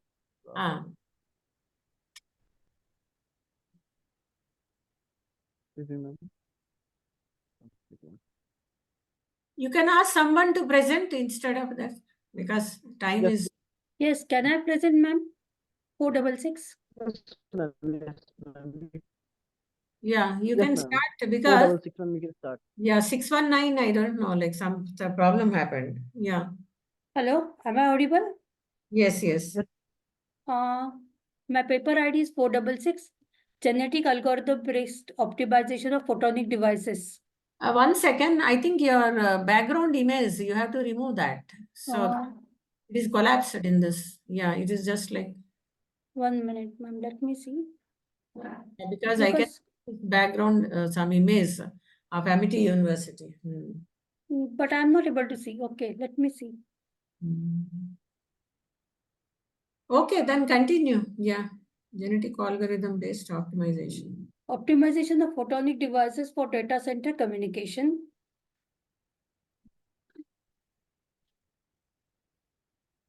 This is the flow in which I'll be presenting: introduction, challenges, objective, proposed methodology, implementation, result, and discussion. We know that the data centers are vital hubs for information transmission, facing increasing demands for processing and storage efficiency. So photonic devices offer promising alternatives to conventional electronic communication system in data centers. So the reference study covers diverse range of topics, including advanced communication, healthcare applications, structural monitoring, renewable sources, and optimizing the challenges in next generation network. So basic challenges we are facing in this are complexity of the optimization. Optimizing the photonic devices for data center involves navigating complex multipurpose parameter spaces. The limited efficiency of traditional techniques. Traditional optimization techniques struggles effectively to handle intricacies and scale photonic devices optimization, leading to suboptimal solutions. Demand for enhanced performance. Increasing the demand for processing and storage efficiency in data centers makes us necessary for development of highly reliable and efficient communication system. Scalability requirement. As data centers continue to grow in size, the complexity, there is a need for communication system that can scale effectively to meet the evolving demands. Interdisciplinary nature. Optimizing photonic devices for data center communication requires expertise from both photonic and computer science domains, presenting the challenges in integrating the knowledge for these devices. The main objective is we have to enhance the reliability of the communication system by optimizing the photonic devices to ensure consistent and error-free data transmission. We are trying to improve the efficiency by using genetic algorithms and exploring the complex parameter spaces. Then we are achieving the scalability using genetic algorithm so that we can accommodate the growing demands, reshaping the data centers architectures through optimization of photonic devices to improve the architecture of data centers, facilitating to improve the information interaction and overall performance. Researchers seeks to contribute to advancement of technology by developing innovative solutions for the optimization. This is the surrogate-based genetic algorithm which we are using. The data we are using, a detailed data set capturing essential aspects of photonic devices design and performance for data center communication, including material properties, geometrical configuration, and performance measures like signal propagation, efficiency, and bandwidth. A genetic algorithm are based on natural selection processes, simulating the evolution of population forward for the optimal solution. The algorithm is based on population initialization, individual selection by fitness value, followed by crossover, mutation, and replacement to produce new generation. Then we are using particle swarm optimization. This is like a behavior for birds where individuals move in search of space to find the optimal solution. Each particle adjusts its position based on the personal experience and collective knowledge of the swarm. Then we are using simulated annealing, in which we are starting with some initial solution and exploring the solution space by allowing the worst solutions with decreasing likelihood as temperature decreases, and colony optimization. So in this, we are building a solution on the optimization problems, like ants deposit pheromones of trails, influencing the other ants to decide the route selection. These are the key operations we are performing. For genetic algorithm, we are using population analysis, fitness evaluation. Parameters we are considering is population size and crossover rate. What are the advantage, effectiveness of complex optimization problems and parallelizable? Disadvantage is that sensitive to parameter settings. Particle swarm optimization, it is global and local search capabilities. It is simple to design and converge. But disadvantage is sensitive to parameters and may get stuck in local optima. Okay. Simulated and yes. 1 second. Actually, yeah, and I am seeing you this different things in your Okay. implementation. Yeah. My question is, when you are thinking about you want to just enhance the performance of the previous whatever the Yes, loop. sir. And then when you are going for an optimization, okay, and then my query is, then after optimization, the scalability part will first address. Yes, Okay, sir. so then after that, actually, again, you started with the architecture part. Yes. And somewhere like the bridging the gap between again, you started with the simulation. So how exactly the data is flowing, and somewhere it is just like other concept is very good, definitely. And so the thing is the somewhere mismatch about the data flows. So you have to start with actually for the architecture level, how they are like the problems, and then you have to start like discussing about the optimization, and then the simulation will come at the end, and then you will compare the results. This Yes. is my understanding. Yes, sir, ma'am. Anyway, I would like to see the graphical representation. Yeah, this is the what of getting the graphical representation for the different algorithms. This is optimization algorithm results. What we Any are real getting. data sets used? Yes, ma'am. Yeah, any real data sets used? Like No, what? no. Yeah. What are the data set available? We have used it, sir. Yeah. Okay. We are getting with PSO, we are getting sensitivity to parameters, we are getting high. And we can go with the global and local search capabilities, we are able to get it. So in our comparison, we can say that for PSO, we are getting much better results compared to the other. Yeah, the result is okay, fine, because different algorithms. Yeah. Yeah. Yeah. What is this diagram? Can you just read? Yeah. This is optimization of photonic devices, how simulation can be done. So we observed that effective design robust space for genetic algorithm, but they are sensitive to. So we have to go with the precise adjustment for the optimal performance. In PSO, we are getting effective solution search, but sensitivity parameter setting and convergence rate depends on the problems of the nature. Means which type of and colony optimization, like how it is like I see the mismatch with the genetic algorithms for the Swampy algorithms. Do you consider as a deep learning algorithm? Yes, ma'am. Then that way, like the design space will be affected. Yes, ma'am. You just yeah, we will discuss. Yeah, yeah. Anyway, my number is available. We can discuss. Yeah. So Yes. the proper flow of the diagram and I'll just tell you. Yeah. Okay, ma'am. Yeah, I can give you the suggestions because as there are many there in the pipeline. So Yes. let us Thank you, ma'am. further. Yeah. Good. Thank Vinit, Thank sir, the other session chair wants to ask any questions. Mr. Raja, Dr. Raja, Yeah, are you yeah, available? yeah. Dear author, what is your proposed novelty here? We are just trying to test. You just did with the comparison parts with PSO, Yeah, GA. yeah. We applied the different optimization techniques and we have found the results. But main part is that using this after this, how can we improve the photonic devices and match up between both of them? So that is the next part, sir. Okay, but where you have plotted this difference of results? Where you have plotted comparisons graphs? Yes, sir. Okay, what are all the parameters you have taken for comparisons? Parameters. Convergence speed, solution quality.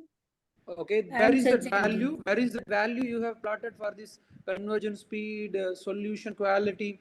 Generally, you represented here, right? High, moderate, sir. slow. But is there any values? Did you find after the conclusion of your survey? Yes, sir. Where you have plotted the graph for this various Actually, kind it's of not here in this paper, but it is in the. But try to add, ma'am, my suggestion. Okay. Try to add that comparison level because you have not implemented any proposed method. Just you are comparing the algorithms with others. So Yes. here you have to compare these parameters and you have to plot the graph. Yes, sir. Okay. Instead of representing high, low Okay, means sir. slow means what? It may zero or it may be negative, but you have to stick on with the points. Yes, okay, sir. values, numbers. Okay, sir. Then it's okay. Okay. Okay, thank you. Thank you. Good presentation. Yes, ma'am. Okay. Now I would like to call the paper ID 469. Paper ID 469. Are you available? Paper ID 469, I repeat. Okay. So I'll call paper ID 638. Is paper ID 638 available in the meeting right now? Paper ID 638.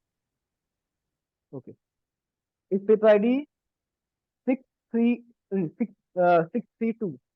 Paper ID 632 available in the meeting right now? Paper ID 632.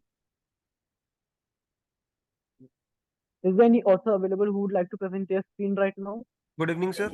Yes, yes. Sir, my name is Deepak Banerjee from Chitkara University. Actually, I have 3 papers.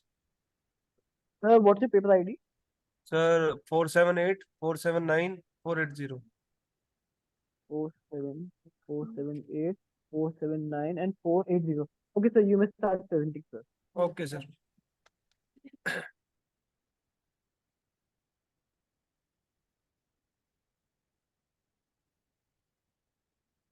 Yeah, continue. Yes, ma'am. Can I share the screen? Yes. Okay.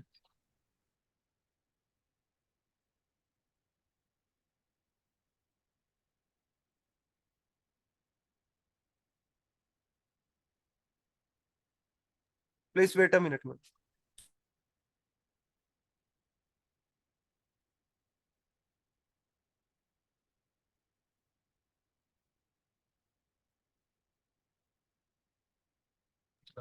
Now it's visible right now? Not paper like your Yeah. Wait up. paper is still not visible. Your screen is visible. Kindly open the presentation. Okay, sir. Now it's visible? Yeah. Okay. Yeah, make the slide so. Actually, this platform is new for me. Sorry for that.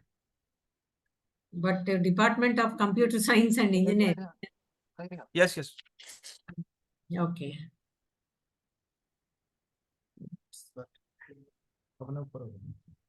My paper title is Hybrid CNN and Random Forest Model for Effective Beta Orange Leaf Disease Diagnosis, and my paper ID is 478, and my name is Deepak Banerjee, Department of Computer Science and Engineering, Chitkara University.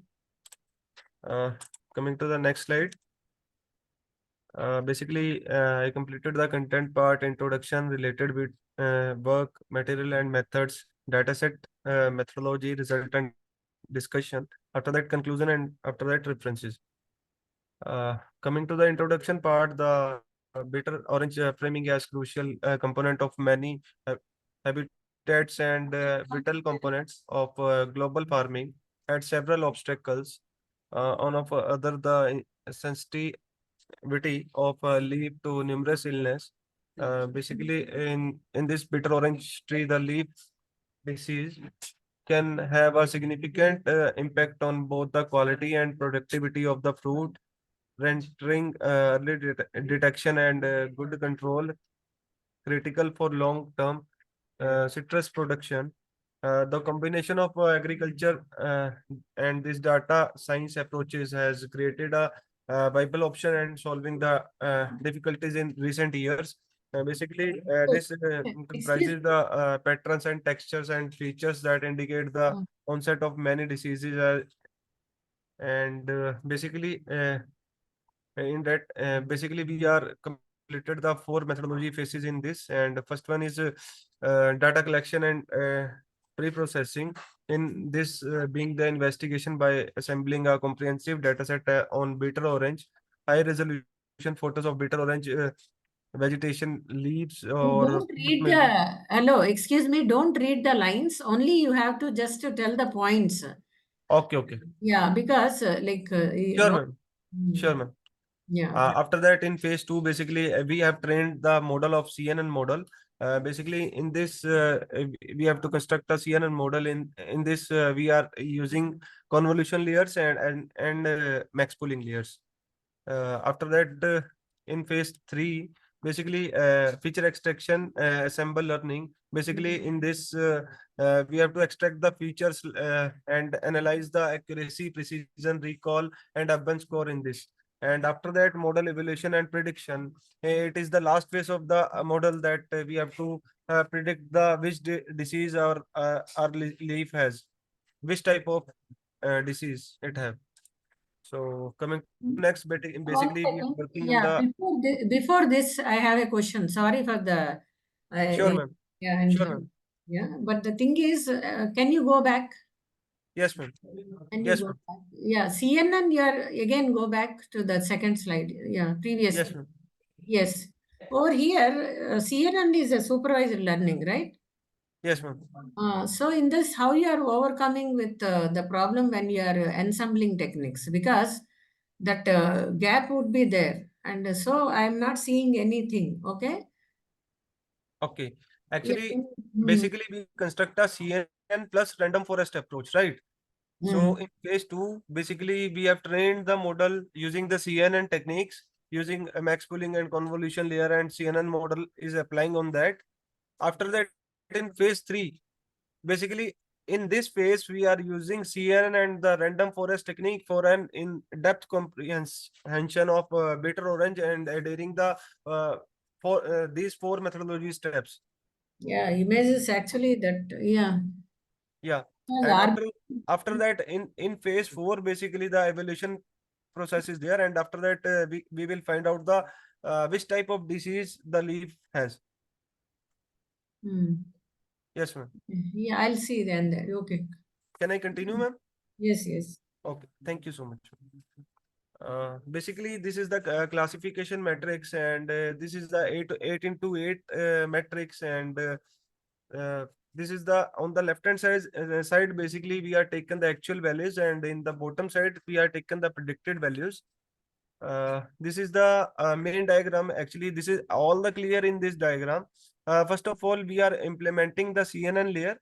that we are using 3 convolution layer and the 3 max pooling layer of the size of 256 into 256, and the max pooling layer size is 128 into 128 into 32.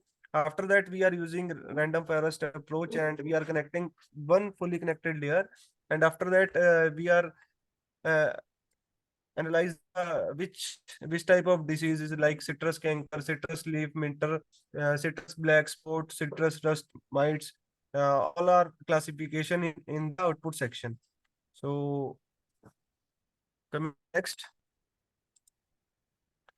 Basically, in this slide, we have discussed about the result and discussion. For every class, we are calculating the precision, recall, F1 score, support, and support proportion and accuracy level. We have calculated the accuracy level for every class, and we are also calculating the macro average, weighted average, and micro average uh, in that in this table overview of layer configuration. And coming to table 2, empirical findings. Basically, we are calculating the true positive, false negative, and true negative in this. And in the bottom, we are calculating the all total number of images we are using. Like 6820 is true positive, and false positive is 430, and false negative is also 430, and true negative is 7680. Coming to the conclusion, in this conclusion, the evaluation matrices and the classification, the model used to predict the diverse bitter or orange leaf disease that shows the markable overall performance, and the recall values which range from 92.61% to 94.82%, and the F1 score varies from 93.11% to 94.67%. The support values indicate the number of actual instances of each class differ across the categories and provide the information about the frequencies of various disease of the leaf in dataset. This information is critical for understanding the model prediction real world implication. The macro average, the stack average on the micro average, the matrices which all constantly 94.06%. The model overall good performance across the numerous evaluation criteria. So these are the references basically we are using in our research. And thank you. If you have any question, so you can ask. Did you use all the, like, is it actual results? Yes, ma'am. Predicted results. No, ma'am. Actually, we are implementing this, and after that we can find out we can find the results. You are implementing or you have implemented? Actually, I implemented with the help of my guide, so they will help with me. Okay, so these are all the diseases, huh? These parameters. Yes, ma'am. There are a number of diseases you have plotted here. Yes, ma'am. Actually, we have taken data set from the Kaggle. After that, we will implement CNN first, and after that, we will implement the random forest approach. After that, we are getting these results. What about image processing? Like, what tools you use it for image processing? Actually, image pre-processing, basically, as clear in this diagram, that first of all, we have resized all the images into 256 into No, 256. you didn't get my question. I asked you, like, for image processing, what kind of tool you used? Whether like MATLAB you used? Yes, or, ma'am. MATLAB used? Actually, with the help of my guide, sir. After that, we can implement both. We can implement this. Okay. Yeah, it's okay. Yes, ma'am. Yeah, any other? Yeah, continue. Yes, ma'am. Can I move to next presentation, ma'am? Yeah, the other evaluator is there that sir can ask. Ma'am, 2 of papers are also there, ma'am. Hello.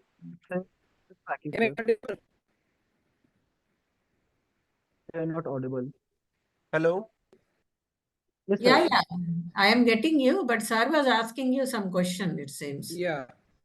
Okay. Listen, in your presentation, you have changed the layers count. That's it.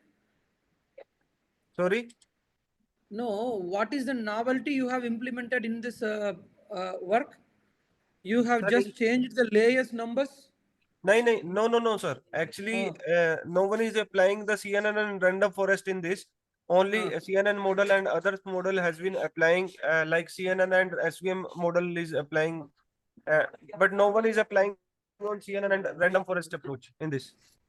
Okay, okay. Yes, sir. Yes, sir. But where you have mentioned the that algorithm in your Sorry, sir? presentation?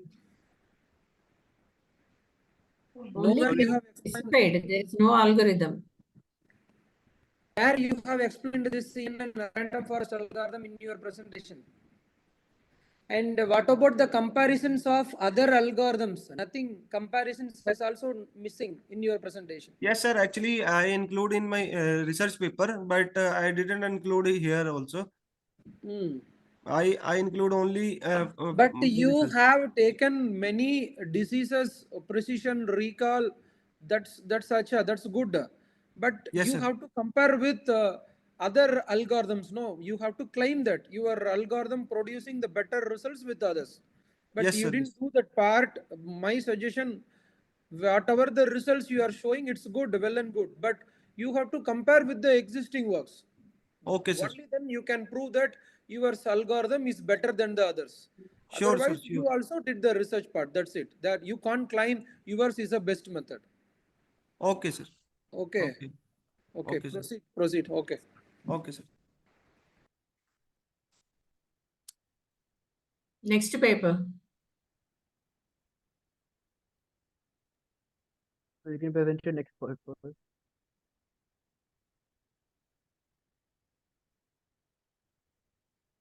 Wait a minute.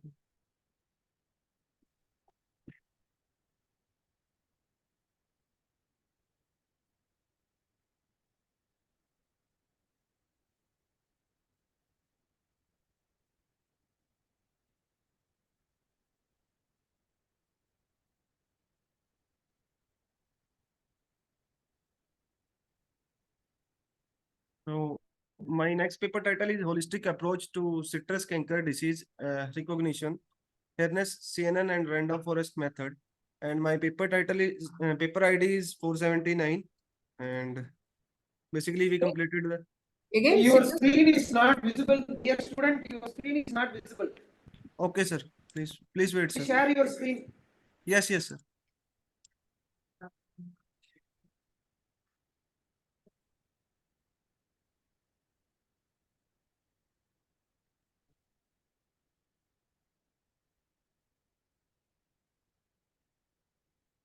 Now the screen is visible right now?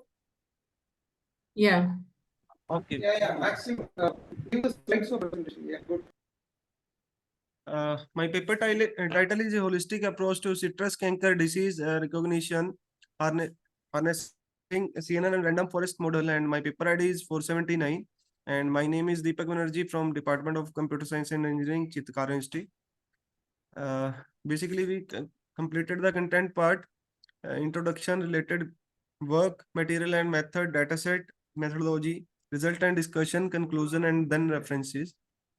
So in introduction part, the random forest and convolutional neural network technique are used in this study to enable automated citrus canker and identify the classification, and CNN design consists of three convolution layer, and each of which follows the max pooling technique to produce a hierarchical extraction of feature technique. This method attempt to increase the efficiency and accuracy of. That's okay. Go to your proposed method directly. Go to your proposed method.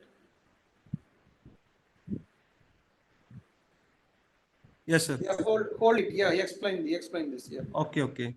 So basically, we are using three convolution layer here also, and three max pooling layer also. After that, we are using CNN first, and after that, we are using random forest approach, and we are using only one fully connected layer, and we are we are finding the 8 attention level 1 to attention level 3, that the citrus leaf how much defective. So how actually it is connected? The problem is yes, convolution neural networks is supervised, okay? Yes, And ma'am. Max pooling, what exactly you have done there? Because it is only the diagrammatic representation. Yes, And we ma'am. want you to actually, what techniques you have used, like by integration of this. What actually, can you explain what is max pooling over here? Like with the multiple images, how exactly the connectivity taken place and how again this random forest approach, whatever, fully connected. Yeah. Yes, ma'am. Basically, we are using, basically, it's a classifier we are using here. Yeah, classifier. Yeah. Yeah. And in CNN model, basically, we are using convolution layer for the extracting the features of the image. So at that time, we are using convolution layer, and after that, we are using. Mr. Deepak, listen, CNN layer is already available. That is the same question I have asked in the previous presentation also. Yes, sir. CNN model is not developed by you. It's already available, and it consists of convolution layer, max layer, pooling layer, output layer, activation layer. Layers are there. So what you have implemented that you explain here? No, sir. Actually, we implementing the CNN model first, right? After that, we are including the random forest approach in this. Okay. So after the output has been max pooling layer output, you have connected with random forest algorithm. Yes, sir. So why you have using random forest algorithm here for classification or what? Which purpose? Actually, some of the papers we are using the CNN plus SVM model also. That. Okay. Yes, sir. Yes, sir. That has been published also. So you Yeah. replaced CNN plus random forest.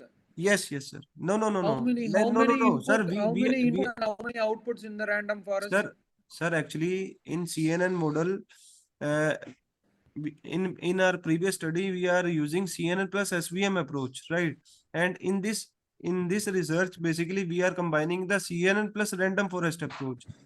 We are Okay. we Yeah. are we are One replacing point. the SVM model with random forest approach. Yes, Yes, I agree. See, usually the combination how it takes place is supervised and unsupervised. yes, ma'am. Okay, so these will combine. So I agree with that. But when you are presenting, you are saying that we have implemented, as sir was saying, that CNN, RBM techniques, and those are static and like dynamic technology. Already everything is, only thing is the combination of those things. Okay, how exactly the results are like evolving. So you Yes. have to present in such a manner like okay, so a combination of these things, how they like affect. Yes, So yes, ma'am. Yes, that's and correct, my ma'am. Yeah. other query is so many diseases in your previous paper you have just elaborated, okay? And again, Yes. this disease is a separate disease or what? That is my question, main No, question. no. This is the attention level, ma'am. Attention level, like severity No, level. your title of the paper. So again, this is also a disease. Holistic approach to citrus No, canker. no, ma'am. Citrus canker. Yeah, Mm. we have focus on only one disease like citrus canker, and after that, we are working on attention level, different type of attention level, one, level two. How many One percentage minute. of Is it attention? this disease is like if at all Yes, you ma'am. include in other diseases in your previous No, plan? no, we are focusing on only one disease. Only one disease, like severity level. So we change that name in attention level. Attention level one, attention level two, attention level three, Okay, attention okay. level Next four. slide. Next slide. Yes, ma'am. So as shown in my previous research also, we can also calculate the precision, recall, urban score, support, and accuracy in this also. But why So, don't you put this disease in the same the list of the previous paper diseases? What the difference it makes? ma'am, actually, this is the attention level, right? 1 to 8 attention level. Okay, In the that previous paper. in the previous research, we have classified the how many number of images has different like disease A, disease B, disease C, disease D, and disease E. But here we can find out the attention level. We have one disease only, and uh, we have a sample of only one wind disease, right? And after that, we are calculating the attention level, how many percent the leaf has been damaged. Okay. Mm. Yes, ma'am. So this is the main difference in both the research papers. Okay. That means you have just incorporated the percentage of the leaf damage. Yes, yes, ma'am. Yes, ma'am. You are right. Now you are. Yes, ma'am. Because Yes, the present, yeah, it's okay. yes, ma'am. So, as I in this, the accuracy scores how the degree to the model of identify event each attention, which level the producing the fewest false positive and ranging from 93.68 to 94.71.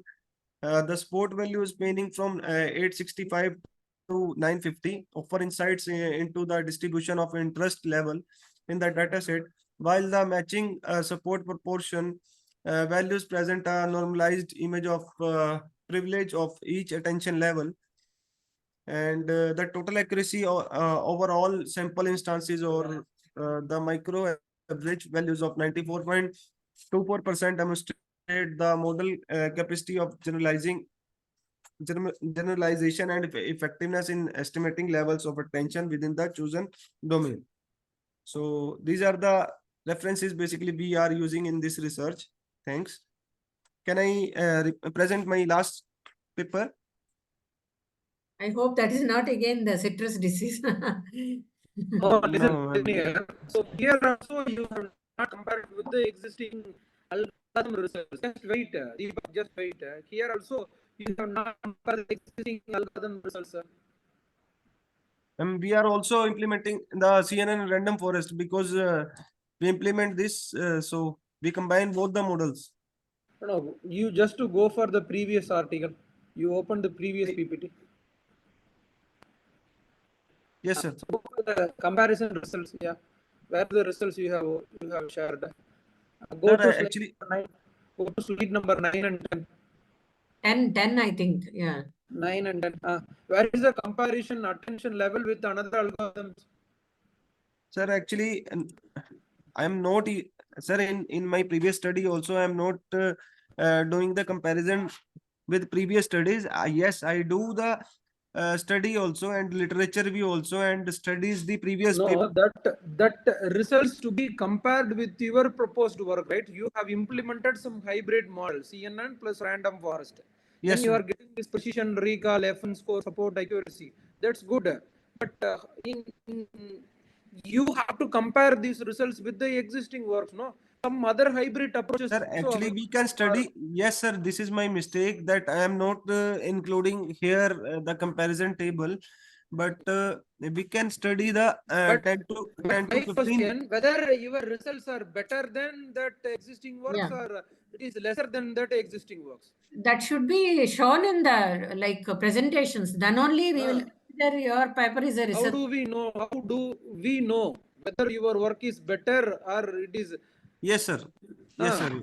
Actually, So, in what future, is your conclusion? Whether it is better or what kind sure. of results? What percentage of betterment you did in your paper, like compared to the previous papers?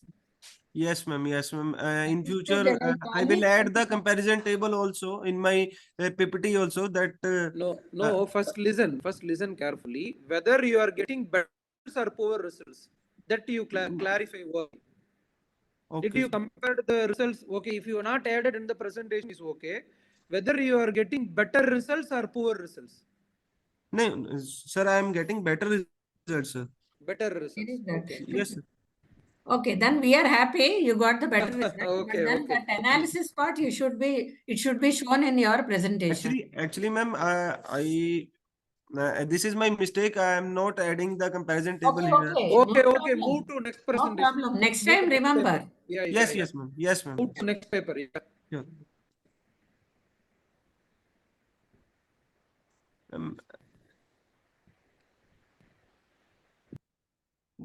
the paper title is Hybrid CNN and Random Forest Model for Effective Clove Leaf Disease Diagnosis.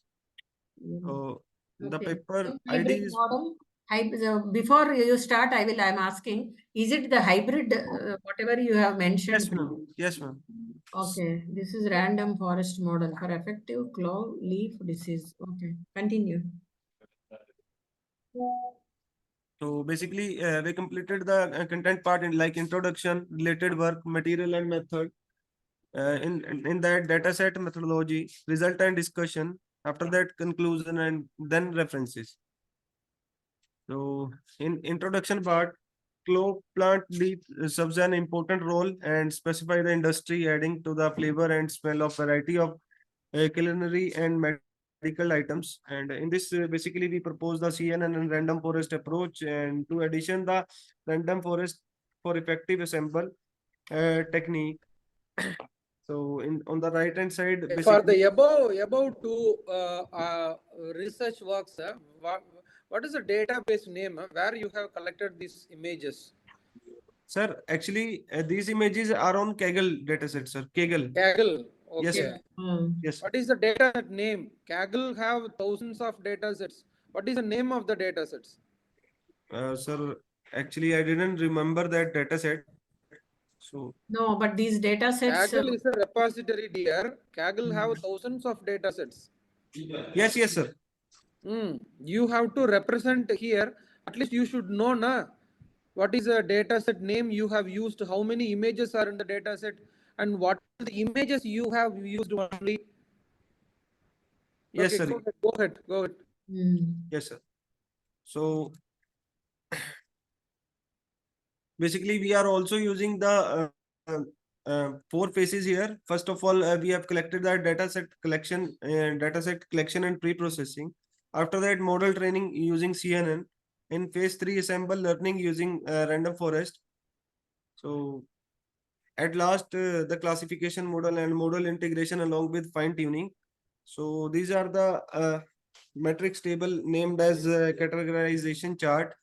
On the left hand side, basically we are taken actual values, and in the bottom we are taken predicted values. This is the diagram. Yeah, I think only predicted values. You have not implemented, right? Ma'am, on the left hand side we are taken actual values. In the bottom we are taken predicted values. Okay. So this is the methodology diagram. That methodological. Hello, boy, Banerjee. Yeah, Mr. Banerjee. Yes, Like any use cases, what kind of use cases to train the model you used? Use cases, ma'am. Yeah, because to train the model, okay, so usually like we use cases, right? And so basing on what exactly like you are doing all these things, because the same thing I'm able to see previously, whatever like this fully connected, the same Yes, model, hybrid model. Yes, ma'am. Don't get tensed up. Okay. Yeah, just okay. Actually, You will see actually, like. actually, ma'am, this is the same work that I can previously done in previous research. But we can change the topic. Yes, we have to change the topic also, that we can implement on this also. So we can implement the same model like CNN and random forest in this. Only you have changed the input image. There you have used lemon, citrus. Here you have used clove leaf. That's it, right? Sir, actually, sir, no, sir, actually, the model is same, right? But the implementation is different, sir. You can check. Model is same, but implementation difference means what? No, you are, sir, you are telling that the image is changing only.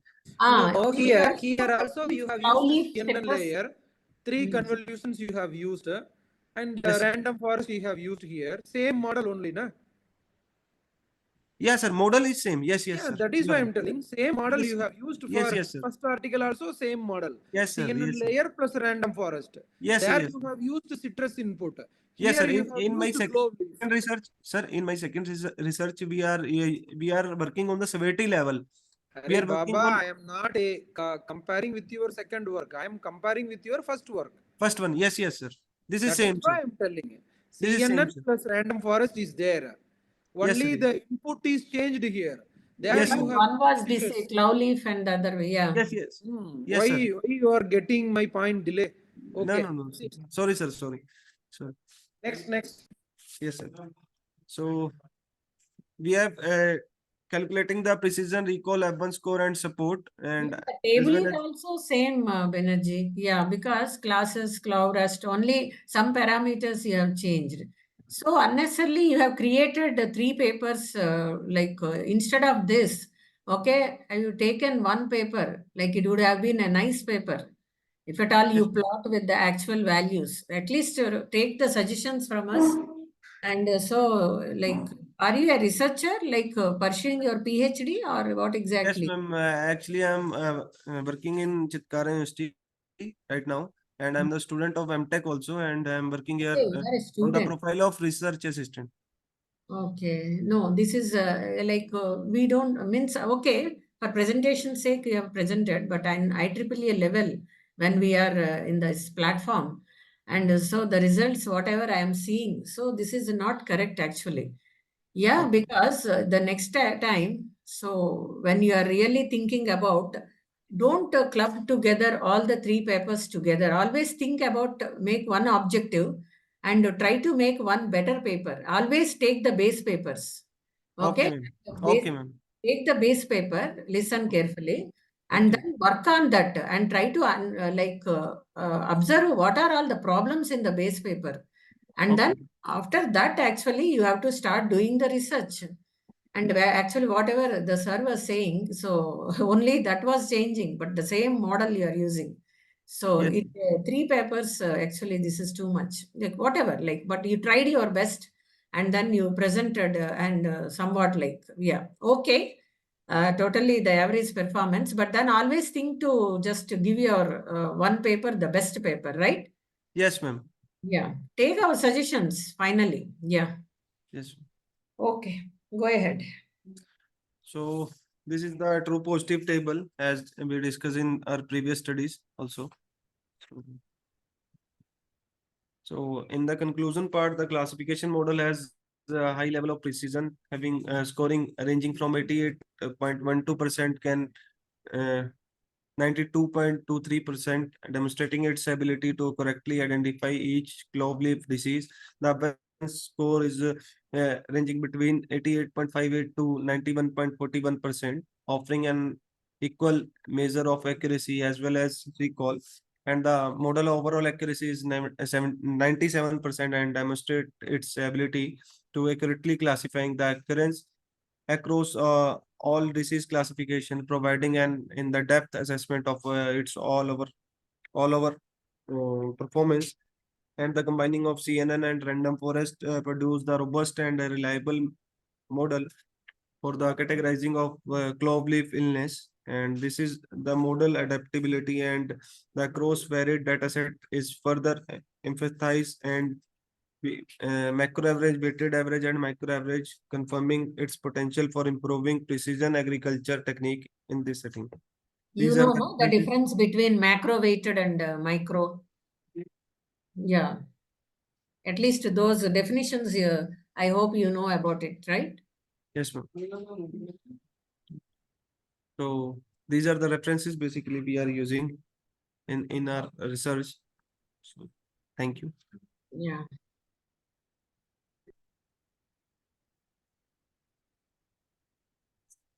Thank you, sir, for the presentation. Do the session chairs have any questions they want to ask?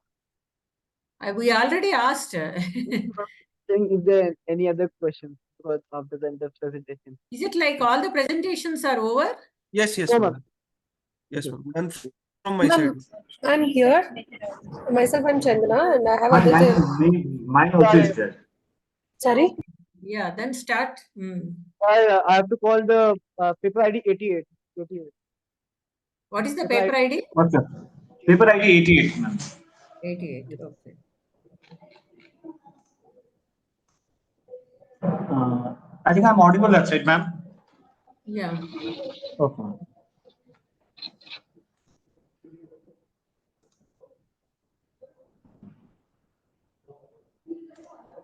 Yeah, start presenting, Vijay Rai. Okay, ma'am. I'm doing it. Ma'am, is it visible, ma'am? Yes. Good afternoon, ma'am. My name is Vijay Rai. I'm from Sikkim Manipal Institute of Technology. Today, I'm presenting a paper on analysis of effects of on solar energy generation due to mountain shadow on Sikkim Manipal Institute of Technology, and that is using your Shadow Map 3D GIS mapping tool. And Okay, my it's an slide is interesting not title. okay. Interesting title. Yeah. Okay, ma'am. Yeah. Thank you, ma'am. So, as introduction, India's total renewable energy is 448 gigawatt of solar and 122 gigawatt of wind by 2030. That is estimated. And so now Himalayan regions, if you see, have two kinds of major solar, renewable energies that can be there. One is solar and one is hydropower, which is more feasible for Himalayan regions like northeast regions and Himalayan regions. So Himalayan areas, however, face a peculiar problem that the shadow analysis has to be done when you're generating solar energy through PV cells and photovoltaic cells. So mountain shadow can occur from different directions depending on the location and the altitude at which you're living. So there are different kind of mountain shadows that can happen. So in this research, we are actually attempting to find the solar insolation, that is the energy that is received in Sikkim Manipal Institute of Technology, which is located in Majitar, that is the eastern district of Sikkim, and it is at pretty low altitude in Sikkim, that is 200 meters from sea level, and it is a valley region, so it is surrounded by mountains all the sides. And due to mountain regions, due to the mountains on the eastern and the western direction, there is a large amount of mountain that is there. This site actually loses considerable amount of sunlight during rise time and the set time. So we are using using this 3D GIS tool to actually do the analysis of total energy that we get. And this is Sikkim Manipal. You can see they are surrounded by mountains. It is in pretty low altitude, and now Shadow Map GIS is pretty a new tool that is less used for, I think, this solar analysis. It is a GIS tool which is actually used to actually collect. It can collect, store, and verify information about different locations of the surface, and it can assist people and organization in better understanding the geographic terrain. And the good thing it has is that it can even give you how the solar sun will actually act on a particular 3D surface, a particular geographical area, how the sun will act like in 24 hours. You can slide a particular timeline is there, and then you can slide it and you can see how the sunlight will actually vary. And it's pretty accurate. And it is created by OpenStreet, Stadia Maps, and Creative Commons Attribution 4 International. So it is pretty recognized tool. And it has been used by many professionals, especially civil engineers actually use, and electrical engineers also have done some uses of this particular thing to this particular tool to actually see the effect of shadows in different sites with this tool. And this is the interface of the tool that it looks like. So you can have this 3D model is there, and you can see the sun shadow is there. This is around 7:40 a.m. when the sun is coming from the eastern side. It is coming, and this was taken exactly on 2nd January 2023. And so when you're talking about now solar shadow and solar angle, like sunlight in a particular area, we have to talk about two important things. That is the altitude angle, and that is the azimuth angle that is there. So altitude angle is a formula that is given by this equation 1. It is dependent on the hour angle. It is dependent on the declination angle of the Earth, and it is also dependent on the latitude in which position you are lying in the Earth's surface. And then after that, there is another one, which is azimuth angle, which is the horizontal angle, we call it. Altitude is like the vertical angle, and the azimuth angle is the horizontal angle, which is again dependent on similar factors. And then after that, you have the irradiance. Now, irradiance formula, you have different models that is there. And one of the most accepted model that is there is the ASHRAE model, they call it. American Society, I think, heating, I think something, and E is for heating, I forgot, and air conditioning engineering appliances they call it. So this is actually a body that looks after different kind of electrical equipments that are there, that are made in United States. So basically, this is a formula which is given by them to actually calculate the irradiance, that is the amount of wattage or radiation, what is that a particular surface per meter surface in Earth it can receive, and it is dependent on this this C. There are constants like A, B, and C. Now, these A, B, C constants are a chart that is given by them, and you have to put them according to your position, according to your place, and according to the environment and the pollution level you have. This particular ABC is set for different places. So we use that particular model to actually calculate the irradiance or the radiation power that a place can receive. So this is the solar angle, and then you have the altitude angle, which is given by this altitude, or the elevation angle is the same thing. And the azimuth is one that is in the horizontal side, it is rotating. So these two things are necessary. And the energy, obviously the irradiance is also necessary. Now, irradiance is something that will again change throughout the year. It is not like constant. In winters, the sun is far away. In summer, the sun is closer. And so that's why this it is not constant, like throughout the year. It is always changing depending on seasons. And methodology we did was that the ideal insolation was first calculated, which can be calculated using the formula. And for SMIT campus rooftop, that is, we did the calculation for 1 day per week. So we have 52 week readings that were calculated. And then after that, the shadow period was observed using the shadow 3D GIS tool. And losses in those particular shadow period was accounted like 70%, which is the accepted loss for many research. We saw through different research papers, and we saw that one of the most accepted value when there is shady, when the sun is diffused and you're not directly, the solar panels are not directly having the sunlight, it is the light that is coming is diffuse sunlight, then we can take that it is around 70% radiation loss. You get only 30% of the light that you can get.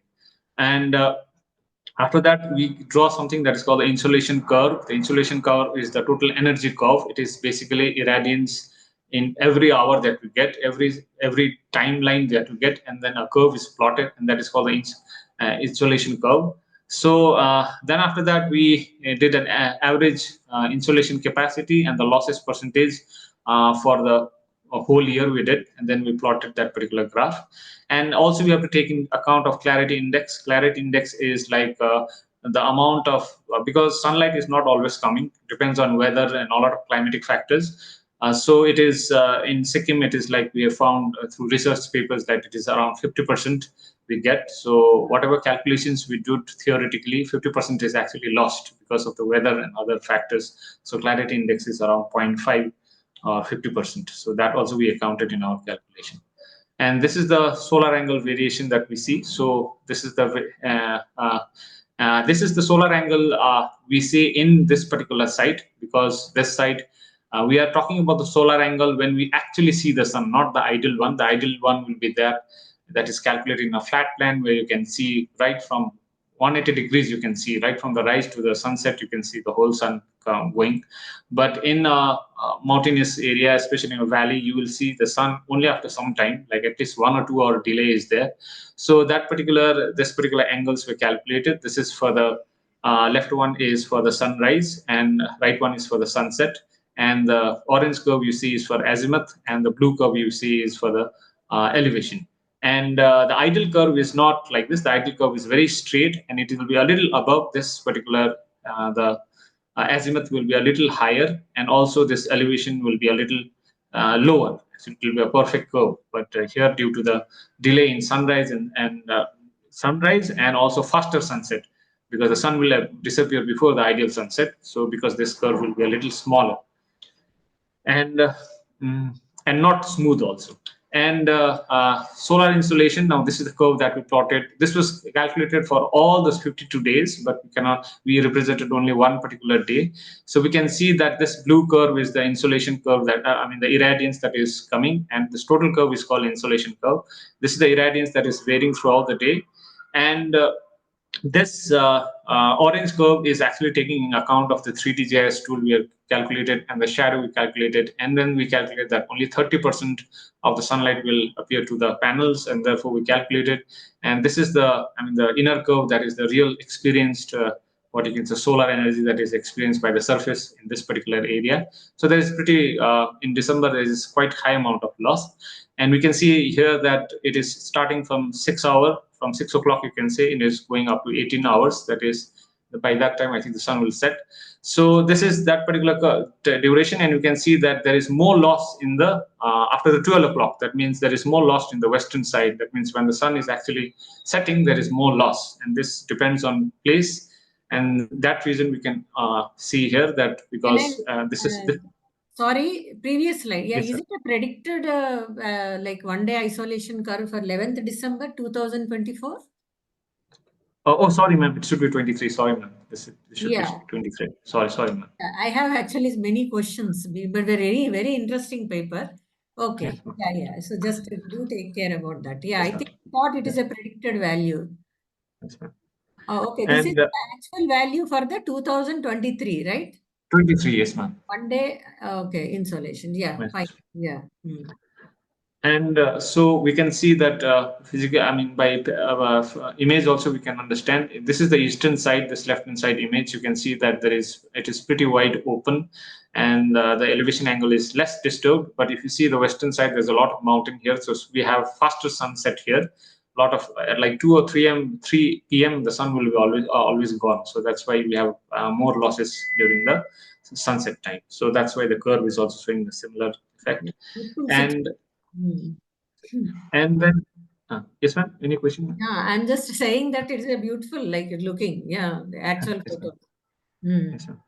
And this is the total insolation efficiency. Efficiency we calculate with respect to the ideal theoretical value that you have, insolation, how much this area can receive had it been a flat land. So with respect to that, how much do we lose throughout the year? This is the graph that is seen. And we see that the maximum losses happen during the winter period. You can see this is like 0 to 5 week. This is after the 45th week. You can see this is somewhere around November and December. This is around January, February, I think. So we lose a lot of because the day is already shorter. So we lose a lot of insolation that time.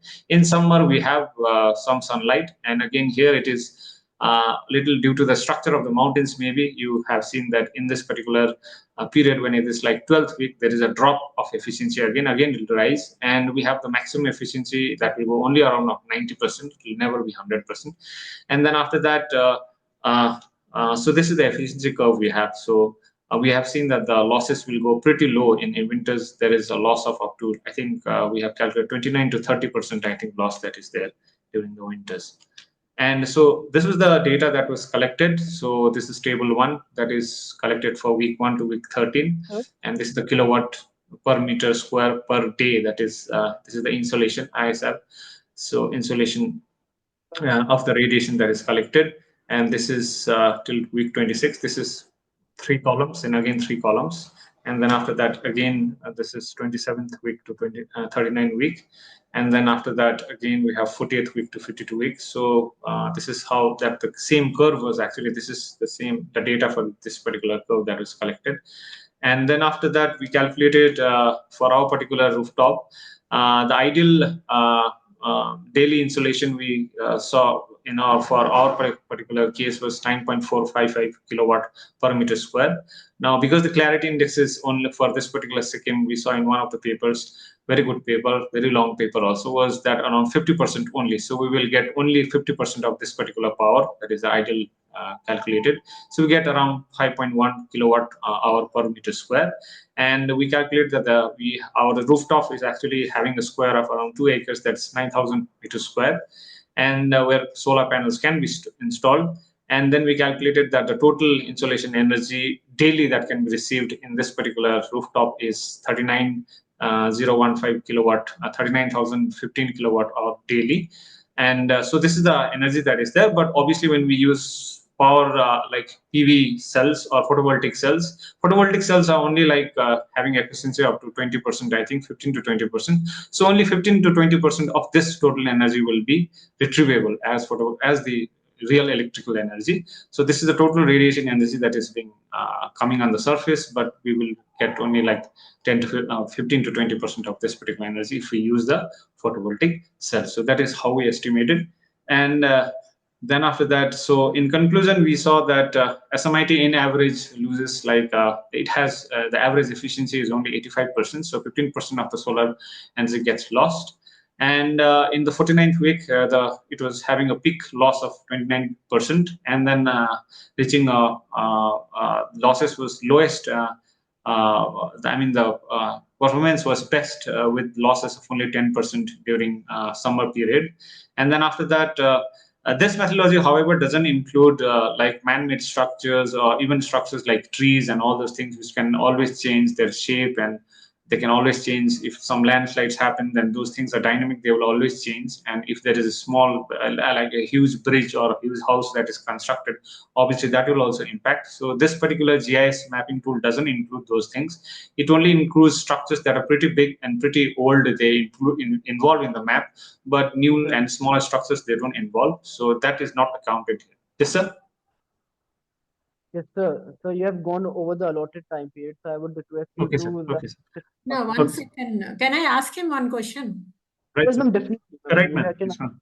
Yeah, so the thing is, like this GIS model, like whatever you have used, is it Yes, like ma'am. in the like European countries and all, how actually effectively they're using this solar panels? Because Yes, ma'am. Yes, ma'am. They use this particular tool is quite new. They use something that is called ArcGIS for many of the research papers I have seen. They use something that is called the ArcGIS Hillside, which is also similar to this particular tool, but it is more detailed and it is more professional also, I think. So this tool is used, but this tool is again expensive, and it has only maps of certain areas like urban areas. Some places they have maps, but all our places like remote places they do not have the map.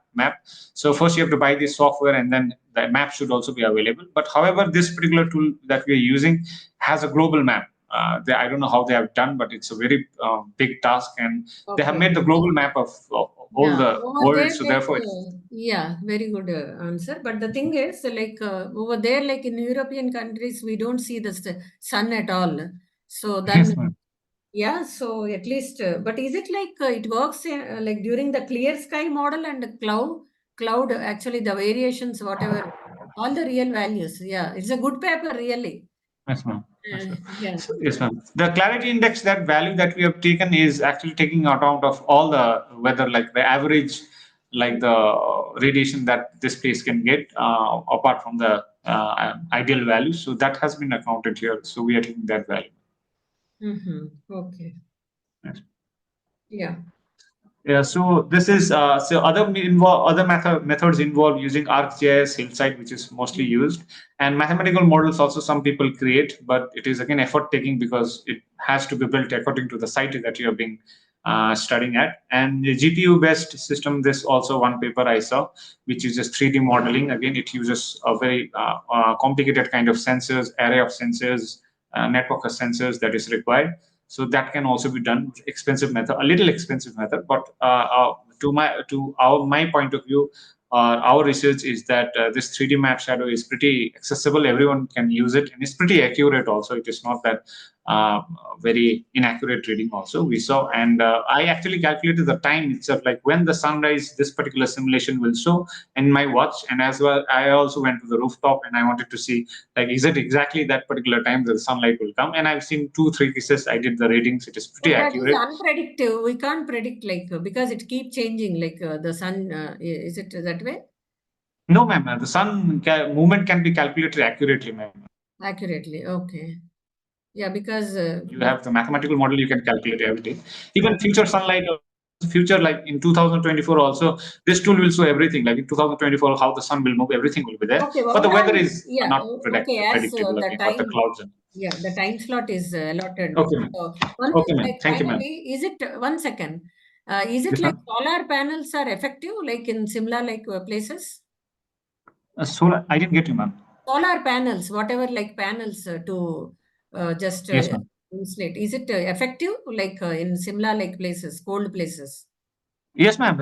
It is. If the sunlight is there, it is effective. In fact, solar panels work better in cold places because its efficiency increases in lower temperatures, and in hot places, its efficiency decreases. Actually, it's better, but sunlight must be received quite properly. In that, must be studied. It is possible. Okay. Okay. Thank you. The next paper. So, so now I like for the second time paper ID 211. Paper ID 211. 1-1. Sir, Apurva Verma, sir. Okay. It seems like Hello, am I audible, sir? yes, sir, you are audible, sir. Uh, Go ahead.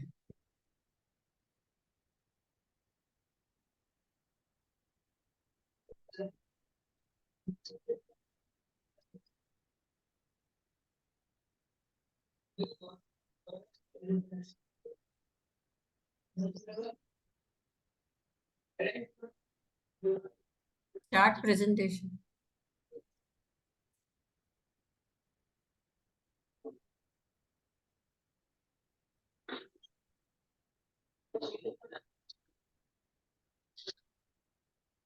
Apurva.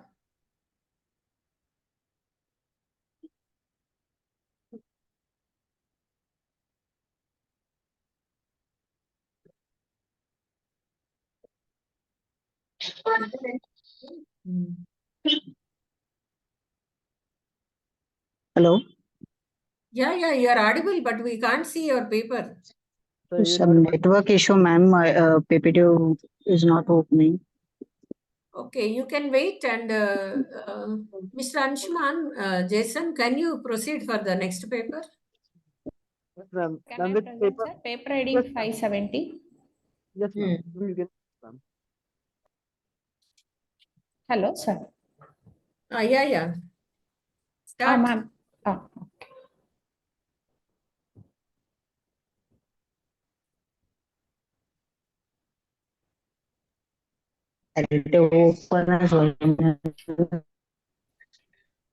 So is it visible, madam? Yeah. Yeah, good evening all. Here we are presenting the simple non-invasive coronary artery disease detection using machine learning algorithms. Myself from Kalpana, assistant professor from the Department of VIE, VR Siddhartha Engineering College. And the presentation consists of motivation, introduction, and objective of this work and schematic of the proposed method and so on. अरे ते So open झाले नाही त्यांनी next घेतली. Please mute. Yeah, continue. Yeah, for motivation to do this work is cardiac diseases are the number of one causes of all deaths in all over the world. Roughly 1/3 of the deaths are due to the heart diseases such as heart strokes and coronary artery disease, which are not predicting early stage. So in order to reduce the death rate, we are planned to design one prototype for predicting the early detection of the coronary artery disease. So coronary artery disease is a prevalent and severe chronic alignment affecting individual globally. Coronary artery disease means the artery which supplies blood to all the body parts, so that if the blood near to this one is obstructed due to the accumulation of the arterial plaque. So this condition can result in inadequate blood supply to the heart muscles, leading to symptoms of like anemia, like chest pain and breathlessness, and illness severe cause, and it leads to the heart attacks. So the objective here is to continuous monitoring of the person's heart rate and update the data into the mobile app called the CardioCare app. And we are also introduced one ECG sensor with the device. This sensor, if any problem in the heart rate, that is any fluctuations in the heart rate, which is identified in the CardioCare app, then again the person goes to the next stage, like he is using the ECG sensor, then that gives one image. So we are here compare that ECG image with the using machine learning algorithm with the standard ECG signal. So identify at early stages of CAD symptoms by the person himself without going to the doctor at the earliest stage. So that is the objective of this work. And here is the schematic of this one. So the heart rate sensor is connected to the human being like wristband. So that signal is censored and it's sent to the Arduino, and which is connected to the Bluetooth module. Then that is sent to the CardioCare app. So every time we are monitoring the heartbeat of the particular person through the app by himself. And if any problem identified in the mobile, like again the person entered into the another stage, like check different health conditions, like any or anything else, like breathlessness is there or any excess sweat is there, so that condition we can ask in the app, so that if the person ticks the different conditions of the illness of the person, so that if more than 3 conditions occurs, we advise him to take the ECG test, which is also included in the prototype. So that through the ECG sensor, we take that one, that is interfaced to the Arduino, right? It reads the text file from the IDE to the IDLE. Then this text file is compared with the ECG signal, which is already present in the standard form. So if any fluctuations are there, then it displays one message like you are mostly predictable of the coronary artery disease. You can visit the doctor. This is the schematic of the proposed work. Madam, whether you have designed a prototype model for that? Yes, sir. We designed. Okay, that's very good. Whether this prototype model is wearable device? Yes, sir, which is a wearable device up to the heart rate sensor. When we wearable, sir, it wristband. Like I'll show the images. Okay, if it is wearable device means, then how the heartbeat sensors are connected with Arduino Uno board, and Arduino Uno board want power supply and other things, no? So how you are managing with this part? Sir, here we used Arduino Nano board, so which is very smaller one, and it consists of some battery also. But as per your block diagram, you mentioned Arduino Uno board. I will show you the image of that much. So here it is. Okay, very good. Okay. Okay. So like the wristband like this, and it reads the different, like what is the temperature of the particular one, what is the heartbeat, and what is SB. That means okay. How you are managing the power supply for Arduino Uno, ma'am? Arduino Uno or Nano board here? Yeah, that is battery inside the Uno is there, na sir? Through that one it What is run. the input? What is the input supply for Arduino Uno board? How many volts, sir? It's only 5 volts, sir. The 5 volts battery. How you are managing, Emma? That is inside because the. we used to have a 5-volt big battery. Sir, it is the Nano, sir. Arduino Nano. Arduino, you know, we have the different classification of Arduino controllers. So that depends upon that one. Basically, if it is the biomedical application, we can go for the Nano Arduino boards, like a chip. Like it is like chip. What you have used? You have used nano boards. Yeah. Nano chip Arduino controller. Okay. So in the Nano, you have the Bluetooth modules, and Bluetooth module is connected to the Bluetooth module is connected inbuilt, sir, which is also Bluetooth. Through that Bluetooth, we are connected to the mobile. There is no GSM based Arduinos you have used. No, Bluetooth module only. Sir. Why? Because only Bluetooth modules. Okay. Yeah. Actually, that Bluetooth is available in every phone, na, sir. We need to access through the phone. So that's why we are using Bluetooth module here. Okay. So that it is the workflow of this one. The MAX 3010 sensor that senses the heartbeat. If the heartbeat is in between 60 to 100, if it is yes, that means we have some abnormality in the heartbeat. It checks for the symptoms of CAD, other symptoms. If the symptoms are greater than 3, then we are advising the person to take an ECG test. ECG test is also available, which is available in the kit.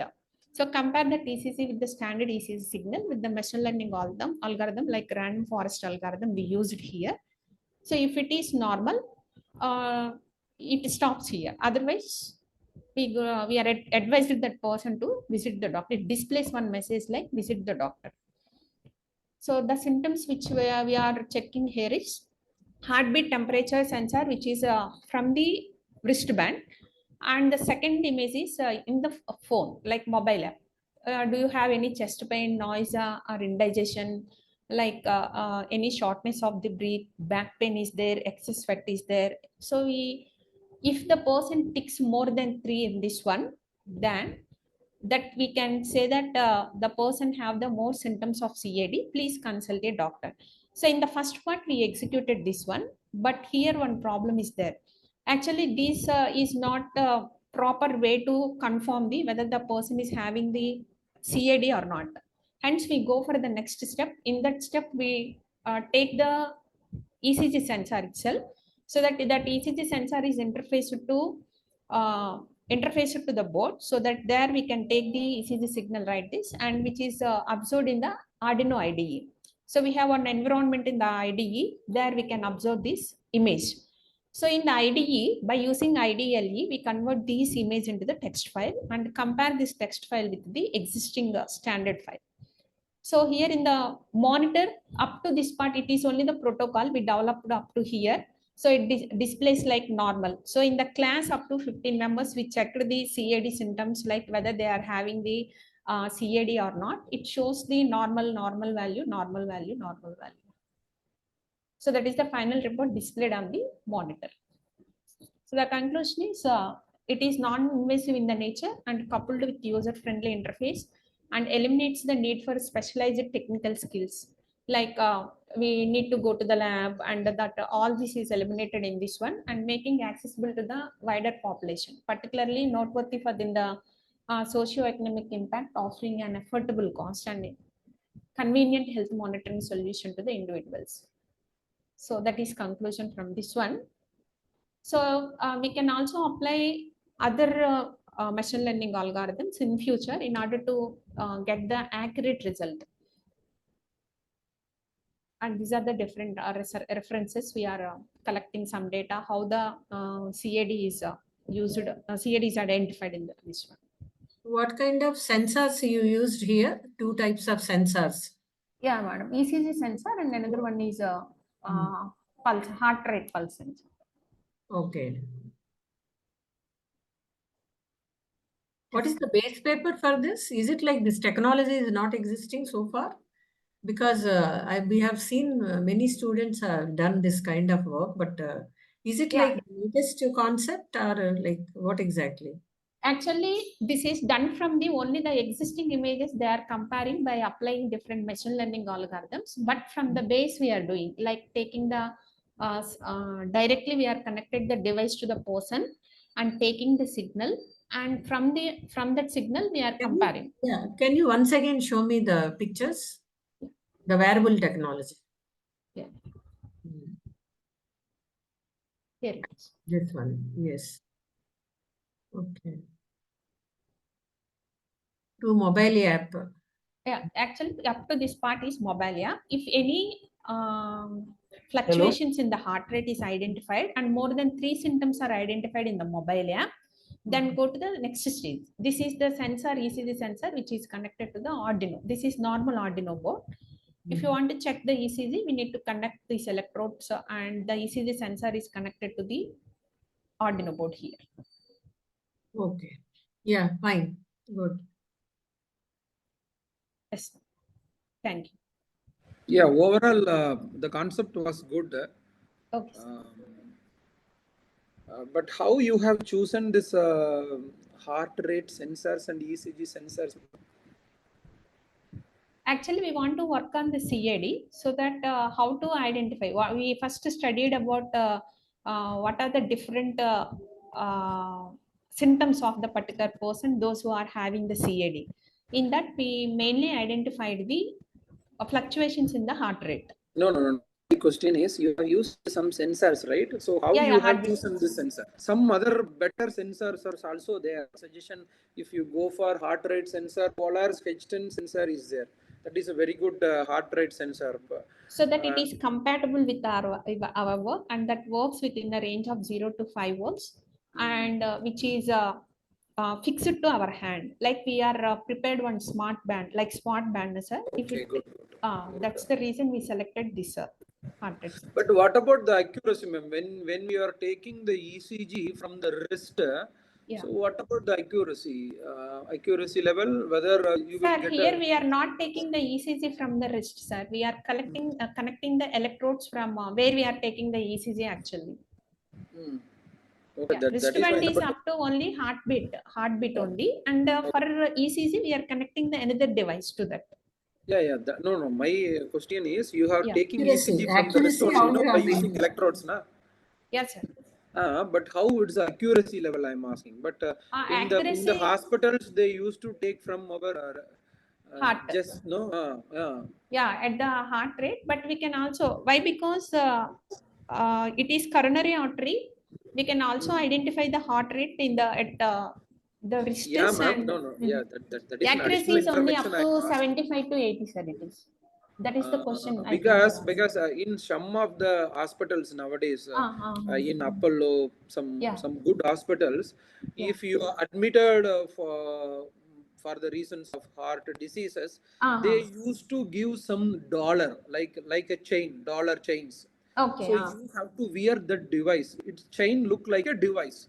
Yeah. So keep on. They used to monitor your heartbeats and Yeah. ECGs, everything. So nowadays techniques are good, but anyway, it's good kind of. Yeah. Actually, what happens, sir? It is prototype. If you want to buy a small micro sensors, so that we can also develop like chain type, like wrist, Yeah. band type.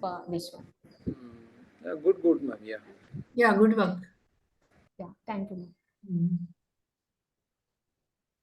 Can I leave, ma'am? Yeah, yes. Yes, ma'am, you can leave. Are there anyone? Are there? Yes, ma'am. Suppose, Mr. Appu, are you able to present right now? Sir? Are you in the call right now? Okay. So I'll go to paper ID 632. Is paper ID 632 available? Yes. I'm here. Okay. Dear I organizers, apologize. how many articles are there as of now? Till now, organizers, please, how many articles are there as of now? Well, sir, Pending articles. Sir, Mr. Apur has 5 articles itself. Other than that, ma'am, so there are only like 2 or 3 left in total. Except approvals. Okay. I have 3 papers, sir. Okay. Yes, ma'am. You can start, ma'am. You have 3 papers. Yes, sir. And please tell the paper ID. Yeah. First, I will go with 632, then 627, then 631. Madam, are you faculty or student? Sir, I'm a research scholar. Research scholar. Please Yeah. directly move to your proposed work. What is Sure, the sir. proposed work you have implemented in your research article?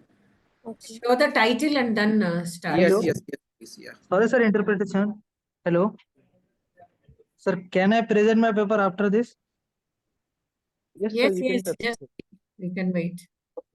Okay.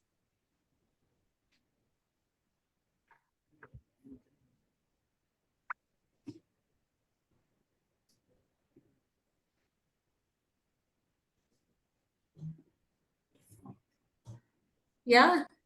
Who is presenting? Ma'am, I'm sorry. I'm just able to. I'm trying to connect the PPT. Chandana, please go ahead. Time is running. Yeah, please. Yeah. Can you please start the presentation, ma'am? Anyone is ready? Like we can, those who are ready. Then your tools, right, who's able to present right now, you can start the presentation. Just a minute. You can share your screen, Ms. Chandana. Yes, I'm just struggling with that. Okay.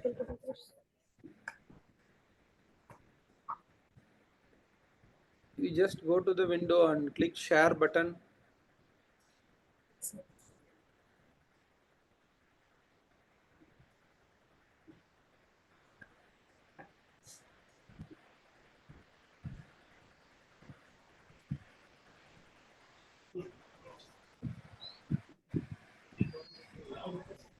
Only Okay. bottom I have to see. Yeah, it's visible. Okay, sir. Go to your But then presentation. Yeah, I think I'm unable to share. Yes. We can. Ma'am, can I go ahead? Yeah. Please go ahead. Okay. Thank What you is so the much. title? Tell me and Title, yes, ma'am. This is the title, and it's me, Chandana from Alliance University. The title is Impact of NPAs, like non-performing assets in Indian banking sector. On behalf of my supervisor, Dr. Abdul Hamid. So he's a professor and area chair of finance at Alliance University. So I would like to go with the content which he has proposed. No introduction. Yes, ma'am. So the concept of the paper would be, we can see the graph. I think this would be the main content which I would like to convey through the paper. So we can see the rise and fall of bad loans, because this NPAs, we are known that non-performing assets which will remain like a loss assets or debt for the banks, like which there is no returns, and that was directly affecting for profitable condition of the banks. So this would be the concept, and because of this also we know that how economically it will affect the losses of bank, or the major economic condition, economic flows. Easily the cash inflows and outflows will be possible only in the case of banks. So in that case, how that would affect on economy also. So we can see the survey like from 2011 to 12. So that we have taken a period of 10 years. So this would be the peak time of 2018, like before the pandemic and during the pandemic, like after the pandemic.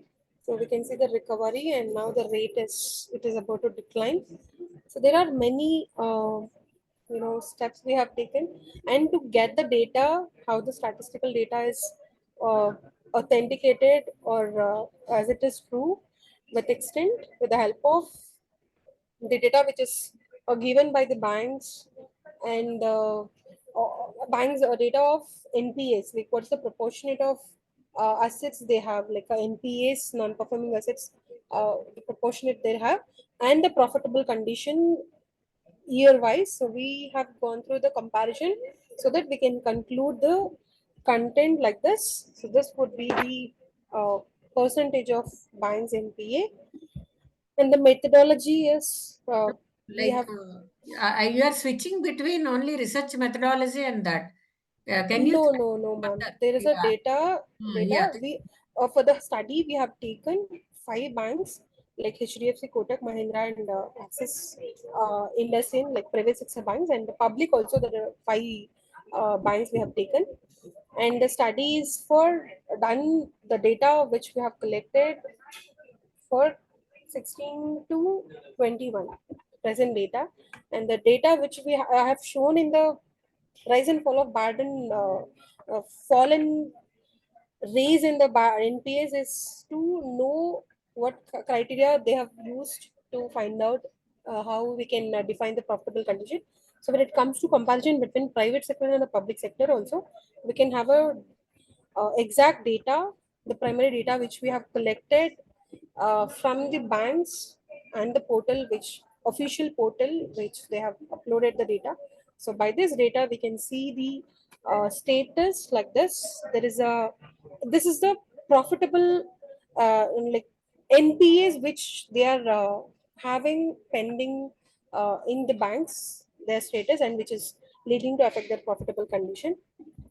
And we can see sector wise there is a I think this will show the clear picture how it is affecting both public and private sectors when it comes to NPAs. So NPAs in private sectors are very high, because I think we can see there are easy conditions to get the loans, and the problem of NPAs also, there are huge problem crisis which are faced by private sector banks when compared to public sector banks. Then it is not that easy to conclude, but the figure shows accurately the data like this, and the year shows how exactly where the even public sector went wrong to have a high NPAs in their hand. Are these values are actual values, madam? Yes, ma'am. Actual values, actual standard value. Okay. Yes, ma'am. And the NPA growth, it's not like I could not say the growth, because it got increase the rate of NPAs, the dead part of a bank, so that we can show the picture. So the rise and fall, it was very high during before pandemic and during pandemic, and like now we are looking with the proper guidelines of RBI and the regulatory framework of economic commission and all. They are working on it, how to eradicate the problem of this.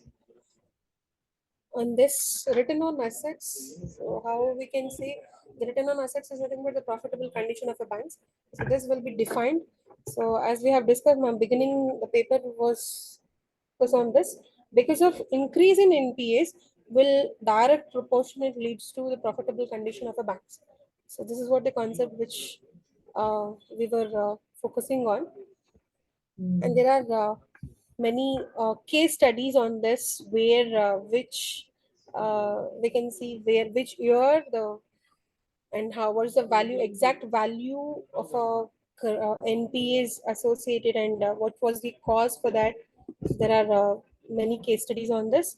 Even in the year of 2022, we can see that CBI filed a case against ABG Shipyard Limited for cheating a consortium of 28 banks, including the State Bank of India, IDBI, and ICICI Bank was 22,842 crores to banks. So this is how we can see there are huge value of NPAs which is laid down in the banks, so which was directly affecting banks' profitable condition.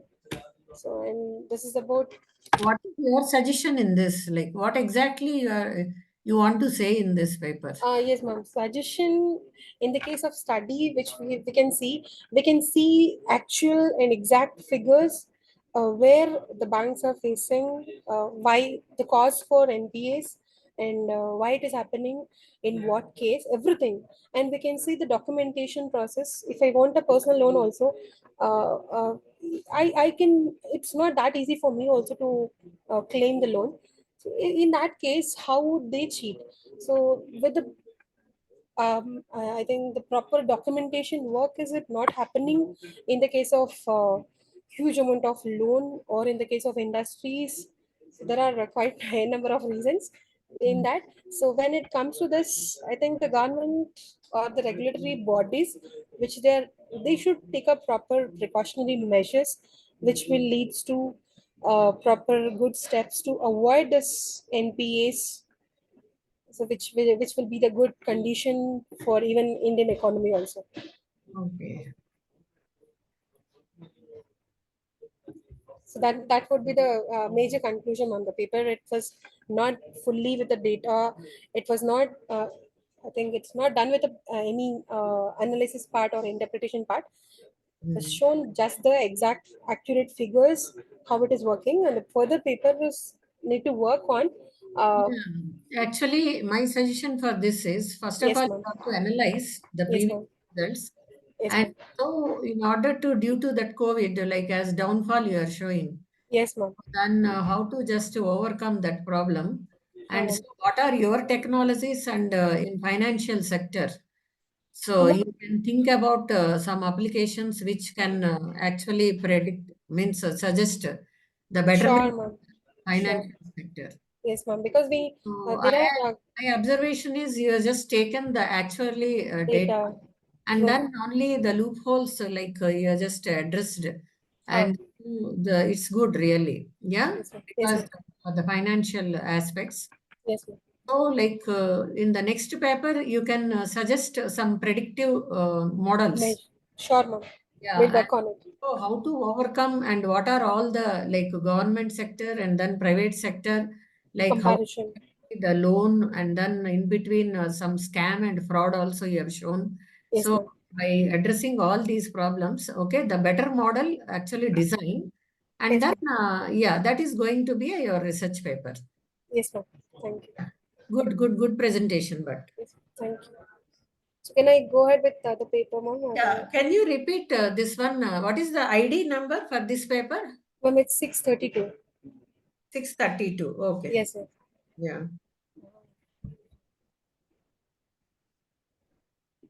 Okay, go ahead with the next paper. Yes, ma'am. Yes, ma'am. I have taken 627. What The is this topic ID? 637. 627, ma'am. 627. 627. Yeah. Okay. So Okay, you have chosen completely all the financial aspects, right? yes, ma'am. I'm basically from management background, so Okay, you the are papers management are background. yes, yes, Yeah. yes. I am purely computer science, but of course, Uh, we have, content would be similar now, ma'am. I think yeah, but people we can be know. able to understand. Yeah. Thank you, ma'am. So can I go ahead with this? Why this you are not able to present in a proper can you press F5 because this is just like the presentation slides are No, not. it's not. It's a Mac one. Even I'm not used to this. It's I'm okay. facing. It's okay. Otherwise, yeah, you will get stuck. Yeah, continue. Yes, ma'am. It's the dynamics of the topic title, which is given as dynamics of mutual funds in response to market changes. Like post, this paper was compared pre and post COVID analysis. 1923, we did the pre and post COVID analysis, but the interpretation part we haven't presented in this paper. We have shown only the post COVID effect of dynamic changes and changes of mutual funds in response to market changes now. Yes, So go ahead. to the Directly thing. to the point. Yeah. So the methodology, we have taken a 5 years data from the respective, NSE market, stock market. So we have taken authenticated data with respect to 5 years data. Yeah, And next. this, yeah, objective, yeah, risk and return analysis. So when it comes to market analysis, when it comes to stock market or the management perspective, the main thing for the stock investors, whoever it is, because it is not just only for management people. So when we look at investing in a stock market or a mutual funds perspective, would be the first and foremost thing is to analyze risk and return. So what is the risk associated with the stock, particular stock, and what would be the return? With this, the time span. So this will be the priorities of any investor. So in this is what the analysis we did. We have done this in the study. So with this, we have the concerned modules like approaches based on they have given Jensen Alpha and Next slide. trailers. Next slide. Go to the next slides. Yes, Yeah. ma'am. Yes, ma'am. So we could see how the fall and raise in the stock market. We can't predict that easily. So in this, various parameters were considered reflecting the personal and subjective nature of investment choices shaped by an individual need circumstances like age, interest, risk tolerance, rotational thinking. So these are all minor like important basic thinking for a investor on a mutual funds. In this, we have analyzed the dynamic changes in the stock market with the help of this three, what do we say, calculation methods. We have used Sharpe model, trainers, and Jensen Alpha method. So this was given by the respective authors, which will give the accurate results. What would be the reason and how the dynamic changes is leading towards. So this is what they done in the study. And the analysis part. So when we have a in paper you can see there are different ranking lists as per the market ratings. So when we do the Sharpe's, Jensen Alpha, and right, all three models based on the three Sharpe's and trainers Jensen Alpha model. Okay, so this whatever you are showing, this table is basing on those three models. Yes, ma'am. The value which we got is particularly by studying this, by applying this three models, and the data we have taken is 5 yearly returns. Yeah, good. And the beta factor is like error. So this will be the error factors. It has shown the accurate result. And the conclusion is also which shows so much of fluctuations, ma'am. So we can't predict why it was affected by looking at the figures of Nifty or the Sensex. We are not unable to predict that. So this is how the models which will be So very what is effective your to analyze. conclusion out of that? What is the conclusion? So What is the conclusion suggestion is, you are giving? Yeah. suggestion for analyzing, being an investor, to analyze the dynamic risk or dynamic changes, So how to these predict. comparisons and all manually you have did, or any tools you have used here? Tools Or we you have have used. taken So this taken ratios. the points from other research papers? No, sir. It was just an own calculation only. We can do Okay. manually, and we have a software also, SPSS. By using the software also, we can do the calculation. No, this is article, what you have did by manually. manually, sir. By manually, you have compared the values. Yes. Yes. Okay. In further, you can use any machine learning algorithms. Okay. For So, predictions, classifications algorithms, you can use. sir, I'm really working on it. So far, I'm good at this study, and Okay. I Move came to to conclusion. Move to conclusion. What is the conclusion? Yeah, because this is completely only analyzed part. You have only analysis you are showing. Yes, sir. Yeah. Yes, ma'am. Yes, So at least even the next thing, okay, so like because already basing on those three models they have calculated, and you have to see that how best you can generate by reading those models and what are all the tools they have used. You also try to just But innovatively think. Yeah. Okay, ma'am. But my suggestion, whenever maybe you are a research scholar, no, you are from Yes. Alliance University. Yes. Okay, so whatever the analysis you are doing in this financial aspects, management aspects, after the analysis, you have to provide some solution. Okay, Yes, sir. if maybe this kind of reason, then it will be good. So after the analysis, you have to give some solutions. But simply you have analyzed, and whatever the things are there, you just concluded it. It's like reading an article. Okay, Sir. you just do did an analysis part only, but what is your suggestion to the financial team, to the marketing team? So that Okay, is sir. missing here. So in the upcoming articles, you please try to add what are all the inferences from the analysis. That is to Sure, be sir. clearly mentioned. Okay, I'll work on it. But Yeah. the point which I can give an inference of my own is, while studying this content, we have even a blockchain model. So that will be the very accurate, very close accurate value to be predicted being an investor, and this will be for the perspection towards the individual investors. So when they go for this Sharpe and trainers and Jensen Alpha calculation, by adopting these models, they can easily predict the future market. So this will be the suggestion of mine. And furtherly, yes, as you people have given the inputs, I'll be working on it, sir. Yeah, actual things. Okay, your research has to be seen in the research papers. Yes, ma'am. Got the Yeah, point. not the analyzed paper. Analyzed. Yeah. Okay. Okay. Good luck for you. Yeah. Thank you, ma'am. Thank you. Next, who is? Yes, ma'am. Ma'am, I would like to call paper ID 619. Paper ID 619.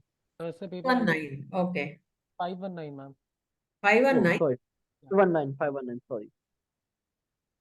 719 or 519? 519. Five. Yeah. Okay. Yeah, start. Is the screen visible, ma'am? Yes, very much. Good morning, good afternoon, everyone. My name is Divya Mehta. I am a research scholar at Chitkara University, Punjab. And the topic which I have chosen for my presentation is the application of personalization, machine voice, credibility, assessment, and evaluation of artificial intelligence in higher education. So I'll briefly explain what we have done in this paper. We have tried to get a novel variable which is perceived machine voice, which has not been studied in the field of AI in education, though it has been studied in other fields, but not in the field of education. So we conducted a survey of 305 faculty members from the state of Punjab, and the questionnaire had 14 items into it, which perceived credibility and PMV, which is perceived machine voice, has 4 items each, and assessment and evaluation and personalization of the AI tool has three items. Standardized loadings of all the 14 items were well above the 0.5 threshold level, and composite reliability of all the 4 constructs were above 0.57. So initially, after the collection of the data, we conducted first order and second order CFA, and finally the results were put into the structural equation modeling using the MOS software. The result of the MOS software shows us that the personalization has the highest value, and the GFI is also mentioned. It is well acceptable. Tucker-Lewis comparative fit index and root mean square error of the construct were measured properly and using the MOS. and the personalization has the maximum value into it. It is the well fit with the AI in the education. The second one is the perceived machine voice, how the emotional connection is made with the student. The third is the the third is the the credibility of the AI software, the trust that it could build with the student. And the fourth is the assessment and evaluation parameters that the AI software can indulge into the education. I'll share the implications and discussions with you. Personalization in terms of the course content, learning and design is the strongest area where AI techniques can be applied. The perceived machine voice is to enhance the learning experience of the student, and the role of emotions with the voice is quite important in that. Perceived credibility can increase the motivation level and the engagement of the student with the AI. And fourthly, the AI algorithms can individually assess the student performances, which can specifically tell the strength and weakness areas of the student where the student needs to develop. This is how AI can help in building a good education model for the student. This was the crux of my presentation. In case you want a detailed overview about the presentation, I can share that also, ma'am. Yeah, but actually, how exactly, like you are saying, this is a through a my understanding after this presentation, is it like you have derived some AI model for the student this thing, and what is the size of the data? The size of the data was, ma'am, 305. 305 faculty members from the Punjab. So, what exactly you have done? Ma'am, we were actually trying to identify those factors which are quite crucial while developing an AI software for the students in the field of education, of credibility in the higher education. Like, no, what are all the elements you have included for the students level? ma'am, it was from the perspective of the faculty members. Like, what is the major credibility of a faculty that want to teach to the students? Yeah, because it's actually see in the primary level, Yes. perceived credibility and all. If this diagram, and then it has to be some elaborative diagram is required, so that some elements and parameters are missing. We Okay. are unable to understand. Can you go the next slide? Sure, ma'am. Yeah, EMB assessment and evaluation. Yeah, perceived credibility, path construct, all in education. And what is this the value you got? 0.895. Ma'am, it is the fitness of like which is the most which factor is mostly associated with the AI in education, which fits perfectly with it. No, what exactly that factor? Personalization fits with the AI education the most. Then The point assessment and evaluation. Is it like assessment. examination assessment and or else like what exactly assessment? It's actually showing an ascending order. Like the first one is the personalization. It is the most important. Then second is the perceived machine voice. It is the second most important. Perceived credibility is the third most important, and assessment and evaluation is the fourth most important variable in this. So it shows the fitness with the AI education. Okay. What exactly you mean to say AI education? AI including artificial intelligence into education, like we can see that AI is everywhere, but not in the education right now. If even if the students are using, they are misusing it for making their assignments and everything, presentations. So, but they are not able to use it but from the teacher's perspective, if we consider it, it's a good tool which the teacher can use for assessing the students. Like it will be able to derive proper results, which student is weak, which student is, we can identify the students who need more attention. Like it is very difficult to find out the students who are weak in the class. Okay, that means you mean to say through AI model, This will through be an easy job. receive this result. Okay, somewhat like, okay, I can say because we are actually currently doing a project and we are saying that too much of depending on AI is also not good. So, because AI is unethical, we are just proving it is an international concept now. So, anyways, but I appreciate, is it like actually the data you have taken, is it a real values or what exactly? Ma'am, we have done a convenient sampling into this as I stay in Punjab, so it was easy for me to access the universities nearby. So I just gave a questionnaire to the faculty members. So whatever the responses they give it to me, I measured it on a Likert scale, and the values I used in the SEM model. Are you a research scholar or a student? A research scholar, ma'am, and a faculty member with Chitkara University. I am Okay. basically a chef. I am working in the culinary school and I am pursuing my PhD. Yeah, fine. And so, yeah, this is as you're saying. Okay, so because as today's the world is very we don't get time, like automation is really required, but then some there are the problems are also would be there. Ma'am, Always.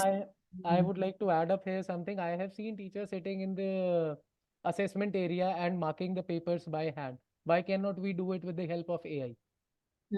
That Why is it. cannot we use algorithms over there?